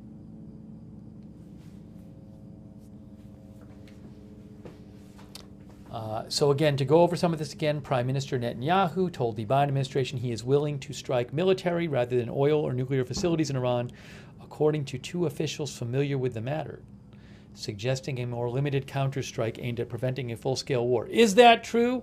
Did he say that? If he said it, will he do it? I can't tell you. When Biden and Netanyahu spoke Wednesday, their first call in more than 7 weeks after months of rising tensions between the two men, Netanyahu said he was planning to target military infrastructure in Iran, according to a U.S. official and an official familiar with the matter. Like others in the story, they spoke on the condition of anonymity to discuss sensitive deliberations. The Prime Minister's office in Israel said in a statement in response to this report, "We listen to the opinions of the United States, but we will make our final decisions based on our national interest." The retaliatory action would be calibrated to avoid the perception of political interference in the U.S. elections, the official familiar with the matter said, signaling Netanyahu's understanding that the scope of the Israeli strike has the potential to reshape the presidential race. An Israeli strike on Iranian oil facilities could send energy prices soaring, analysts say, while an attack on the country's nuclear research program could erase any remaining red lines governing Israel's conflict with Tehran, triggering further escalation and risking a more direct U.S. military role.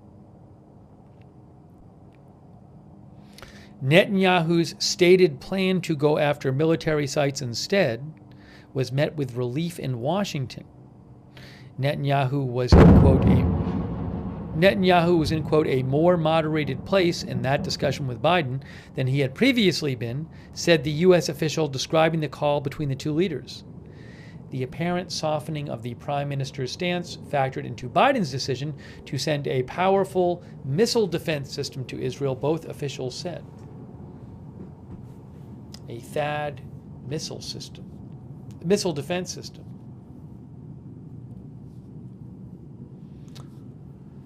Also, as we told you before, an official told the Post the Israeli strike on Iran will be carried out before the U.S. elections on November 5th because a lack of action could be interpreted by Iran as a sign of weakness. It will be one in a series of responses, she said. Zohar Palti, a former intelligence director for Israel's Mossad intelligence agency, said Netanyahu would need to balance Washington's appeals for moderation with the public demand in Israel for an overwhelming response.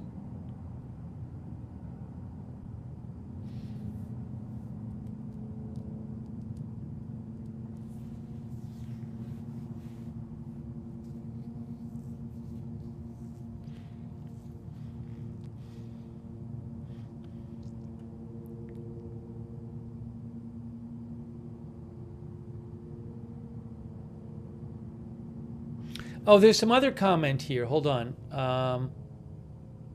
There's some new stuff in here in this article, this new rewrite, I think.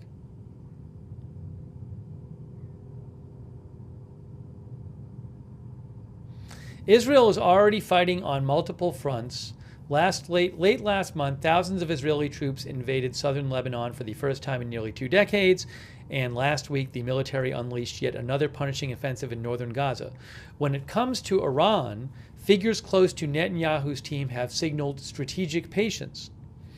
An advisor to the Netanyahu family, Natan Eshel, said in a leaked message to Israeli media Sunday, just as we waited with Hezbollah in Lebanon and with Hamas in Gaza in the south, now I think we will have to wait with Iran. We will get to the same point in the north, we will finish it, and then get to Iran, which is not going anywhere.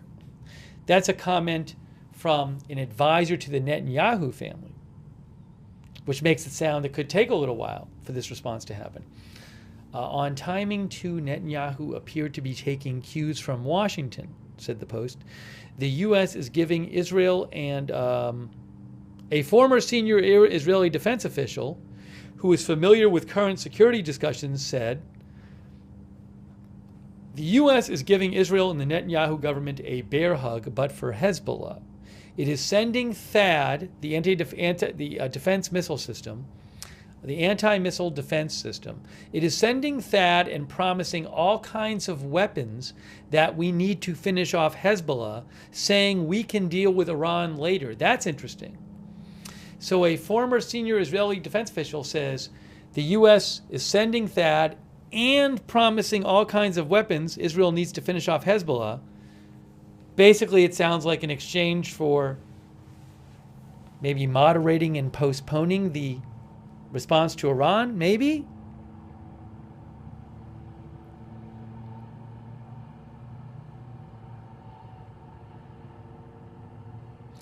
Also, an official familiar with the matter said, as part of consultations with the United States, Israel has told Washington it intends to wrap up operations in Lebanon in the coming weeks.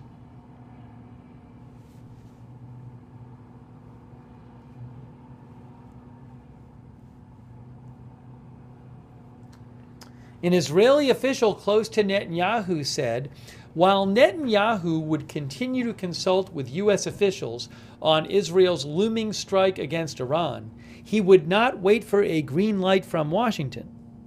The person who will decide on the Israeli response to Iran will be Netanyahu, he said.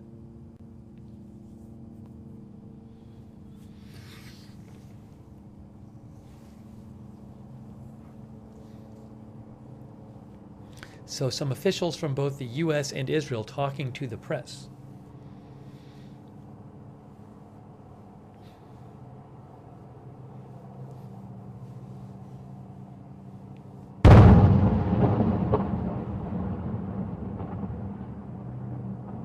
Thank you so much to the Dude for the gift memberships. Thanks, the Dude, and thanks to Martin Gingrich and WeatherCheck. Hello, WeatherCheck. And Todd Clue and Scoose Jim for your support. So nice of you. Thanks for your support for the channel.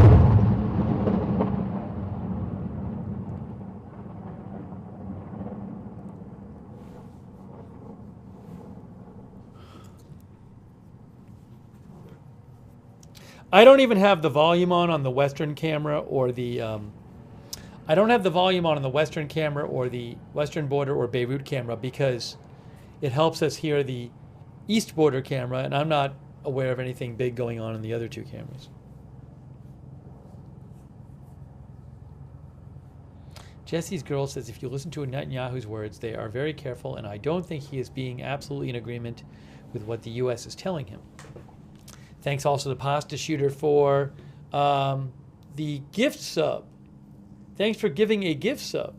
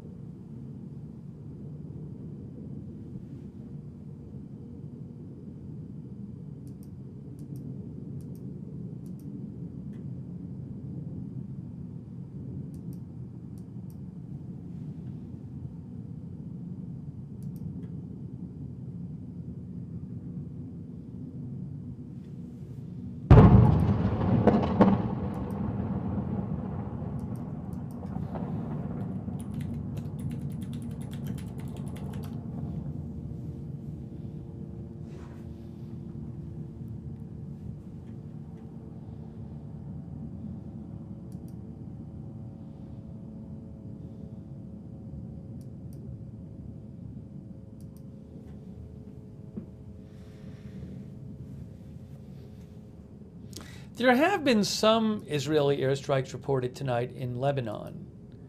There haven't been any in the Beirut area.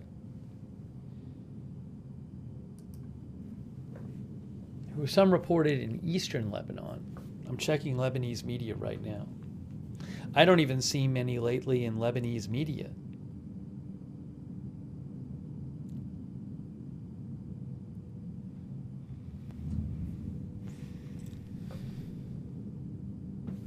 Also hearing about some airstrikes by Israel in Gaza again.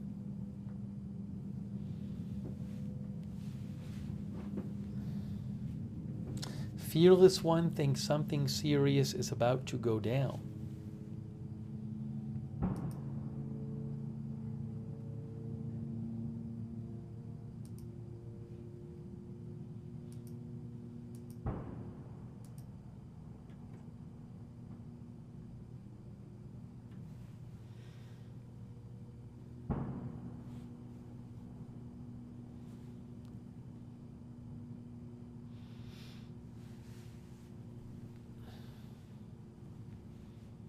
I saw a little update here. We were sort of just talking about this before. I wanted to mention this too.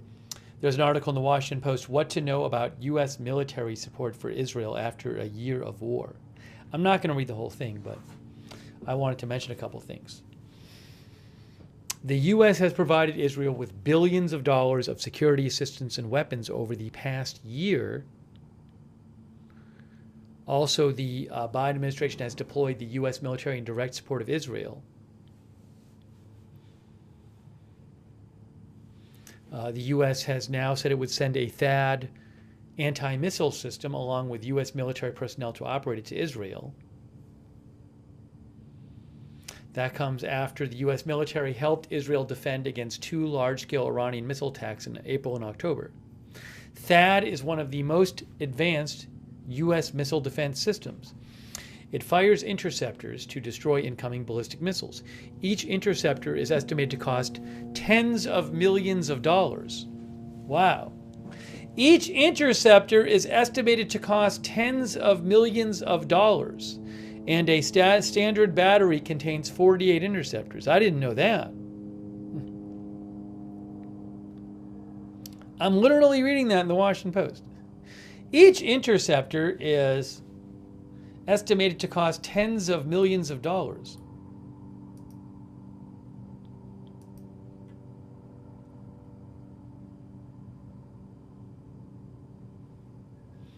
And a standard battery contains 48 interceptors.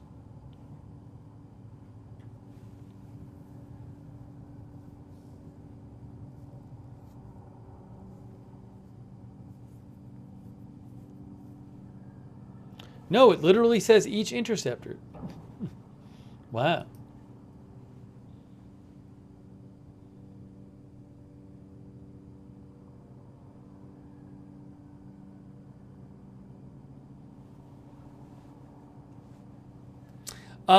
The Pentagon has not offered estimates for the cost of U.S. military support to Israel in the period since last October 7th. In an estimate released earlier this month before the deployment of the THAAD system, Brown University's Cost of War project said the cost of additional U.S. operations in the Middle East since last October is nearly $5 billion.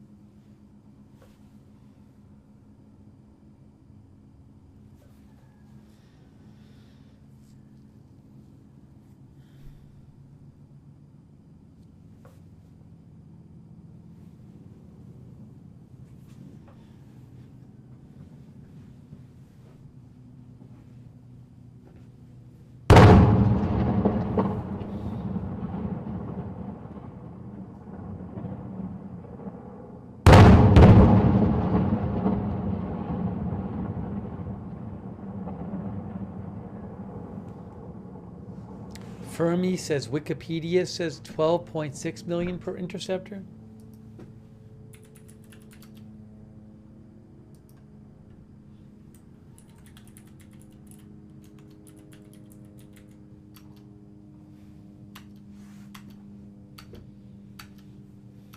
I didn't see that myself.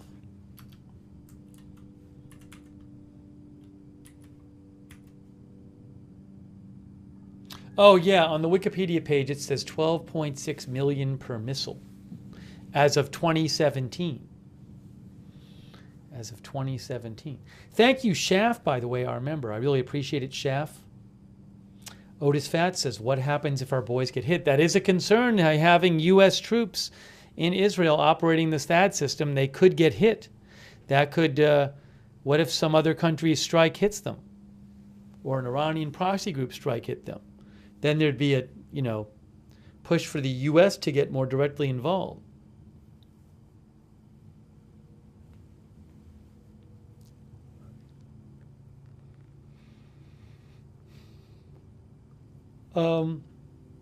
Raphael Legond thinks Israel knows not to attack Iran. China told them no. Russia told them no. Really? So they're not going to attack Iran?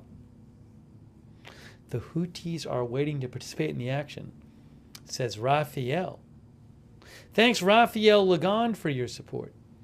Thank you to Mauricio Corbin, who gave 5 people membership. So nice of you, Mauricio. And Wicked Knight, our member, who thinks Saturday Israel is going to respond. James Armada says boots on the ground means we are involved.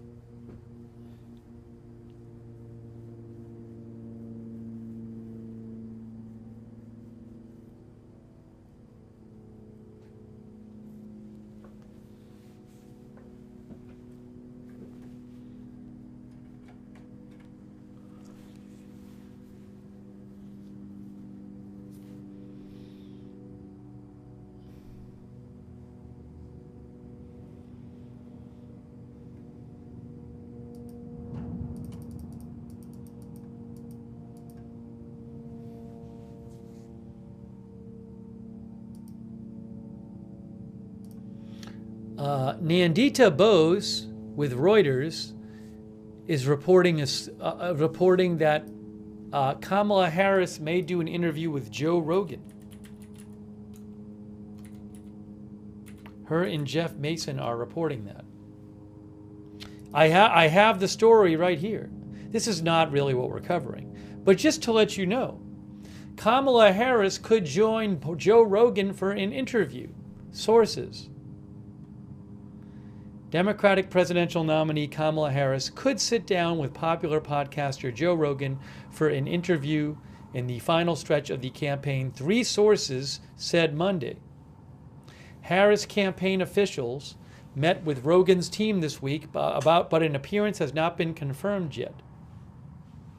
Rogan has a highly coveted and devoted following that leans young male in numbers in the tens of millions.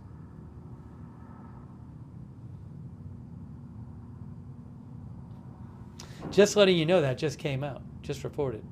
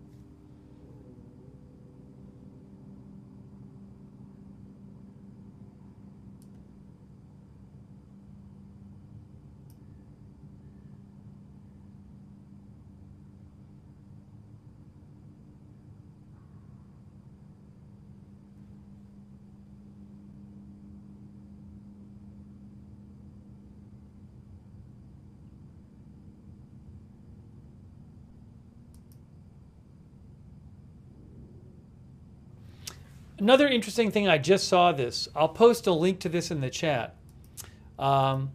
We have periodically discussed, there has been this question as to whether the head of the Quds force, basically the head general in Iran, Esmail Khani, whether he's okay. There had been rumors that maybe he'd been killed in Lebanon. So tonight a reporter tweeted a photo he said was taken at the airport in Iran tonight with Esmail Ghani. Jason Brodsky mentioned this. I just posted the link in the chat, but again, supposedly it's an Iranian reporter who says he took a picture tonight with the head of the Quds Force, who hasn't been seen publicly in, I want to say, a week or more.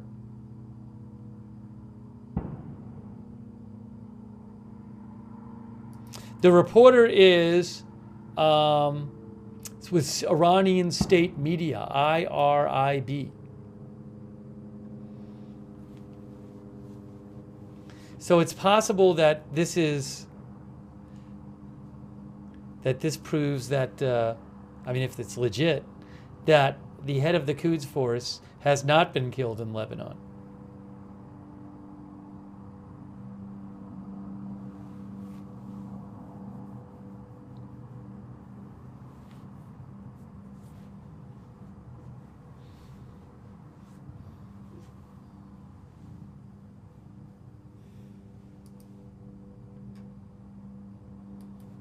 I don't know, though. Maybe it's an old photo.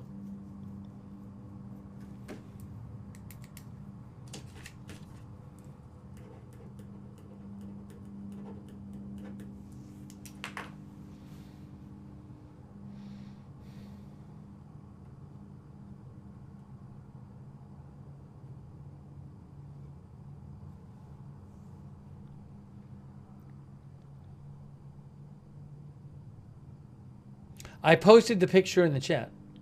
Did it not post? Didn't it post on? Did my post go through in the YouTube chat? Once in a while, it doesn't work. I'll post it in the YouTube chat. I don't know if it went through.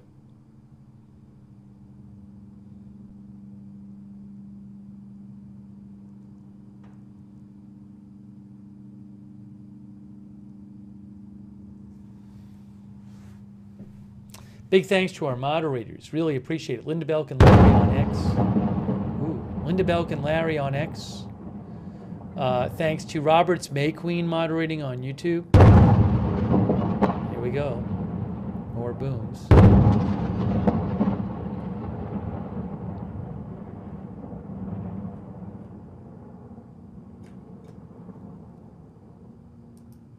On Twitch, A Moment of Lovely, Big Ball of Yarn, Good Luck Duck, Idaho Star, McBritches, and Surly Dev. And on Facebook, Margaret Riley, Charlotte Webb, Kay Larry Body, Ronald Egnor, Paul Anderson, thank you. Thanks also Aiden Guthrie, our new member, and Justin Lamb, our new member. Thank you.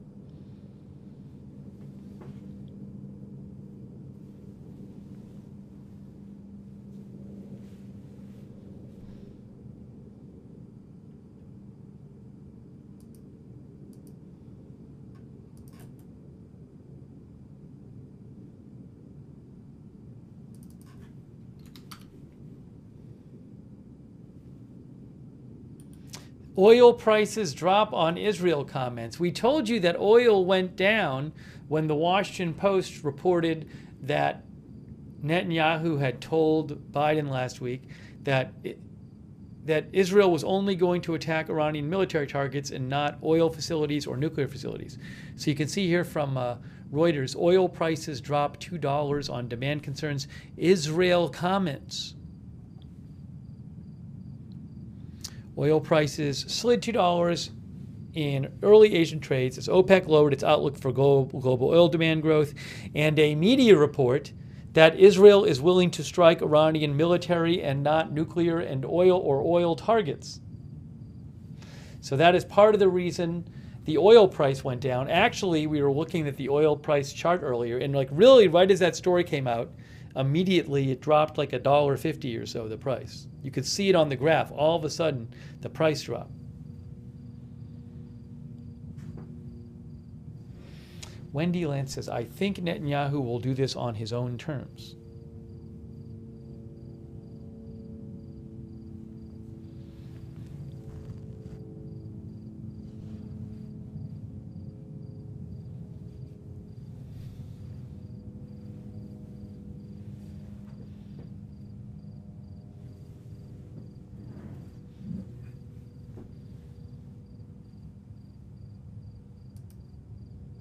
You know, there have not been a lot of rocket alerts tonight. I mean, since we've been on the air, I think early on there were like 2 or 3, and like they were not big alerts in terms of the number of places.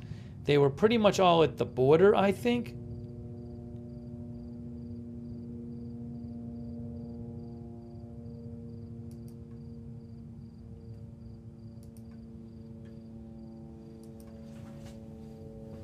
Jason says, I'm noticing that.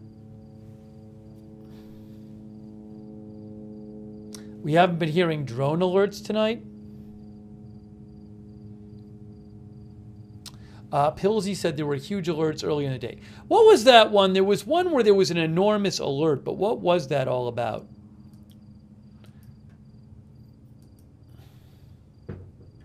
I have to look it up. I can look it up here.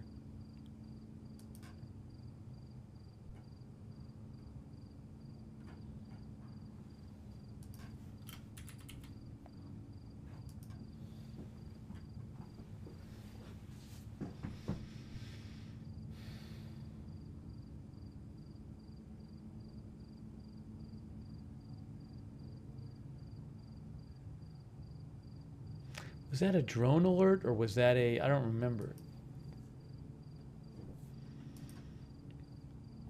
It was this one. It was this one right here. This one at, it was at 10:33 to 10:37 Israel time, I think it was. Is that what it was? No. Might have been U.S. time. Yeah, U.S. time. So it was about 11 hours ago today. About 11 hours ago. Here's what it looked like. This was 11 hours ago. All these rocket alerts went off.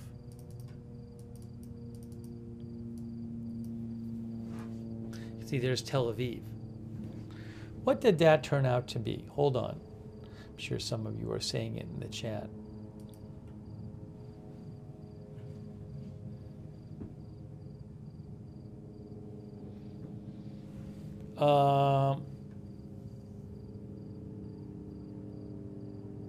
So I think it was, wasn't it this? 3 projectiles were identified crossing from Lebanon into Israeli territory. All of them were intercepted.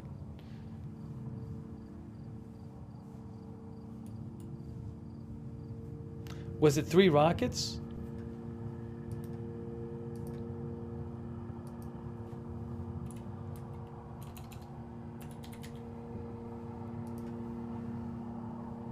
Was it missiles? Are you sure? Was it?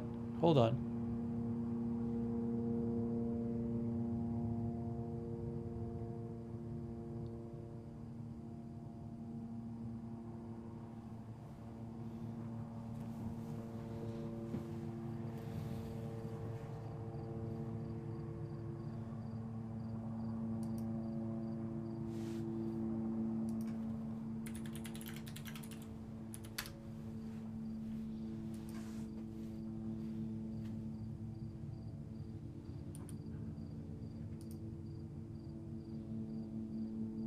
Let me see here.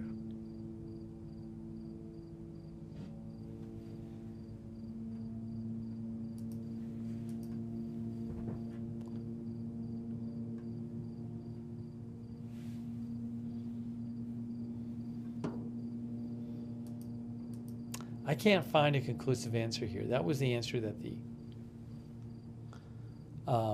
Israeli military gave. Where'd it go?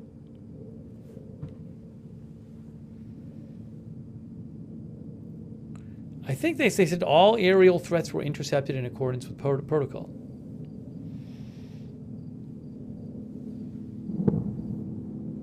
Another boom of some sort there. Thank you so much to Lord Cog. Wow, that's really kind of you, Lord Cog. Thanks for your support, Lord Cog, and also the gift memberships. So nice of Lord Cog. Make sure you shout out Lord Cog if he gave you a gift membership. Also, thanks to our new member, Rob Van Aschoten. Rob Van Aschoten. We're going to ask another poll question now. When do you think Israel will respond? –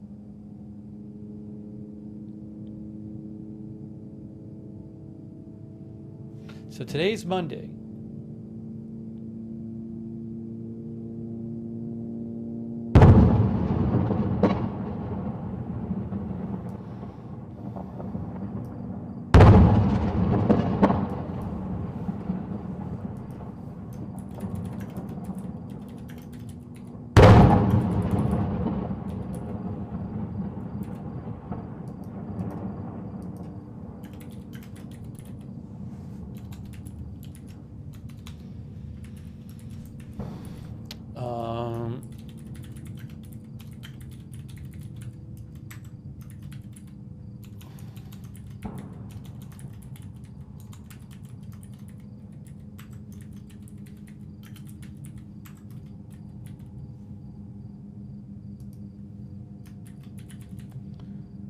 Giving people a choice. I'm giving people a choice.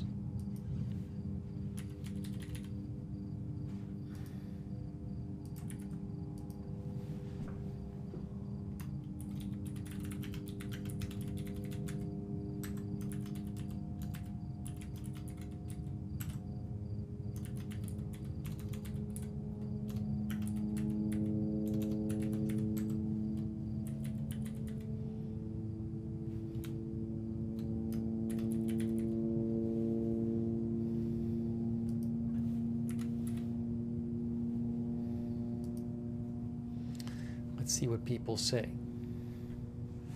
One of our viewers mentioned Sukkot. That's an Israeli holiday, right? What day is Sukkot? Sukkot is, it begins on Sunday, October 16th, and ends on October 23rd. Sorry, not Sunday. Begins at sunset on October 16th and ends on October 23rd. It's a 7-day Feast of their Tabernacles. Would they wait until after Sukkot? Right, let me see what you guys said.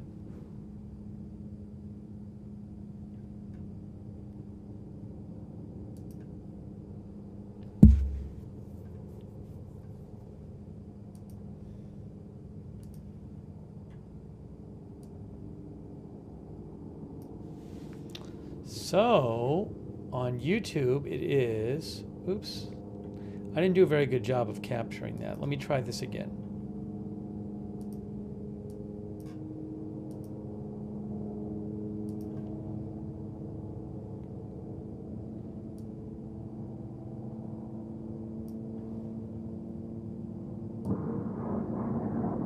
Oh, there's something.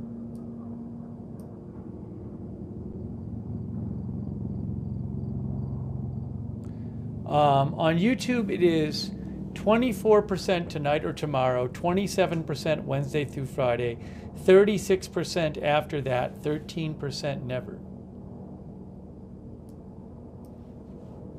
And on Twitch, they say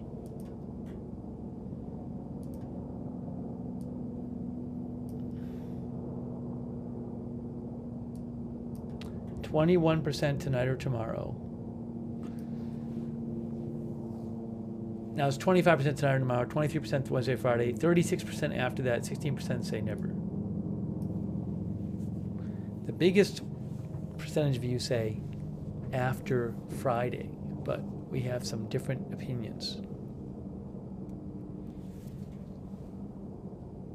Oh, anytime at all says not all of the days in Sukkot are holy days. Is that true?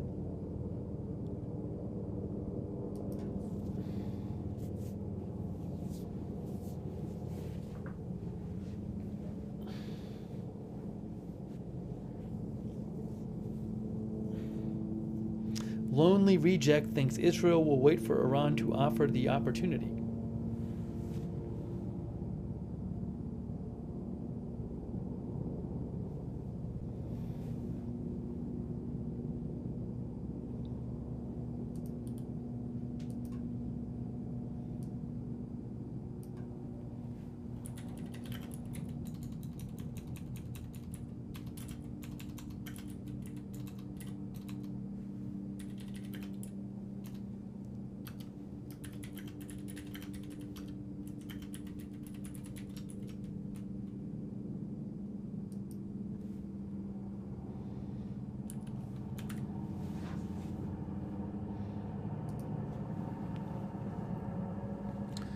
All right. Well, thank you for voting in the poll. You're pretty close on, I mean, between the two.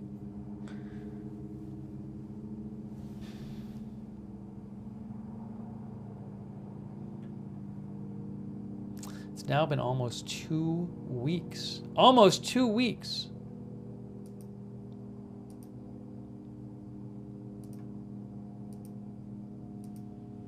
I just need to take 1 minute here. Give me 1 minute, guys. Put the volume up a little bit for you. Give me 1 minute. I'm coming right back in 1 minute. I'll be right back in 1 minute.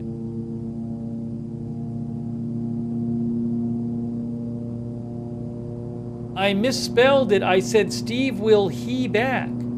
It's not he back, it's be back. Let me fix that. Steve will he back in 1 minute. Let's try this again, shall we? Give me 1 second.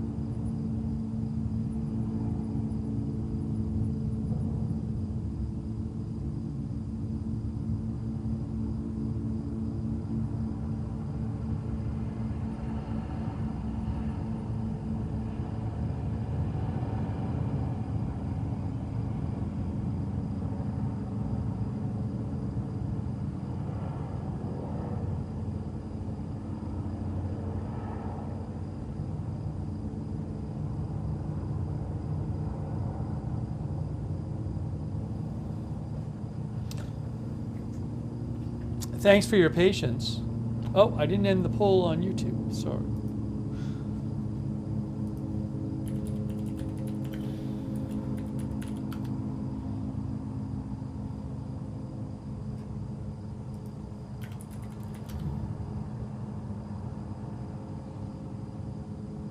Yes, a couple of our viewers mentioned me about missiles being fired today. Yes, so the Jerusalem Post actually had an article about the big alert in Israel today. They said there were 3 Hezbollah missiles fired at central Israel today, and they caused sirens to activate in 182 different localities in central Israel. That was that massive rocket alert today. Again, there were 3 surface-to-surface missiles that were all intercepted.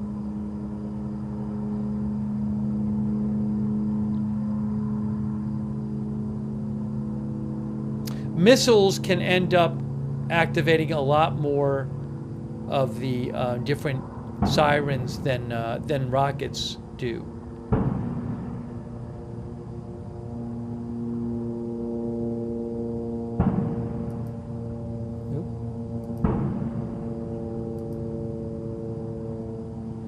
Mary thinks Israel's going to respond in the next 24 to 48 hours. Anyways, thanks to the viewers who messaged me about the missile stuff. But again, this was the alert. That was the alert from those missiles earlier today. All of those sirens going off. That's from the SOFAR map. Bunch of booms now going off. Listen to this.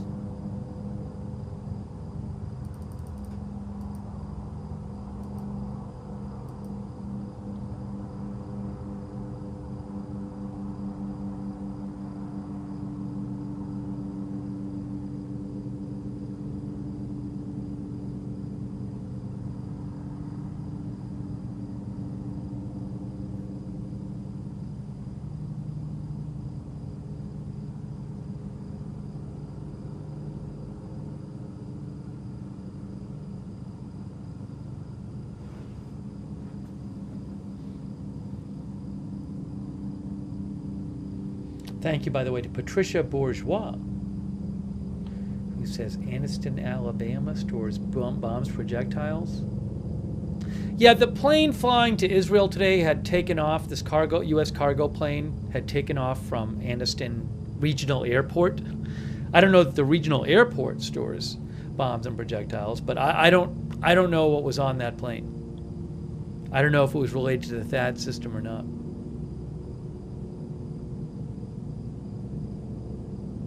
Thank you, 242T Dryan, for your support.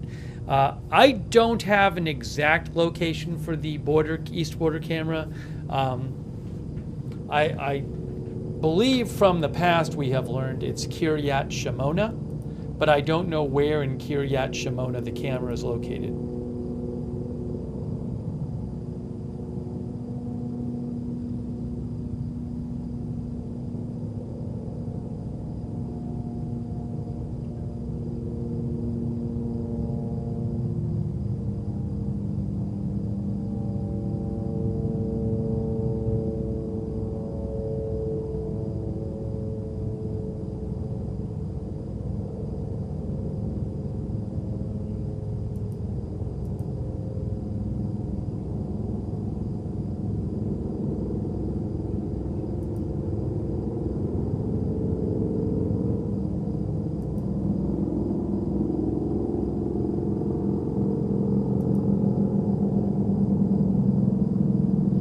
Kiwi says that C-17 plane crossed into Jordan and then disappeared. Oh, well, maybe it turned off his transponder. I didn't watch. Did that transport plane not land in Israel? Is that what happened? Were people watching that? When I went to eat, there was a transport plane that was kind of heading towards Israel. But did it not land in Israel? I didn't know. Our viewers will also tell us.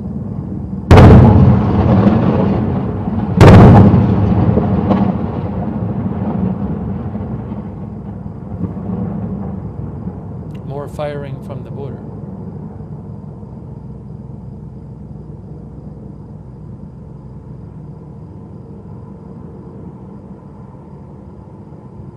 Somebody must have seen that plane. Did that plane not land in Israel, the one we were watching before I went to eat? Does anyone remember? Because I wasn't watching it when I went to eat.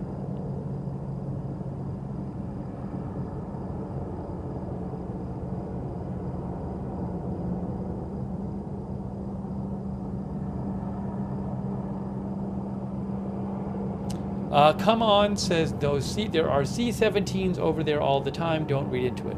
Yeah, I mean, I would assume they go back and forth a lot.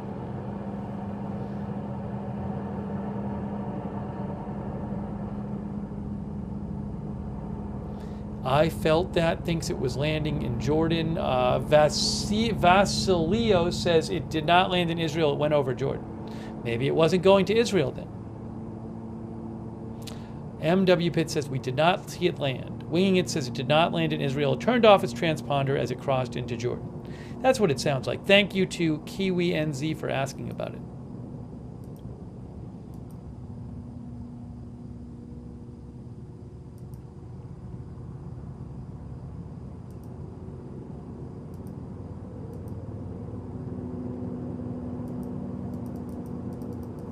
Thank you so much, Ray Pest, for your support and your kind note, Ray Pest. I appreciate that. Ray, thank you.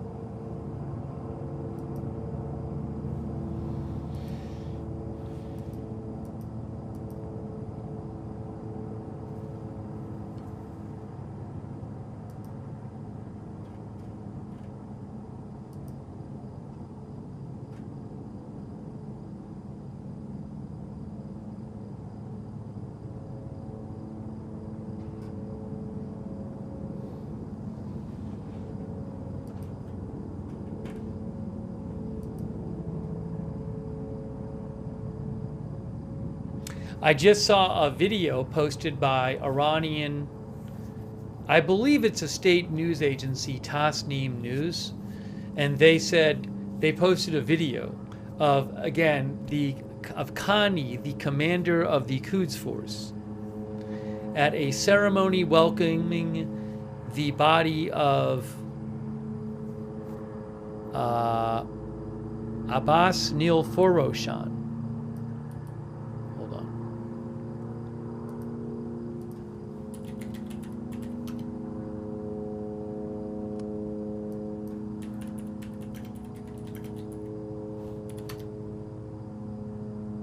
Yes, Abbas Nil Foroshan was killed in the strike that killed Nasrallah. He was a Revolutionary Guard commander. He was deputy of operations in the Iranian Revolutionary Guard. He was killed in the strike that killed Nasrallah. So I guess his body just came back to Iran, and Iranian state media is showing video of him at the airport of the head of the Quds Force. So again, it's kind of like showing he's still alive, because there's been questions as to whether he was still alive. Sky News Arabia once claimed, like a week ago, claimed that he had been gone to the hospital because I think they said he had a heart attack or something, or some other medical issue, while he was getting questioned by the Revolutionary Guard about possible involvement in the Nasrallah assassination. Anyways, nobody else reported that. So, but it seems like Iranian state media is making an effort to show he's okay.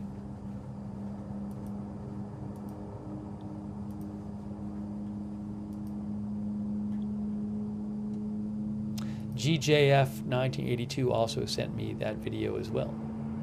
Thank you.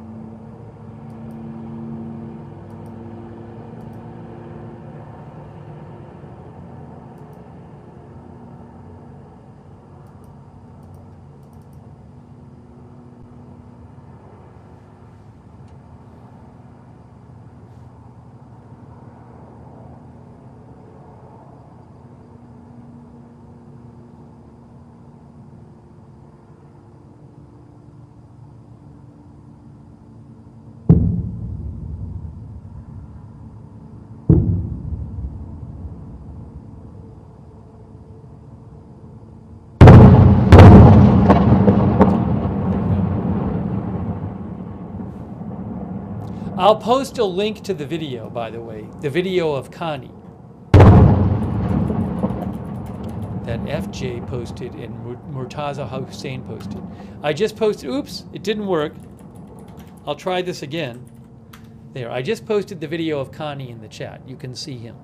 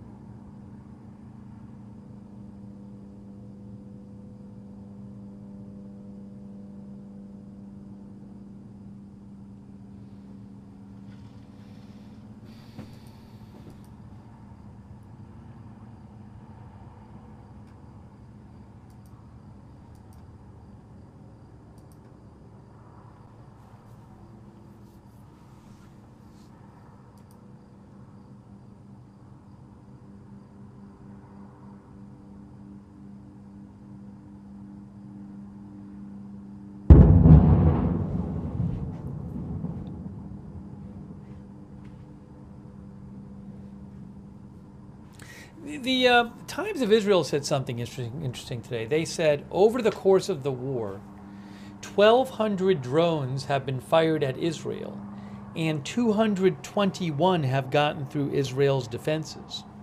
It's interesting.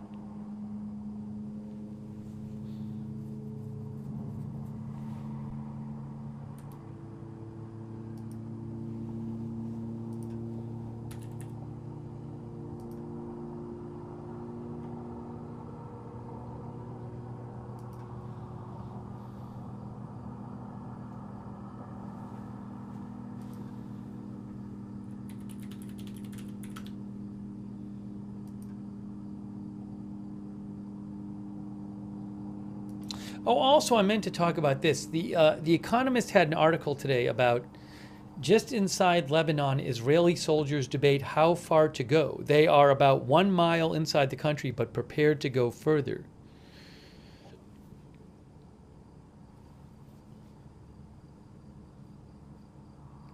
The article says, how deep into Lebanon will Israel's invasion go? And to what extent will it devastate and destabilize the country?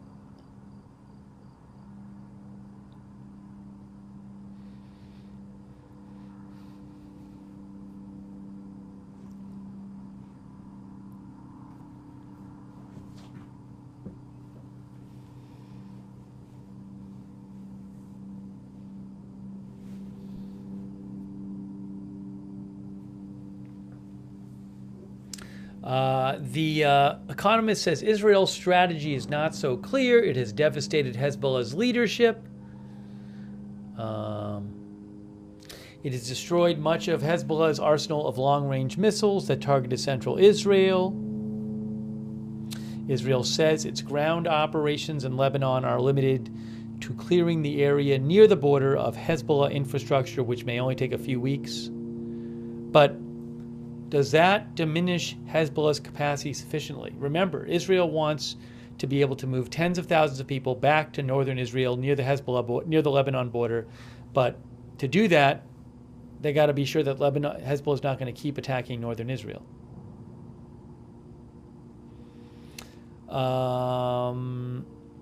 The Economist says that Hezbollah still packs a punch.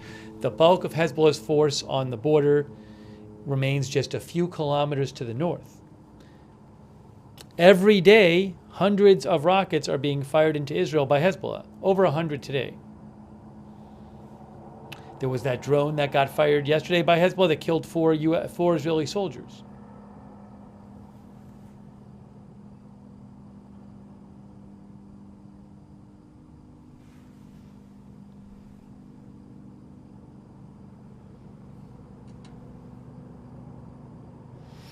The Economist points out it says at the end of the 2006 war between Hezbollah and Israel, there was a UN Security Council Resolution 1701 that said, basically from the border to the Litani River, about 18 miles, there was not supposed to be any armed force, I believe, except for the Lebanese army and the UN peacekeepers.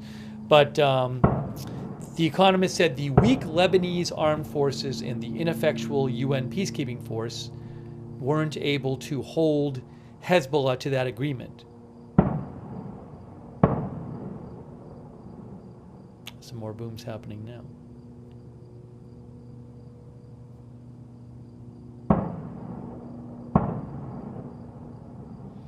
The Economist points out that there was one Hezbollah tunnel that was found just 100 meters from a UN observation tower.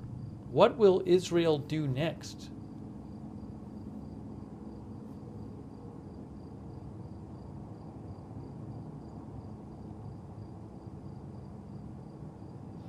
The Economist says the Israeli forces across the border in Lebanon are ready to go further.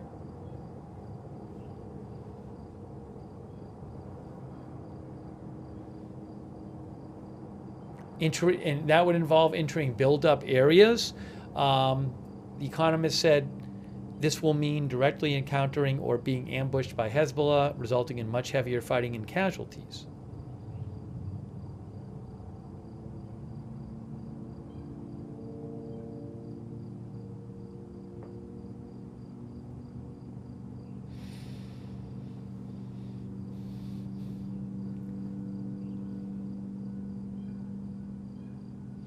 The Economist says Israeli commanders say they are not leaving Lebanon unless and until a credible force is deployed in southern Lebanon to keep Hezbollah from coming back. But if there never is such a force, does that mean Israel will occupy southern Lebanon permanently? So we don't know. We don't know what so that article was just from, I think today in The Economist. Just inside Lebanon, Israeli soldiers debate how far to go. We don't know what the strategy for Israel is there. We also were reading an article earlier today talking about how we don't know what the strategy is for Israel in Gaza. What is the Israeli end game in Gaza? There's a debate about that. Some even think that Israel wants to permanently occupy some of Gaza. So we don't know what the ultimate plan is in Lebanon. We don't know what their ultimate plan is with Gaza. We also don't know what their plan is. I mean, this is more short term, but what they're going to do about Iran. How they're going to respond.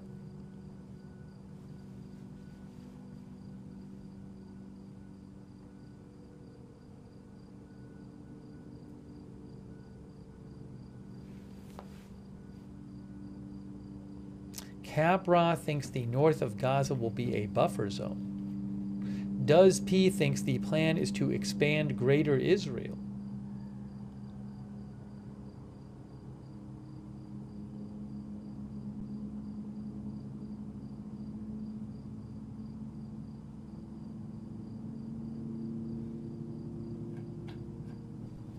Thank you so much to There Is No Try.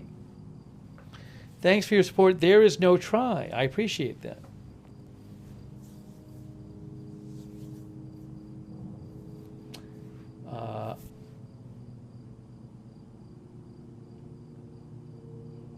Birdie says all Israel really wants to be able to do is live their lives in peace.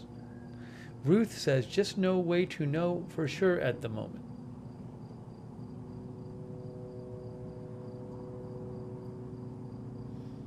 Excessive force thinks there was no end game, that they do not have one.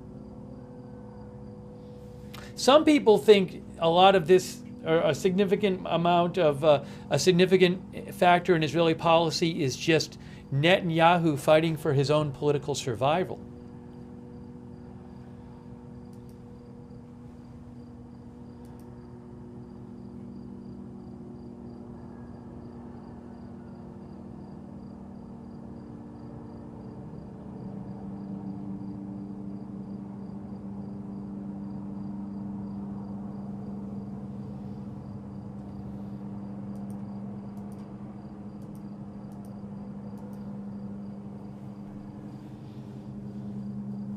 Dread Train says there is that for sure too. Excessive force says absolutely. Come On says that is part of it but not the whole thing.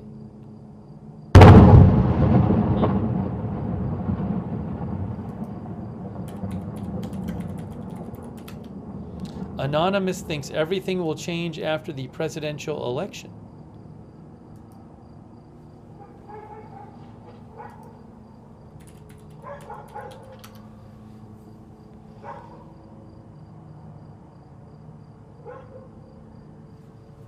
Ooh, there was a new article in Congressional Research Service.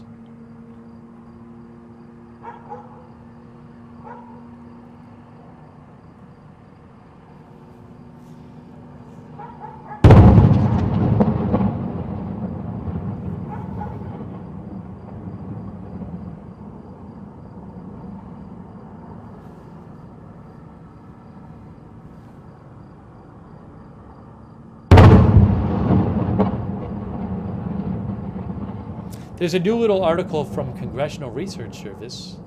They are nonpartisan. They come out, they do research on articles for like Congress, which you can get publicly, but informing the legislative debate since 1914.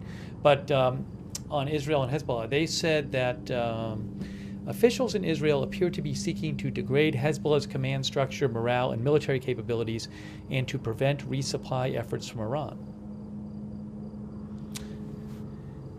They seem to have judged that risks from Israeli military action, including a ground war or Hezbollah retaliatory strikes, are preferable to a status quo that left Israeli evacuees displaced in Israel and Hezbollah expanding its arsenal. Questions persist about what outcomes Israel seeks to or can deliver via military means.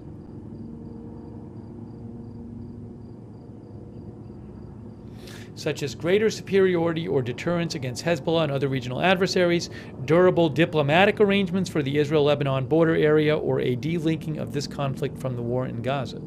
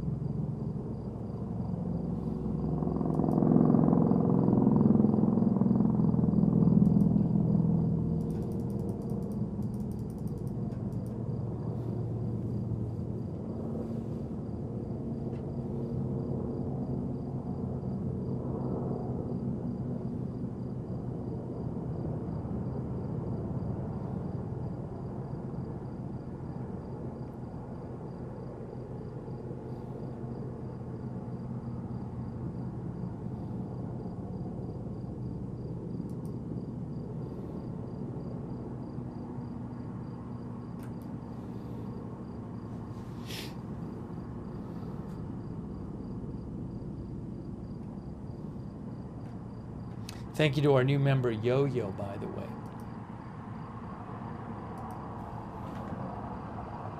Oopsie.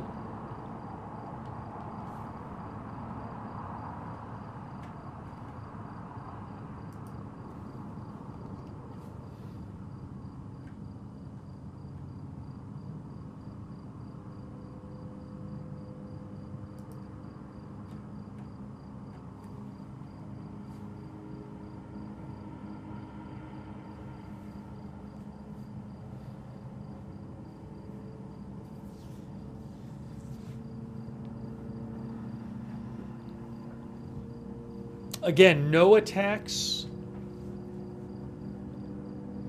today or tonight on the Beirut area. None since Thursday.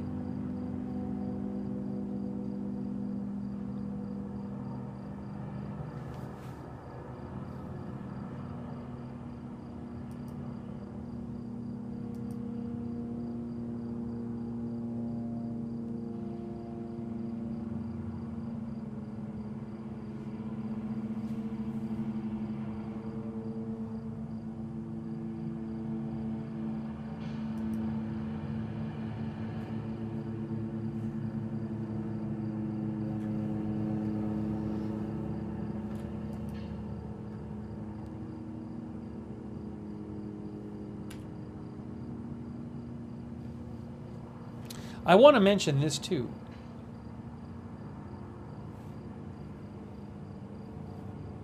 We talked about this yesterday. Israeli strike at Gaza's Al-Aqsa hospital burns tents, killing at least 4.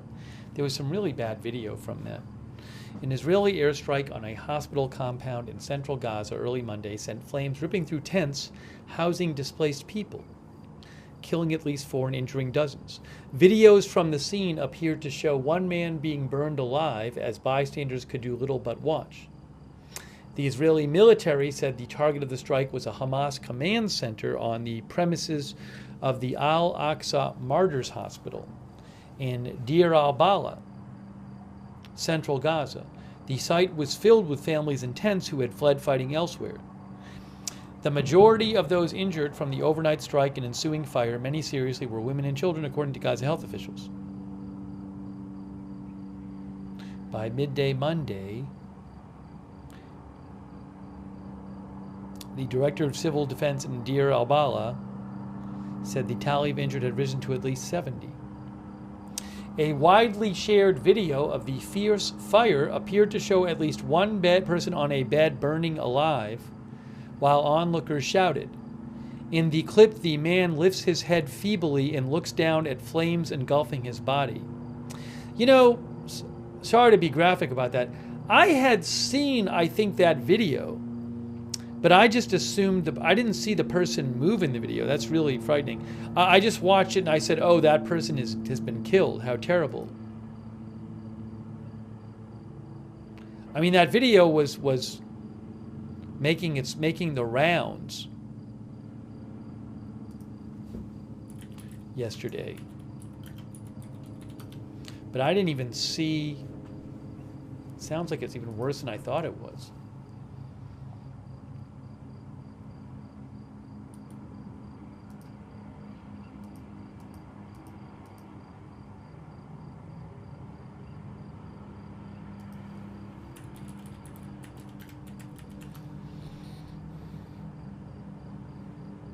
Hold on a second here.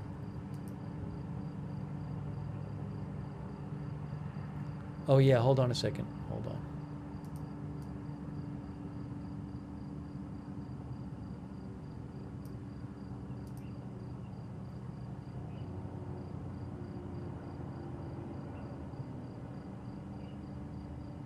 Yeah, I see it now. I had seen it before, but I didn't see, yeah, it really is. It's like a guy stuck in the fire.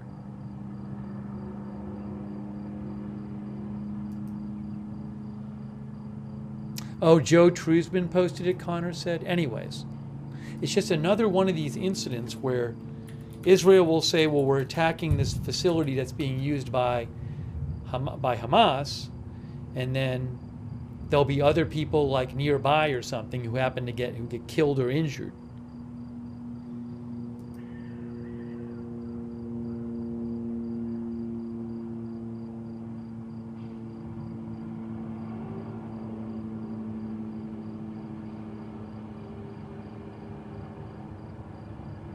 Did Joe post it yesterday? I'm looking. Anyways. Hold on. I wanted to read you a little more about that.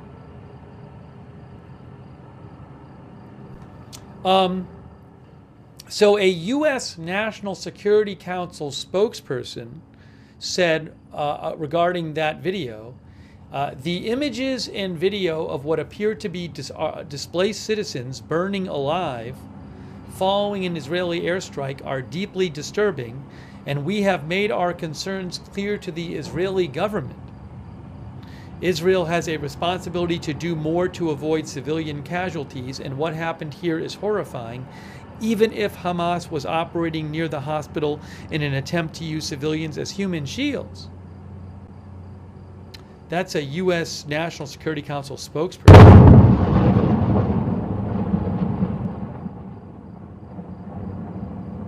I don't even know that it was operating as a hospital. I believe that Israel said it was the former site, was formerly operating as a hospital. A witness told the Washington Post that the tents caught fire as several explosions rocked the area. The strike caused gas cylinders to explode, said a photojournalist for a local network. The fire was very fast and burned all the tents. I saw 3 people burning, dozens of injuries, and hundreds of families running and screaming and searching for their children. A project coordinator for Doctors Without Borders in Gaza visited the scene, said the strike appeared to have hit a metal container next to one of the hospital buildings where some displaced people were staying, and that fire spread from there. This person said displaced families typically rely on gas cylinders to cook. 4 munitions experts who reviewed videos of secondary explosions at the scene at the Post request said the explosions were probably caused by a mixture of fuel and relatively small munitions, including small arms ammunition. The secondary explosions.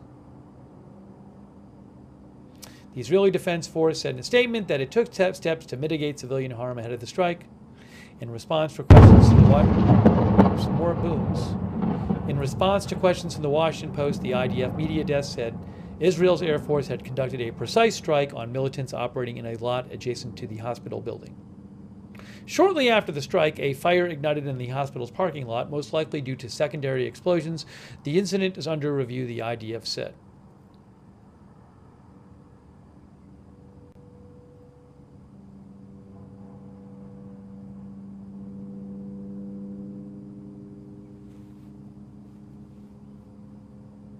The health facility itself was not damaged, according to a medical worker at the hospital who spoke on condition of anonymity because of concerns for their safety. Most of those who survived had severe burns, but they will die after a while because their burns are massive and deep, the worker said. It's just a matter of time. Anyways, it sounds like just a terrible scene.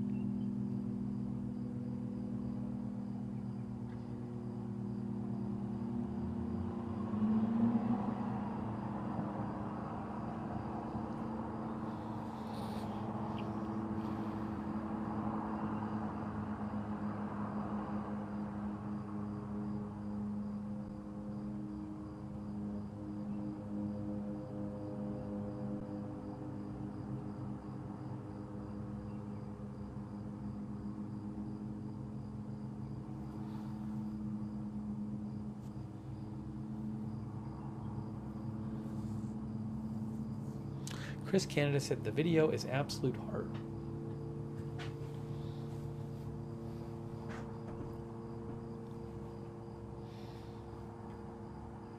But I feel like every 2 or 3 days we're just talking about a situation like this. And again, it's just Israel feels a site is a legitimate target because they say it's used by Hamas.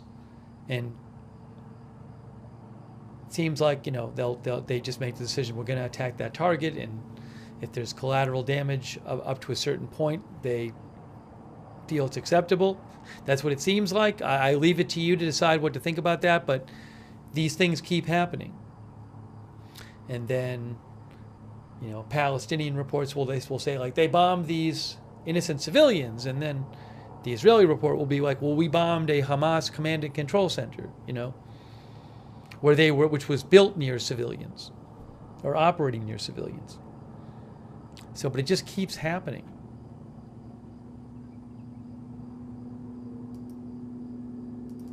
Thank you, by the way, to our new member, Quentin from Astoria. Thank you, Quentin, from Astoria.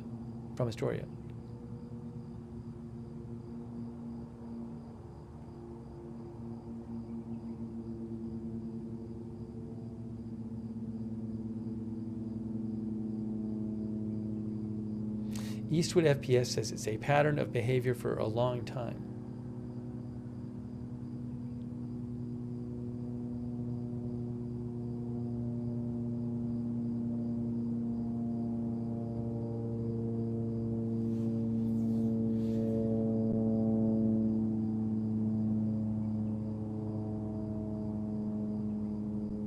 No, I'm not going to upload the video. Barak Ravid, who's an Israeli reporter, by the way, just posted about this story we were talking about a little while ago, about how the Iranian state media posted video of the head of the Quds Force, apparently alive and well, in Iran tonight. Barak Ravid says after several weeks of disappearance, the commander of the Iranian Quds Force, Ismail Khani, was, I think injured is the wrong translation, was blanked today during a live broadcast of Iranian television from the arrival ceremony of the coffin of the Iranian general who was killed during the assassination of Nasrallah at the airport in Tehran. So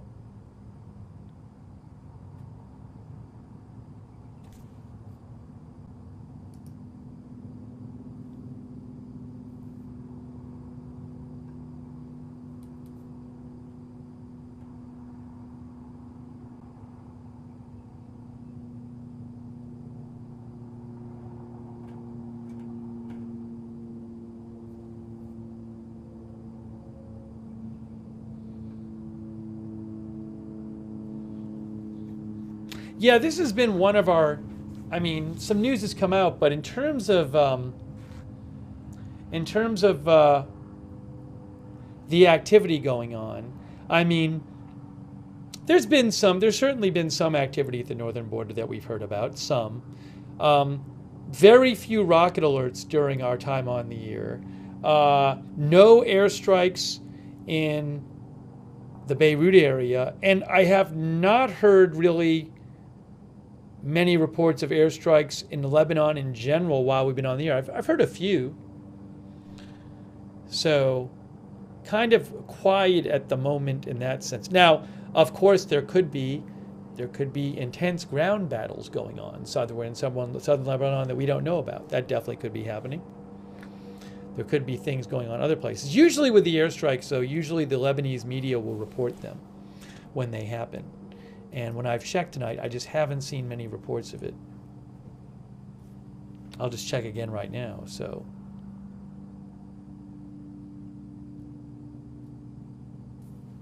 is there a new White House statement out? Hold on.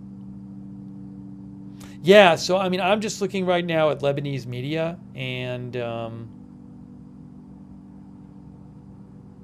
last couple hours, not much.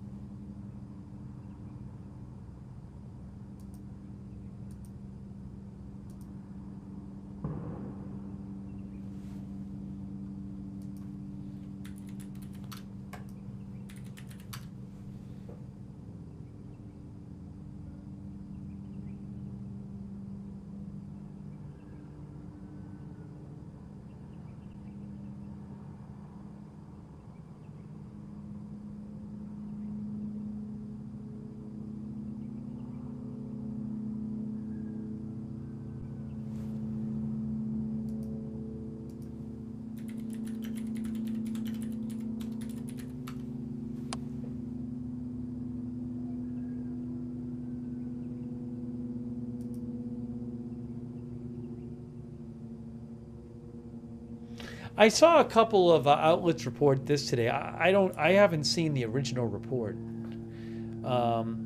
Like Fox News said, President Biden reportedly told his National Security Council to make clear to Iran that any attempt on former President Trump's life would be viewed as an act of war. The warning comes as Trump team has been briefed on specific attempts on Trump's life.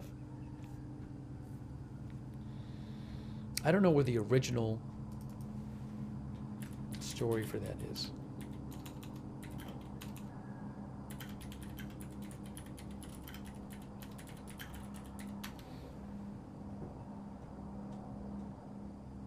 The New York Post said the same thing. I don't know where that report came from, though.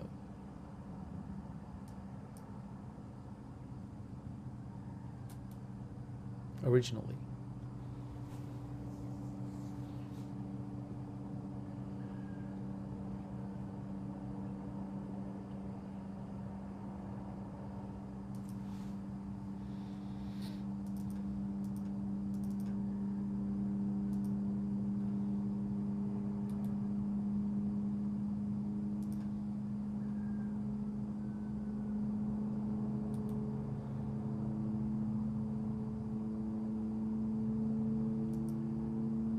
Yeah, Jen mentioned that Barak Ravid just posted, "He is alive," talking about the head of the Quds Force. I'll post that link in the chat for you.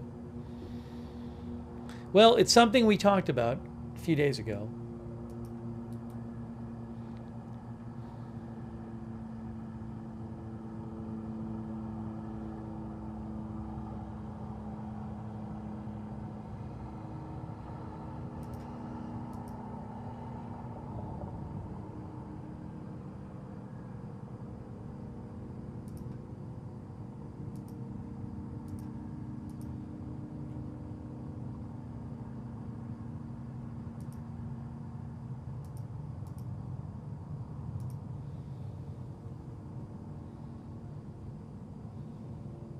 Oh, thanks, Ronald Kane, for the gift memberships. That's really nice of you. Ronald gave 10 people gift memberships in the chat. So nice of Ronald.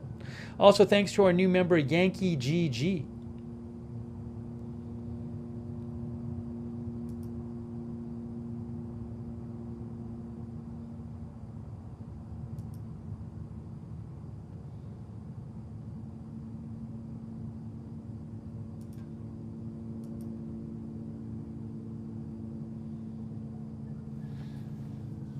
It is 5 a.m. there. Oh, thanks also, Rick D. Hey, Rick, that's so nice of you. Rick D, thanks for your support. Rick D. It's 5 a.m. there. I might give it a few more minutes, guys. You know, we reach these points where I don't have much more to report to you.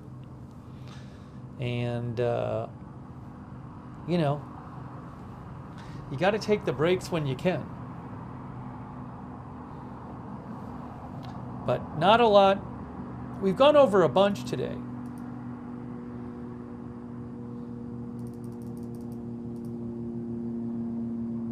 We'll give it a couple more minutes.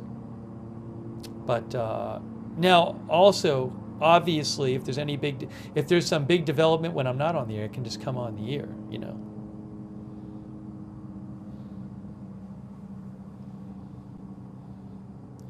Smoke weed every day. It says you'll soon have a bunch to report. I mean, this is what happens. It kind of, things happen, they come out of nowhere, and so. Thanks to IndyCar. IndyCar says the U.S. supplying Israel with a missile deterrent system at this point seems very much like a bribe for Israel not to get more involved. Well, the Washington Post article today claimed that a big reason Israel is getting the THAAD missile system is that Netanyahu told Biden he wouldn't go after Iran's oil and nuclear facilities. I don't know if that's true, but that's what the Washington Post said today. So it could be the case. I don't know. Thanks so much, IndyCar. Really nice of you.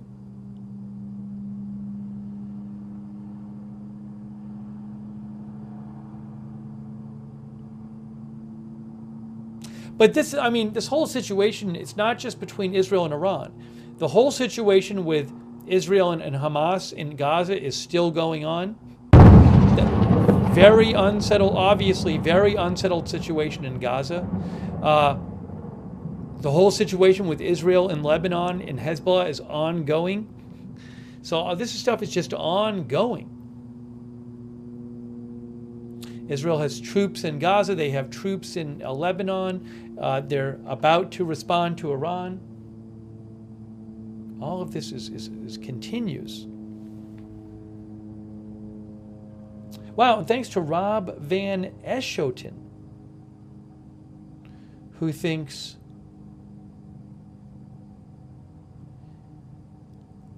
Israel will never defeat like Russia. It is a bear that doesn't like to be poked.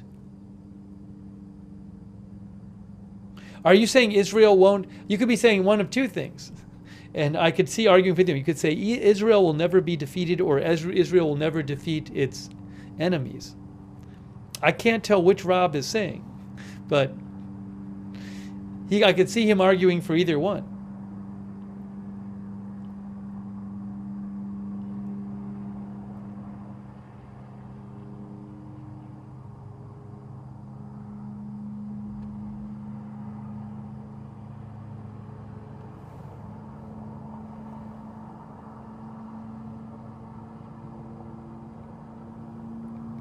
Thank you so much, Rob Van Eschoten.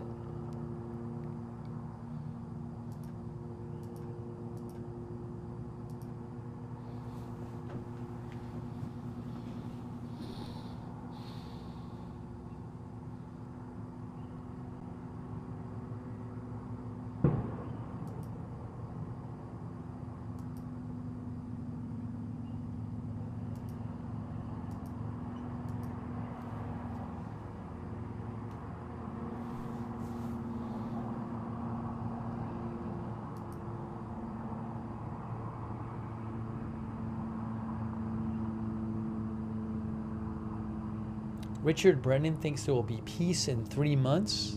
I mean, that would be great.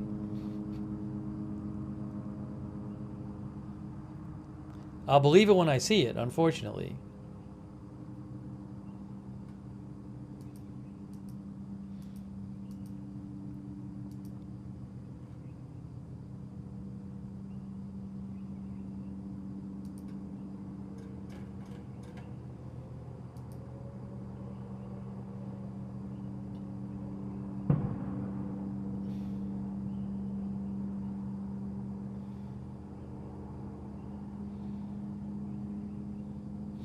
I think it might be getting to be that time, guys. You know, if there's more that happens tonight, if there's big developments, we can always come on the air and do another live stream. There might be other big news too that we come back to cover. But I think for this stream, I think we are getting there. I think we are getting there for this stream. Let me start kind of wrapping things up, and you never know though, sometimes when I start wrapping up, something big happens. So, John said, I just got a commercial. If you get a commercial on YouTube, it's a mistake. Once in a while, when the streams get long on YouTube, I think once in a while they kind of just happen. I never put ads in the middle of streams on any of the platforms. But sometimes I think with a long stream like on YouTube, it just sometimes happens. But I literally, the way it's supposed to happen is I'm supposed to have to like push a button, and I never do it during the streams. So I'm sorry if you did get one, but it's not because of me. I'll tell you that. Oh, I'm hearing cats or something. Hey, let's so this is Agenda Free TV. Cover all kinds of live breaking news without an agenda. We will cover other big stories as well when they happen. So subscribe and follow the channel. Make sure you subscribe and follow the channel. Turn on notifications. Like I said, when there's big news, I just come on. I can't tell you in advance when that's going to be. So if you want to find out when we're going live, a great way is to turn on notifications. We have a notification system. We made it ourselves. It's free. It's done through Discord. You sign up once. You get sent a notification whenever we're going live. It's really reliable. So make sure you sign up for the notifications. The mods will post the link to that in the chat. And you can also find the notifications link on in the description of this video on YouTube and Facebook. But sign up for those. And by the way, a huge thanks to Richard Foley. Richard Foley made another donation. So nice of you, Richard. And another sticker. Thanks for all the stickers, Richard. And really all your support. Richard Foley, that's so kind of you. Thank you so much, Richard Foley. Huge thanks.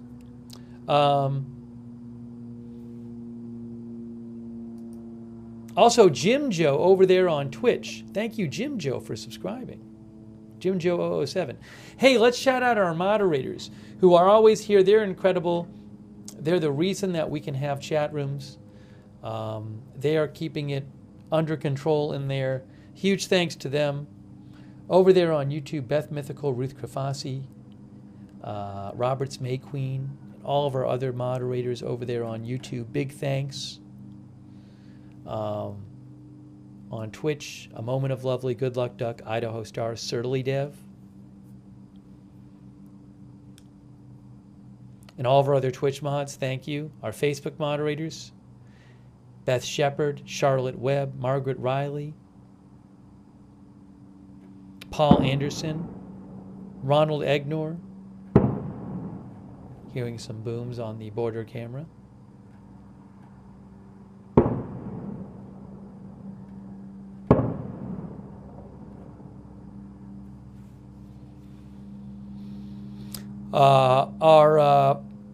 Also Linda Belk and Larry, who moderate for us on X. Thanks to all of our moderators. Huge thanks, mods.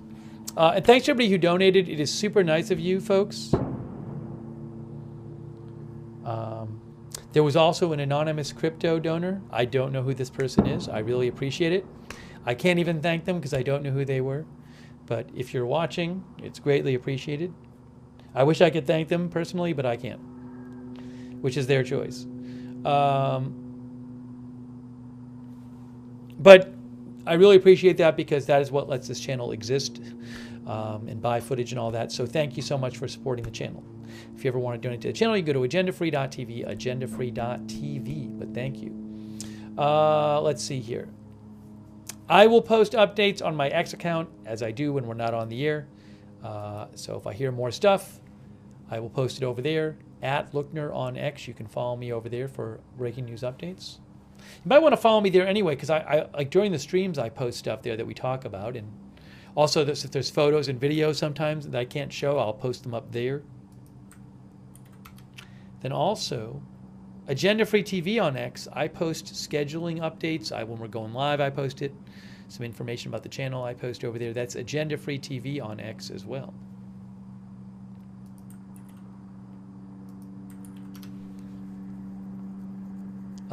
Let's see here. What else did I want to mention? If you do subscribe on YouTube, make sure to turn on the notifications there, and you got to do it in this kind of funky way over there. So for your YouTube subscribers, you want to click the bell and choose all notifications. Make sure you do that.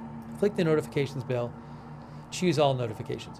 Hey, we have a chat. You can chat with our other viewers, when we're not on the air. You can chat with them on our Discord chat. A lot of our viewers hang out at the Discord chat and hang out and chat there in between broadcasts. So check out our Discord.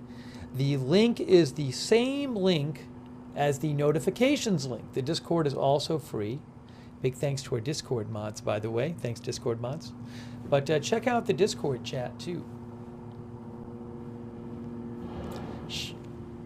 Shout out, by the way, to our Facebook subscribers like Eve Richards and Diane Allworth, Robert Rial II, Beth Shepard, Michael Clayton, Kay Lowry Body, Margaret Riley, Iva Lynn Berry Speedell. Really appreciate all of our Facebook subscribers. Thank you.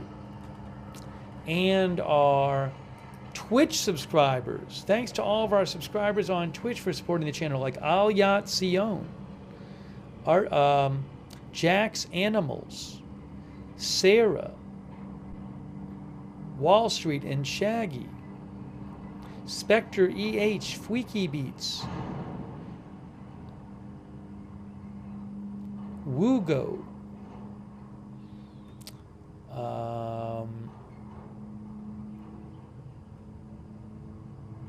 All of our subs on Twitch, thank you for supporting the channel.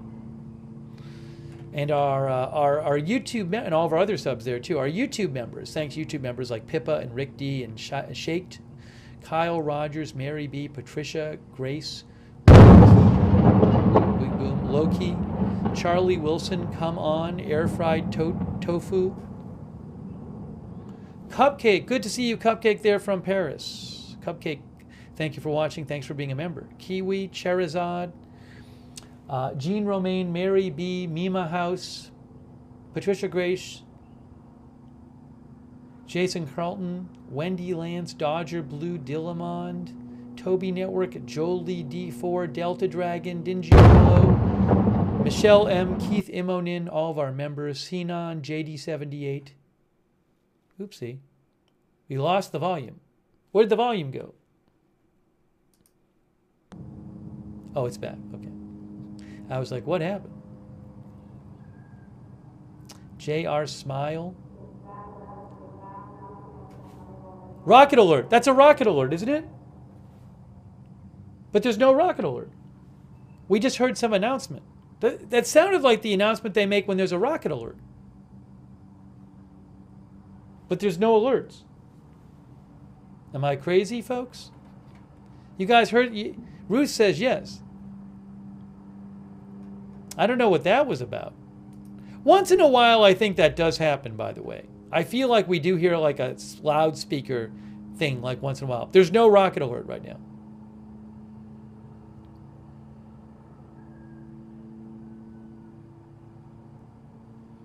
I don't know what that is. It might be some sort of different announcement. Toby Network says it was an announcement. I feel like that's happened before. But again, I just checked. There's no rocket alerts right now.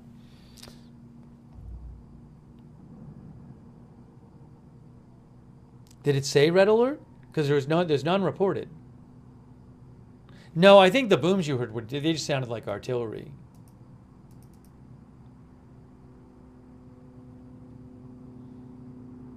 To me, or tanks or whatever.